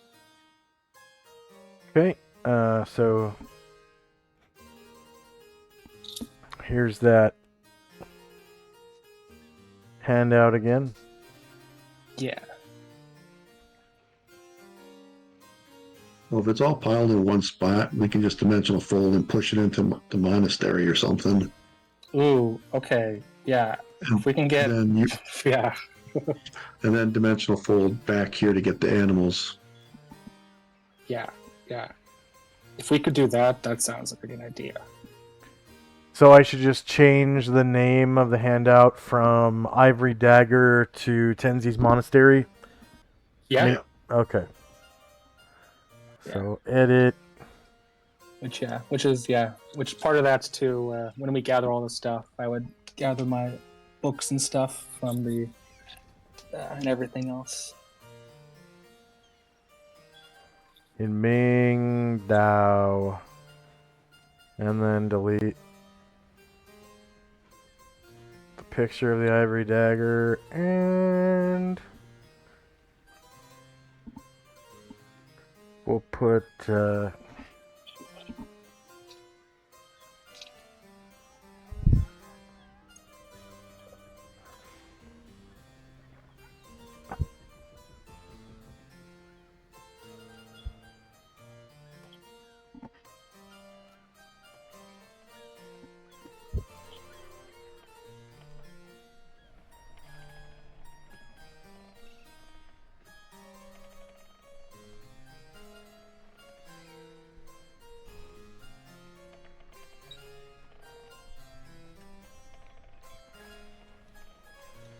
yeah, we'll just save those changes.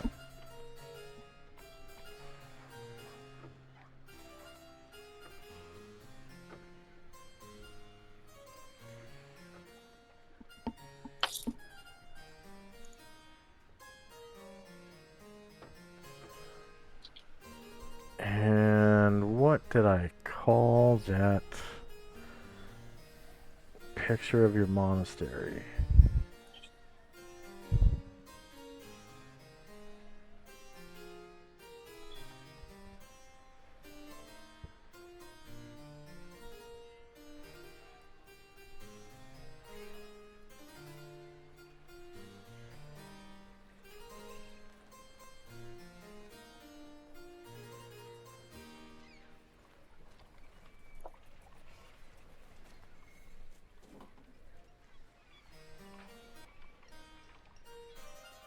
Something nest.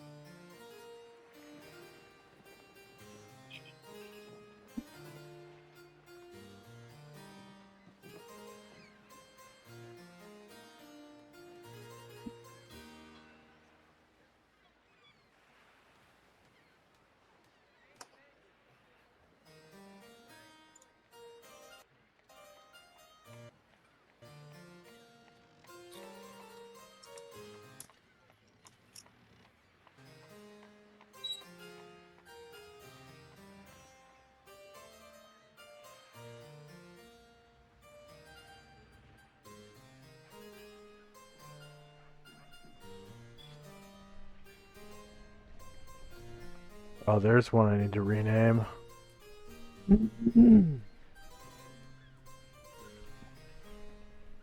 Okay, yeah. I found the items I wanted to sell to Tinneroth too. Yeah,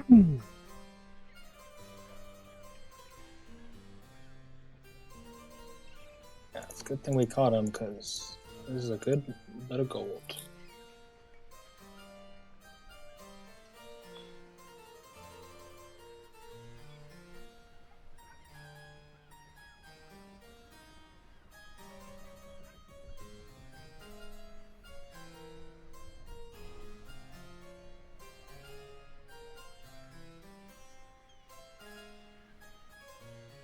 Whoa.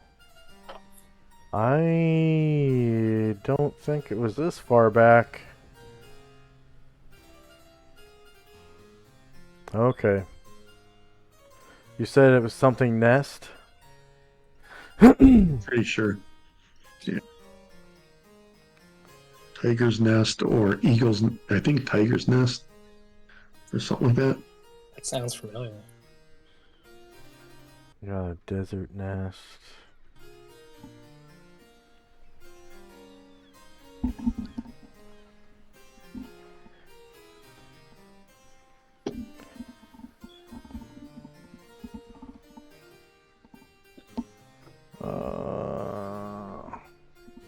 Tiger.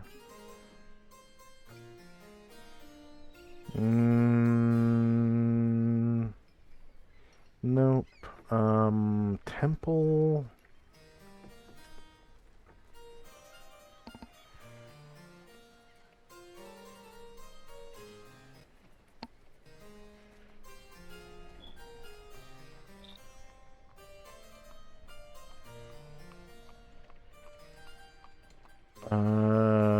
Shrine?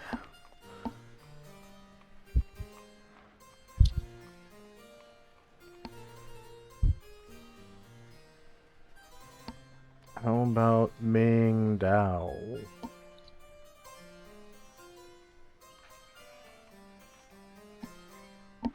No? Tenzi?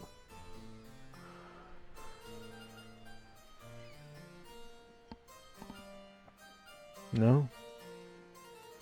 Dojo?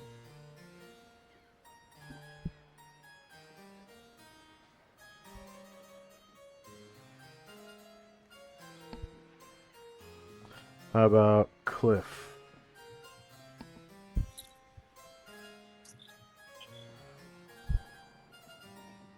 No? Man, I don't remember what it was called. Oh well. I'll just leave it blank, no, without an image, which is not very good, but oh well. Okay. So you found everything you needed to sell? Yes, so we have 4 blown glass sake bowls depicting halfling maidens, each worth 5,000 GP. We got 3 sets of crampons, bejeweled, worth 120, and 3 gnomish signet rings rated of jade, worth 2,400. 100 each. So that is where'd it go? 27,560.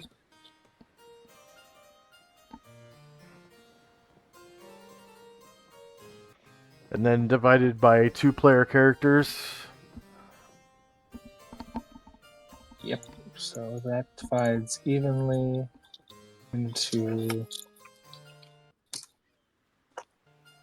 13,780 for me and Tenzi. And then divided equally among you and your henchmen. Yes. But not your followers. Your followers you pay once a month.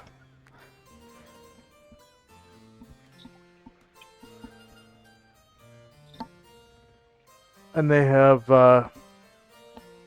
like a regular amount that you pay them. Just like a hireling of the same category. Cool. Followers are very close to a hireling.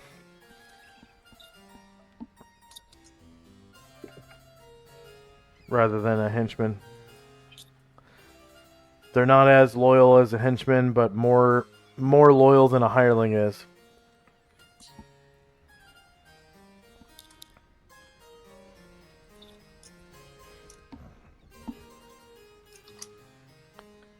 Okay. End of round. Oh, go ahead. Sorry, I was just gonna ask if Turnaround was able to do that this day. Where are we able to add that treasure to the gold in Tenzi's place? He pays you for all these art objects right now. Okay, yeah. Like he's got the gold on hand. Okay, cool. And then make sure that any rogues get their any thieves get their 2 GP or 2 experience per GP. Mm-hmm. And then bards get 1 experience per GP.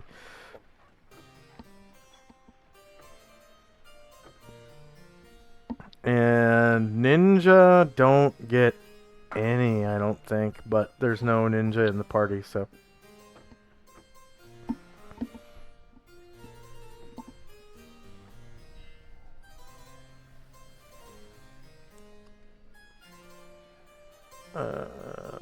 Okay, end of round, and first up is Tenzi.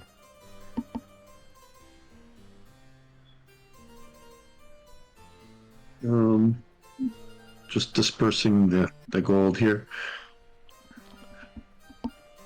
And so we've done the transfer and we're all good to continue?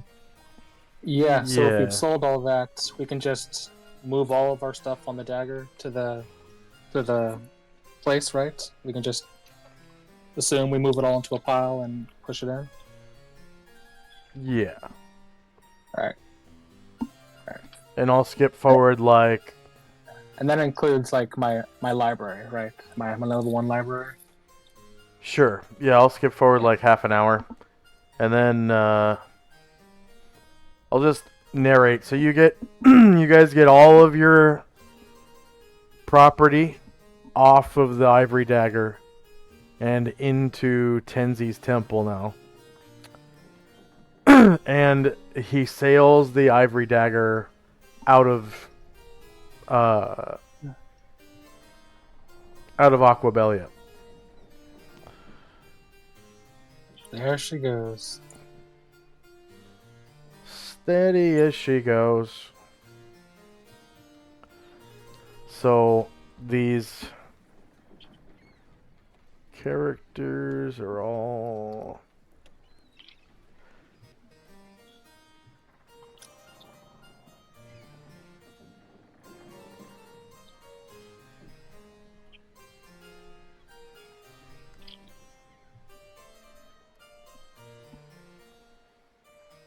sailed away, and it takes about half an hour to do that. And then are you dimensionally folding a third time today? Did you have it memorized 3 times?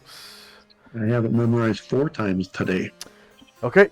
Just, Where are just you such going? an emergency. Where are you going Yeah. next?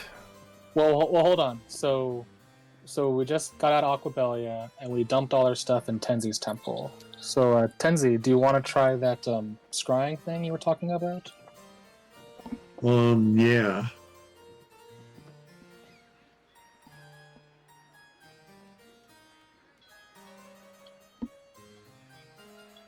First, I gotta check to see, make sure my my holy water font should have been completed on the 25th. So I want to verify if that's complete. So you guys actually step through to your temple then? I mean, yeah, if we can, we. Okay.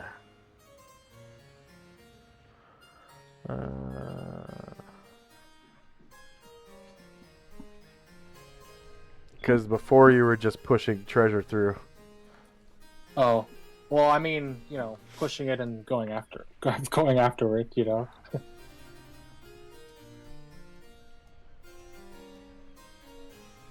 That's what I meant.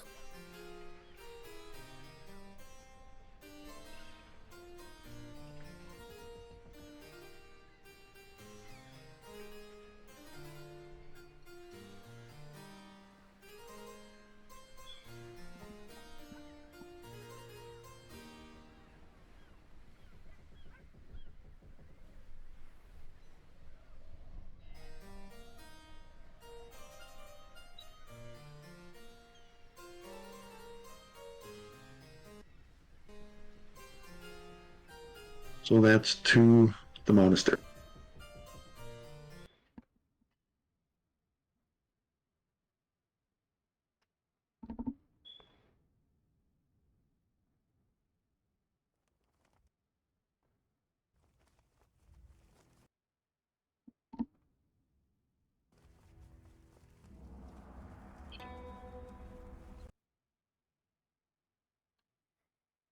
And then, let's see. Ezane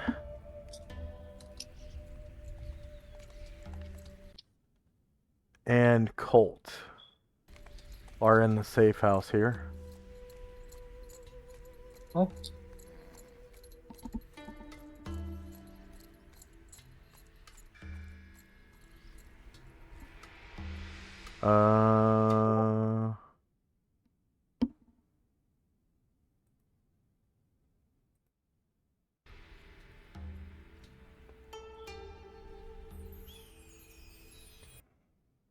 Orders, Peter Star, Shandrak, followers, Ezane,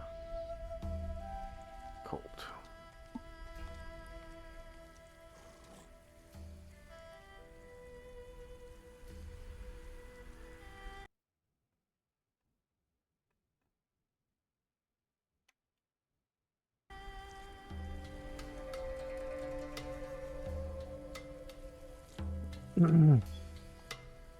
And you guys pop out.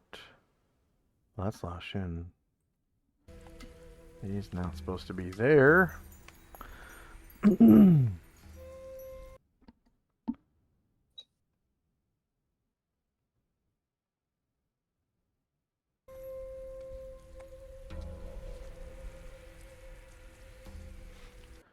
You guys pop out down here.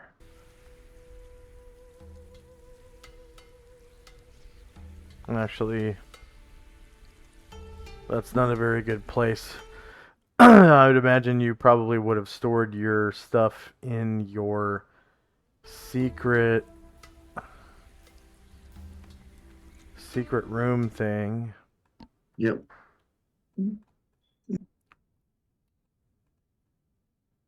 Which would be here.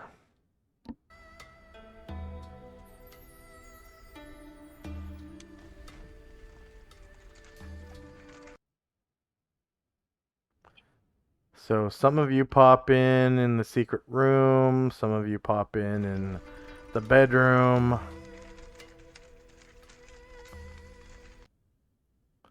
Some of you out in the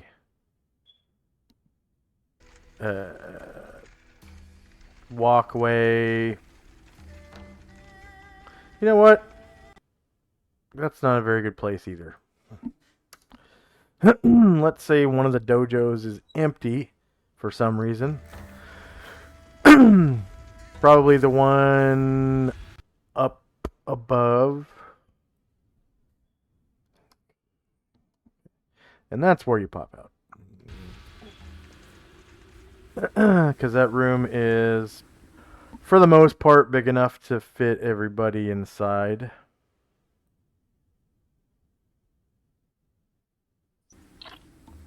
Without being stuck in a wall. And then I will put all the horses to back.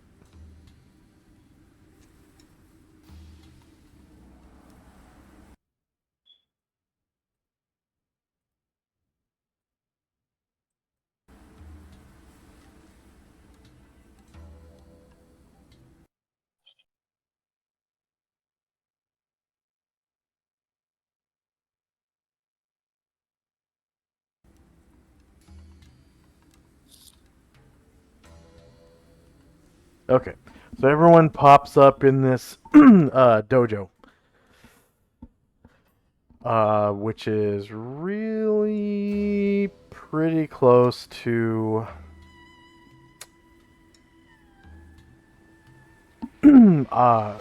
Tenzi's secret bedroom place. Well, not secret bedroom, but his bedroom. It's just down this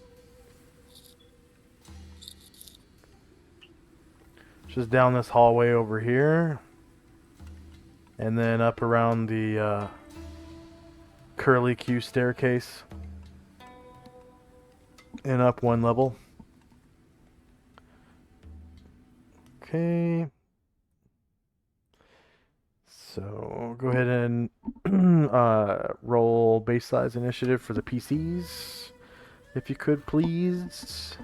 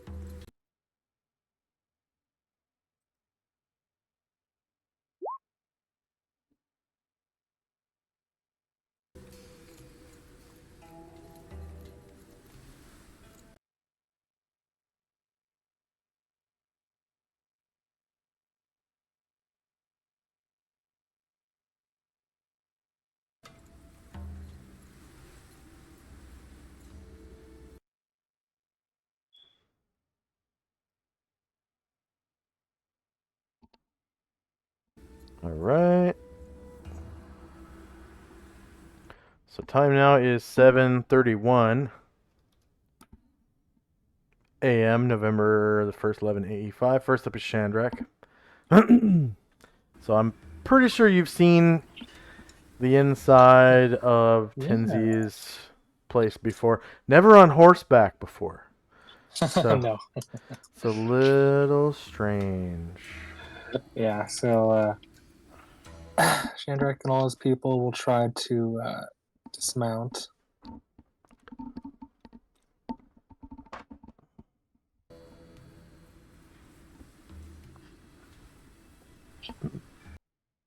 And Shandrak and Luther trying to slide off their horses.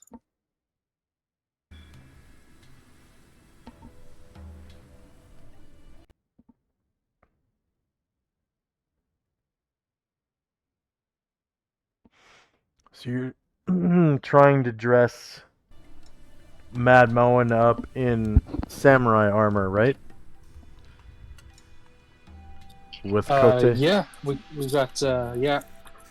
So I yeah, I pull that armor out for him. So it's so we found this armor. This is uh was it faintly enchanted splint mail, and these armor for your arms are called kote, and these are dimly enchanted. So now you'll have some magical armor, Moen.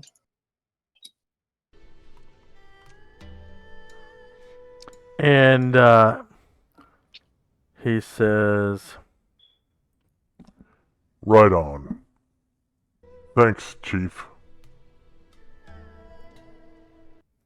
So Shandrak will go over and start pulling those items out of Chelinor. so now I'm looking for a samurai with an axe. Yeah, sorry, man. Good luck. That sounds badass, though. Yeah. So Shandrak will spend the rest of the round just picking up those two items from the mule, the cote and the armor. Okay. Tenzi and Company. Excuse me. Tenzi and Astral dismount. Tenzi says that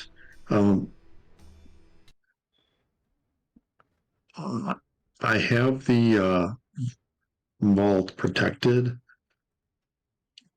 So right now, only I can go in. I will have to remove some of those protections if you're going to move your library there, or is your plan for this just to be temporary?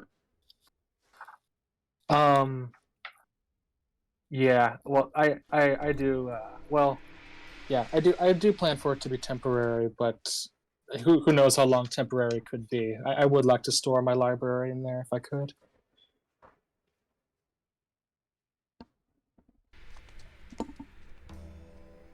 Very well.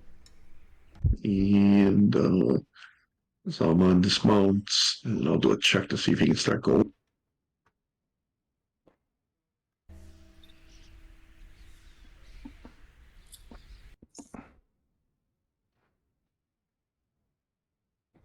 Samurai with an axe.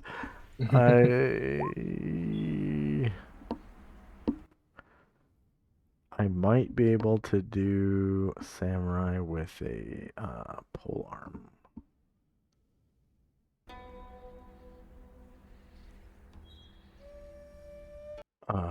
Naginata? It's probably gonna be the best I can do.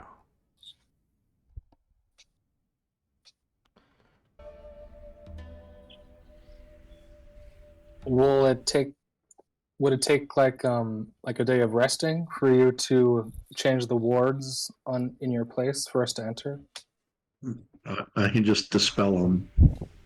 I mean, it'll be unwarded then, but Okay. Yeah, we can come back and ward it. Yeah, we can come back and ward it at some other time. Perfect. Okay, I've already kind of found a token. Sort of. So kinda. It's weird like Asian polearm thing. It's basically like a speedum, but the sides of the speedum are really long.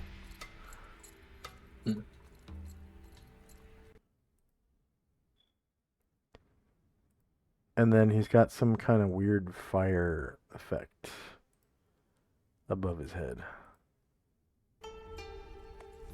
But hey, it's a samurai with a pole thing.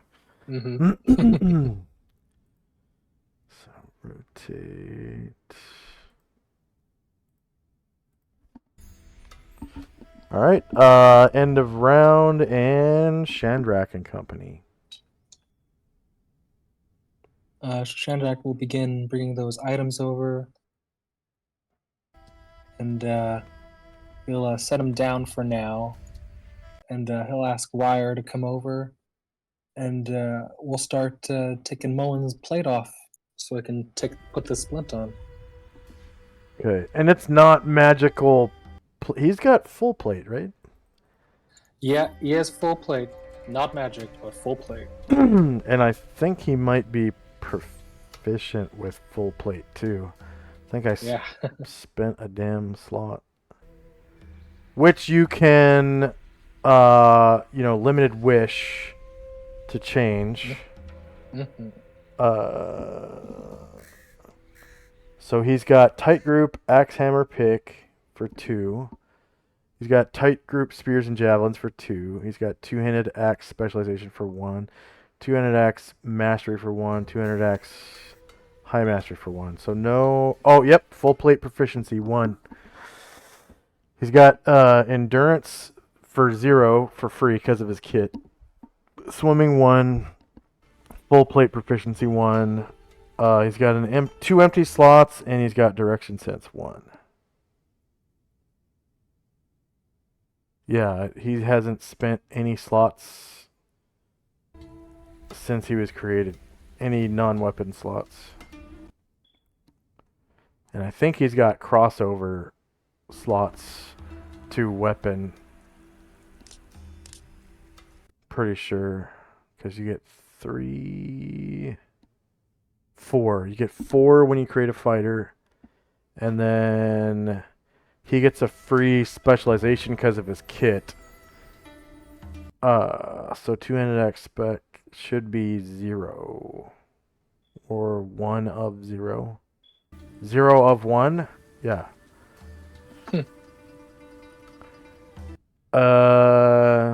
And then he got another one at 3rd level, which he saved for mastery. And then another one at 6th level, which he used for high mastery. And he's level 8 now? 7. Yeah. He will be 8. Yeah, okay. Yeah, so that accounts for all of his... He doesn't have any crossover slots. So you've got... Yeah, 0...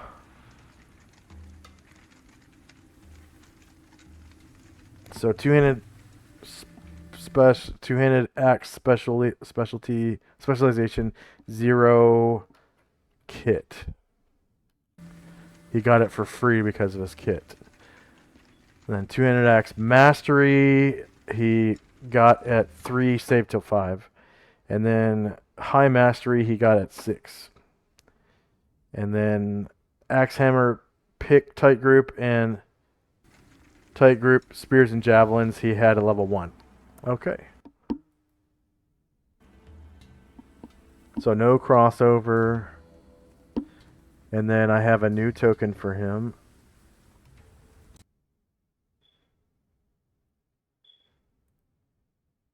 I'll probably be able to find something better later.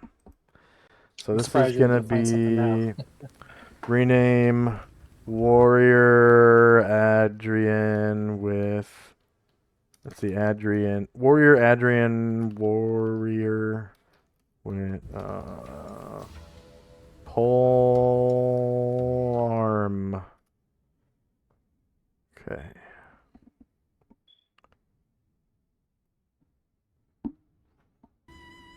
So that's loading right now. Next up is Tenzi and Company.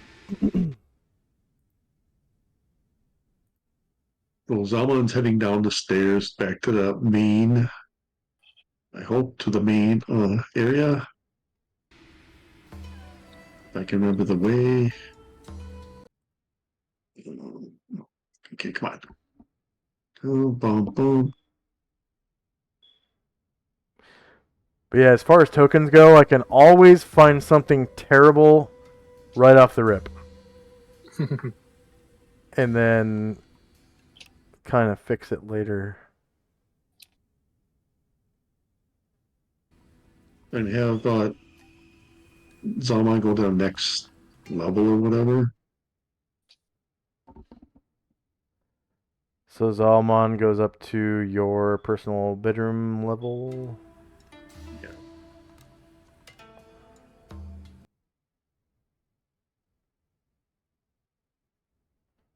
I don't see him. Could you put him over here? Oh, that's the wrong way. He's got to go this way, right here.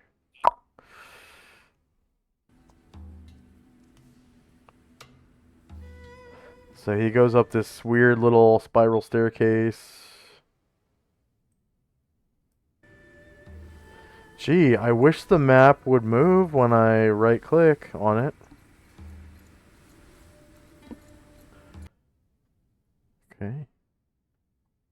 And he gets up to the top of the spiral staircase, and he's kind of like in your bedroom area. And he's just gonna step off the stairs and wait there. I want Ashriel to go downstairs. Is that this other way? Is that towards these stairs?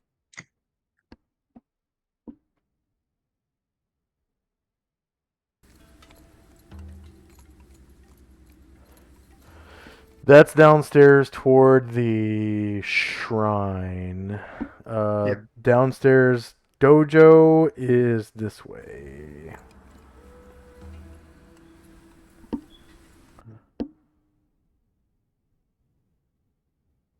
Yeah, he wants to go to shrine because I want to see if Tenzi sent him to see if the holy water font was completed.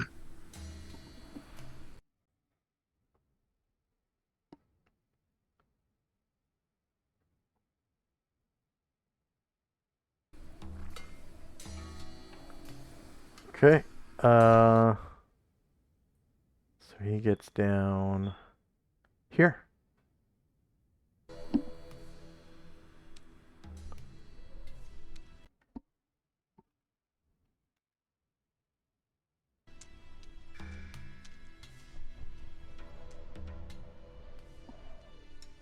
And he gets into the sanctuary and he finds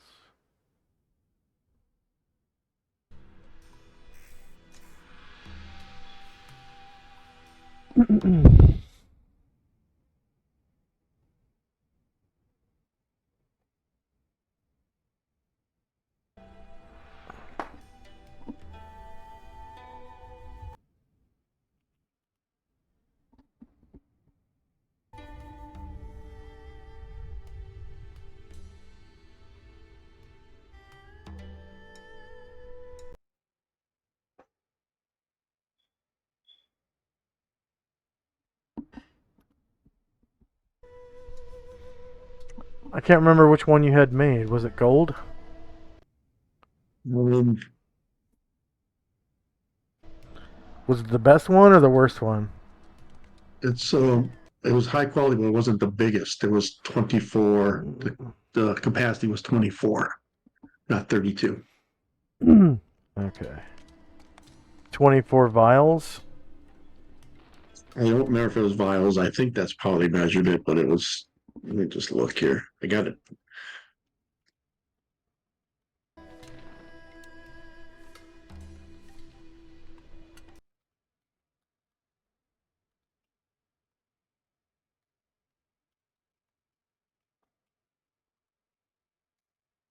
Yeah, it's by vials. Yeah, 24 vials.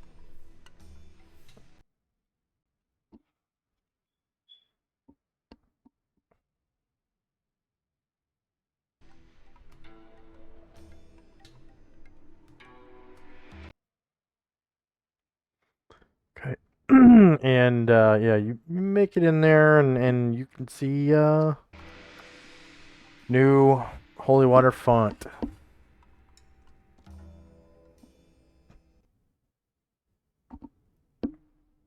All right, that is it for him. Meanwhile, Tenzi will follow um,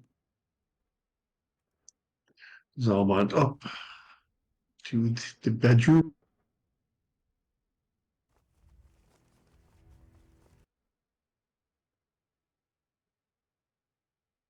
Can I just move over there? Is that okay? Who's moving where? Sorry. Oh, it won't let me. Okay. Move up to Tenzi will move up to the bedroom where Zalmand is. Oh yeah.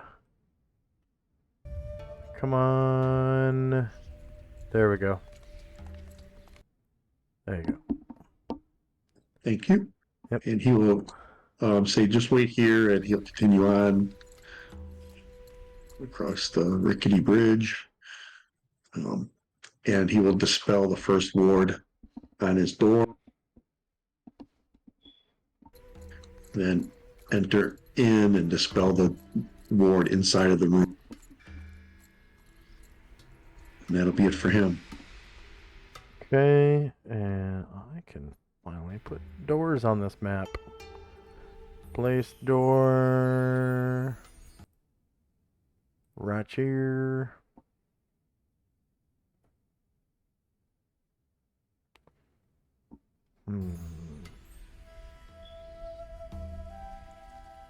Here, here, here, here, here, and here, and here, here, here, and here. Okay, anything else for Shandrak and Company? That was, Okay, Tenzi and Company. yeah, I just finished.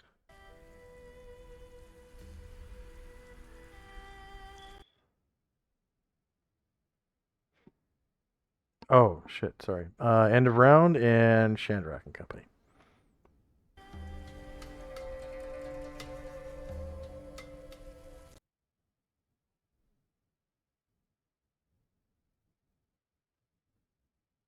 Oh, sorry. Ryer and Shandrak are both helping Moen take his plate armor off. All right. With two people helping, and if you're doing an expedient doff, it'll only take one round. Tenzi and Company. Tenzi will start rearranging things up in here to make room for the Shandrak stuff. He's also going to dump some of his extra treasure in here, where he stores it over in the corner over here. And that's what he's going to be doing. Ashriel is going to return back to the upper dojo, and I'm just going to wait in the bedroom, make sure no one goes past until Tenzi says it's clear.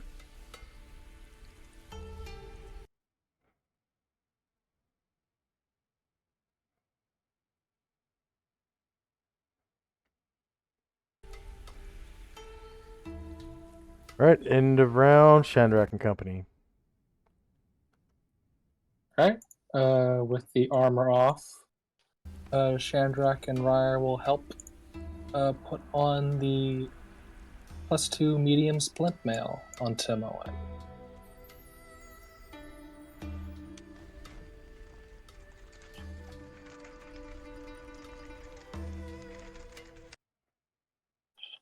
All right.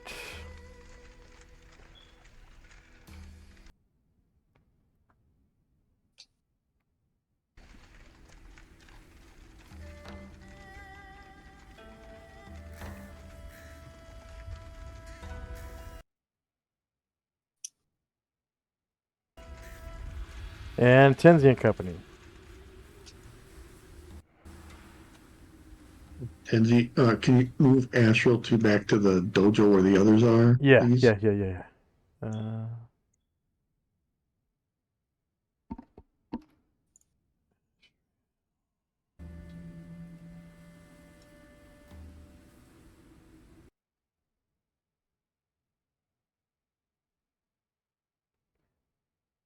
Okay, so you reach the floor where everyone else is.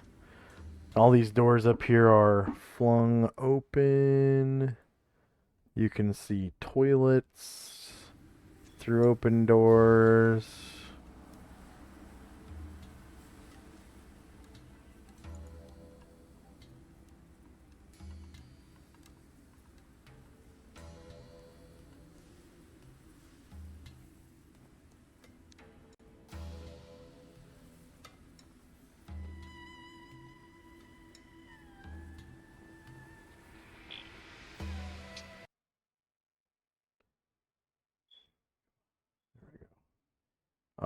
And then end of round and Shandrak and Company.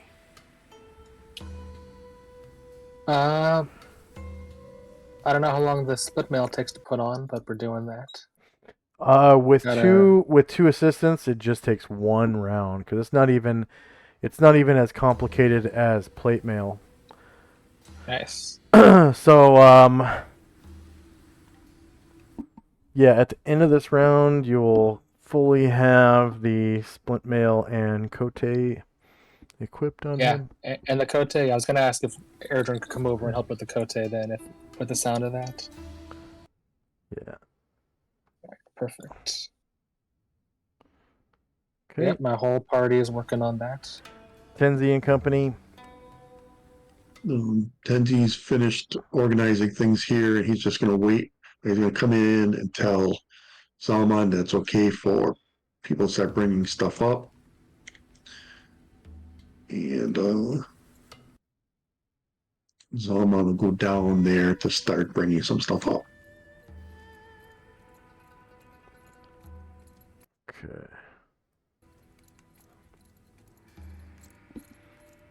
You said Tenzi and Zalmond going downstairs? Yeah. Okay. So you get back down there and there. Okay. End of round and Shandrak and Company. Oh, so yep, you get your new armor and Cote put on, so advanced.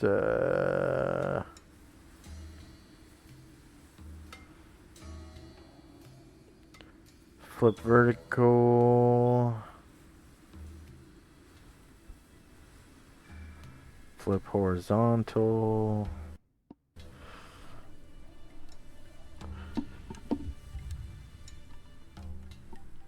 Mad Moen Andersnecht.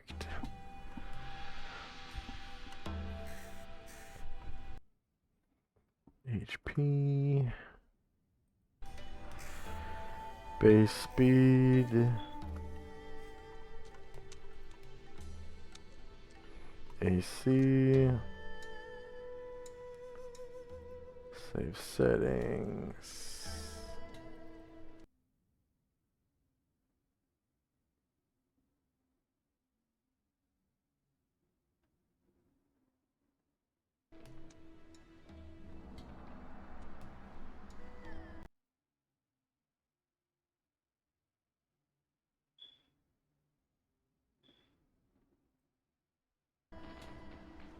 And then update default token.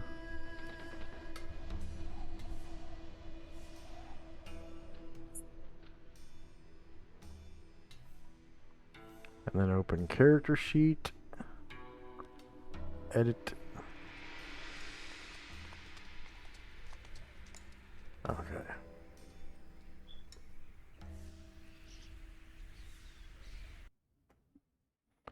Delete the old token and in with the new. So this is what he looks like now. Oh, nice. So I'll probably be able to find, you know, an actual axe samurai later, but I guess this will do for now. Looks good. Yeah. And anything else for Shandrak and Company? Yeah. Shandrak goes over and he gets the second Cote out. And he says, hey Erdrin, how's it sound to you? Get some protection for your arms.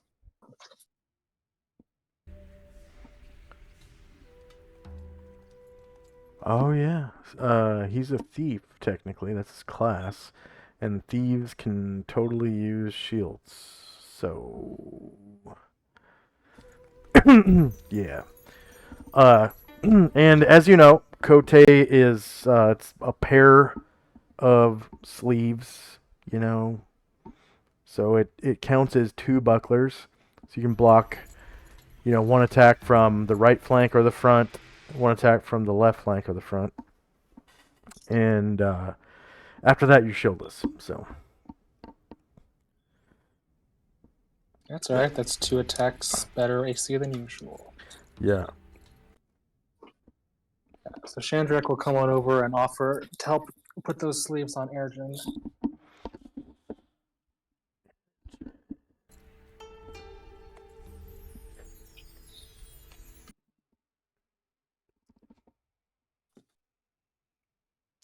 Probably the most efficient shield in the game, honestly, because you get, if it's magical, you get two blocks with it, and before you're shieldless, and you can use two-handed weapons and shit with it, or 2 weapons. You just can't do any punch or no shield punch, no shield bash, obviously with Kote. Yeah. Which I don't even think you can do that with bucklers anyways. So, anything else for Chandrak? The Kote just kind of, they slip on and then they tie onto the shoulders. It only takes a round. Nice. Alright. And Kote is 1 AC, and then every magical plus is in addition to the physical 1. Yeah. That's all from me. All right, Tinsy and Company.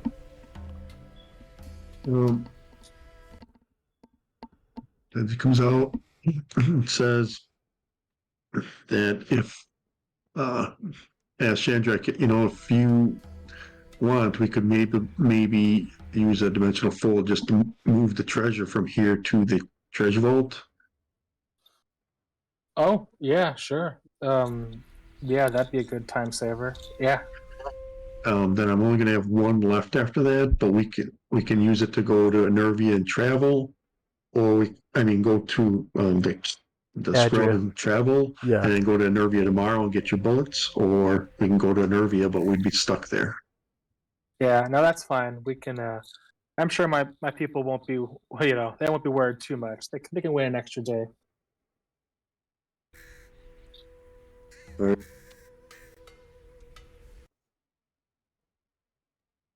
Then we'll start getting all the stuff ready so we can just push it through the dimensional fold.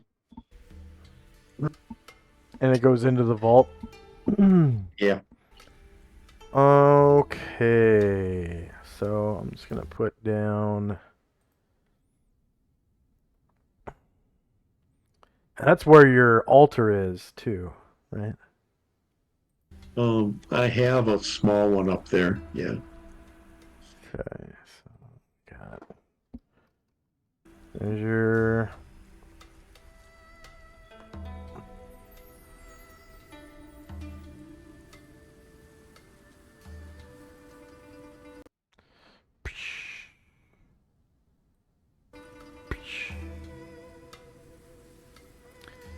And I'm just gonna label it treasure from Ivory Dagger.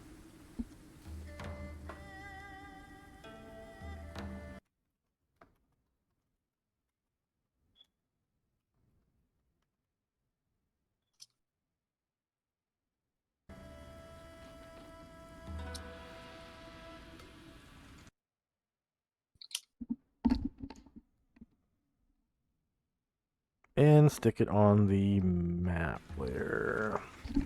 Alright, anything else for Tinsy and Company? No, other than I have to leave in about 10 minutes. Okay. Alright.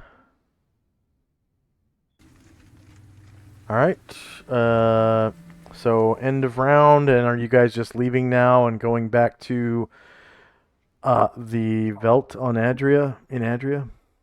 Well, yeah, we did that scrying thing, but Yep. I don't know if we want to do that now or we can just wait till next week. Okay, yeah, that's probably a good idea. Good call. So you guys dimensionally fold back to the No, scrub? we're staying so we can attempt Tenzi's scry attempt. And also I want to trade for that Book of Infinite Spells. Oh, okay. So we're ending the session right here? Is that what you mean? Yeah. Okay. That sounds good to me. Okay. All right. So take you back to the landing page.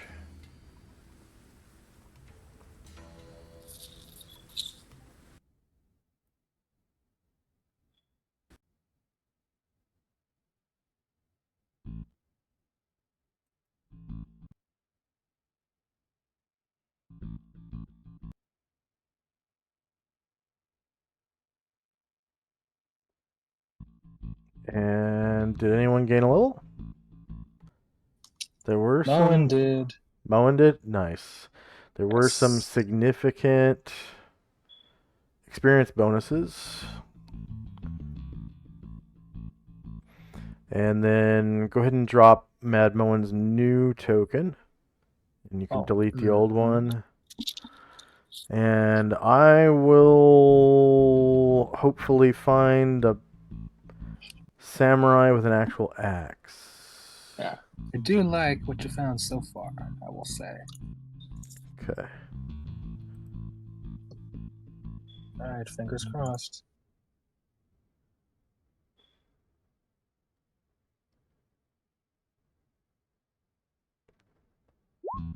Fuck yeah, oh my god, I needed that so badly.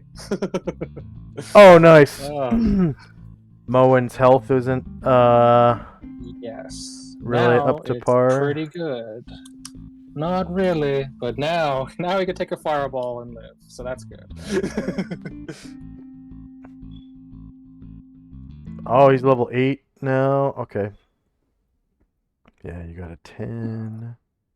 Nice. I was praying to the dice gods for a good roll for this level up.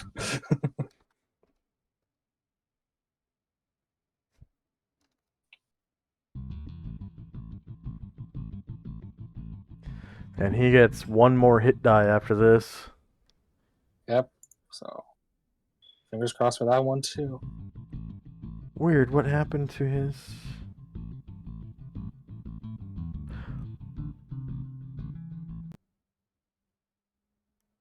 You didn't delete level 1 through 6, did you? Oh, they didn't exist.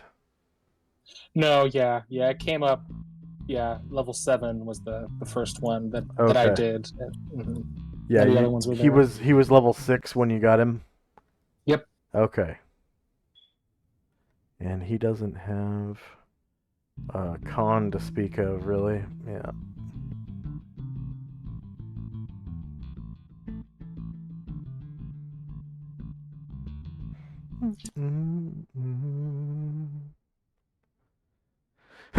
Yeah, I don't remember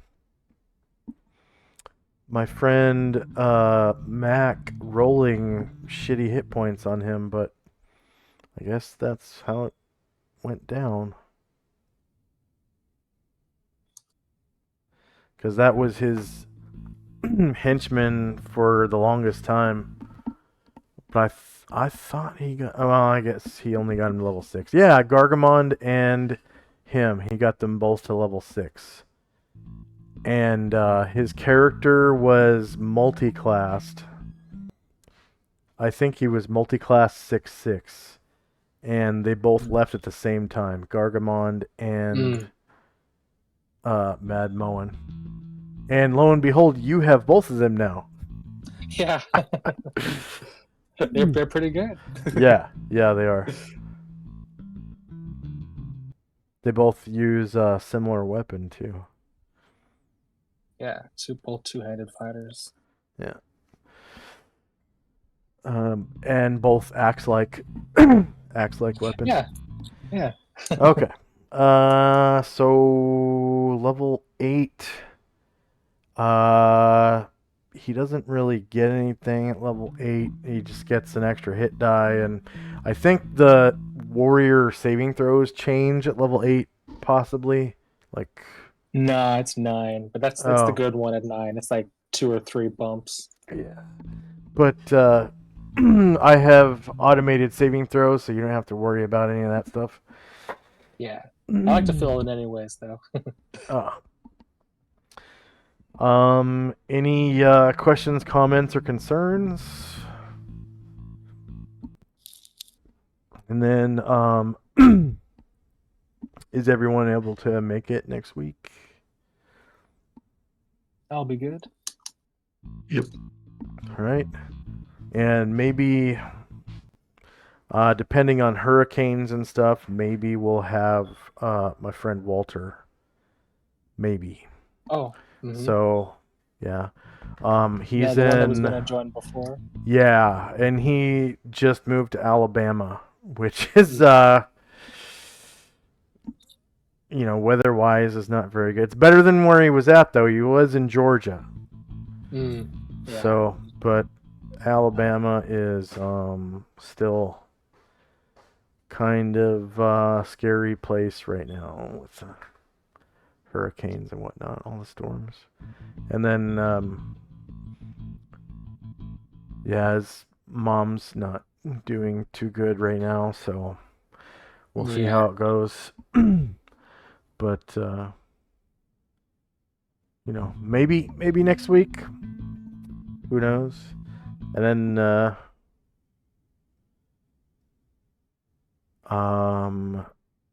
both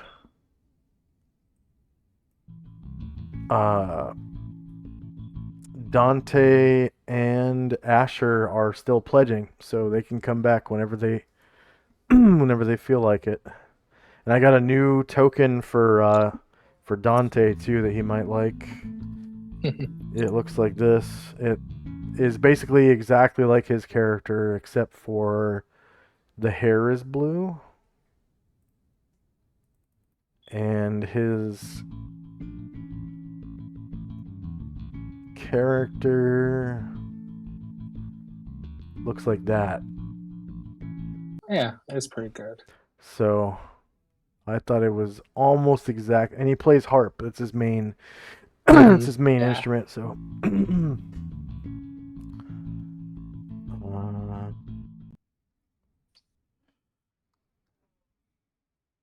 Yeah, hopefully he likes that if he wishes to come back. All right. For our viewers, thank you very much for watching. Please like, share, and subscribe. If you like who we are and like what we do, if you're watching us live on Twitch right now, if you scroll down, we have links to a whole bunch of stuff. We got a community Discord on there. You can come in there. If you pledge $1 or higher, you get access to our patrons only Discord channel. So it's the channel within the server. You can join the server for free.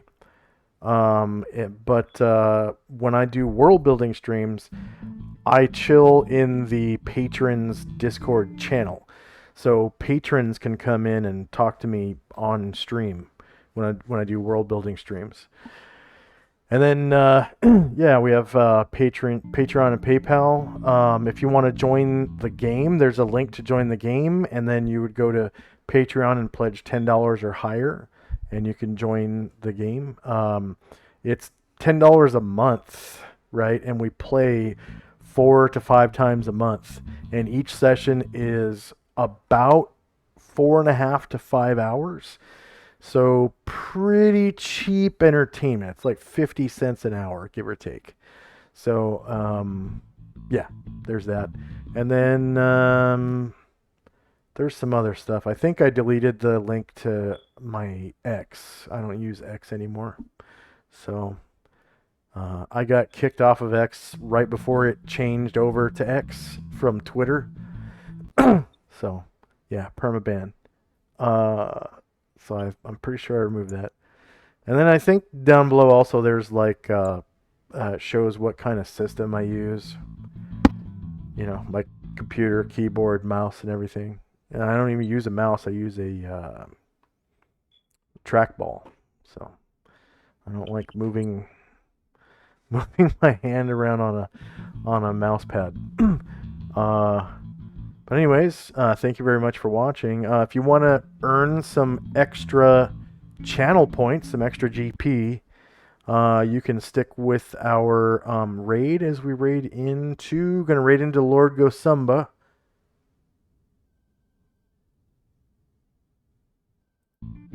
In about 10 seconds. Looks like they're having a discussion. Greyhawk Virtual Con 5, Ask the Experts. They got Roger Moore, Malden, Grodog, Joseph Bloch, and Anna Meyer, the map artist. So, let's go raid. Bye-bye. Okay, anything for me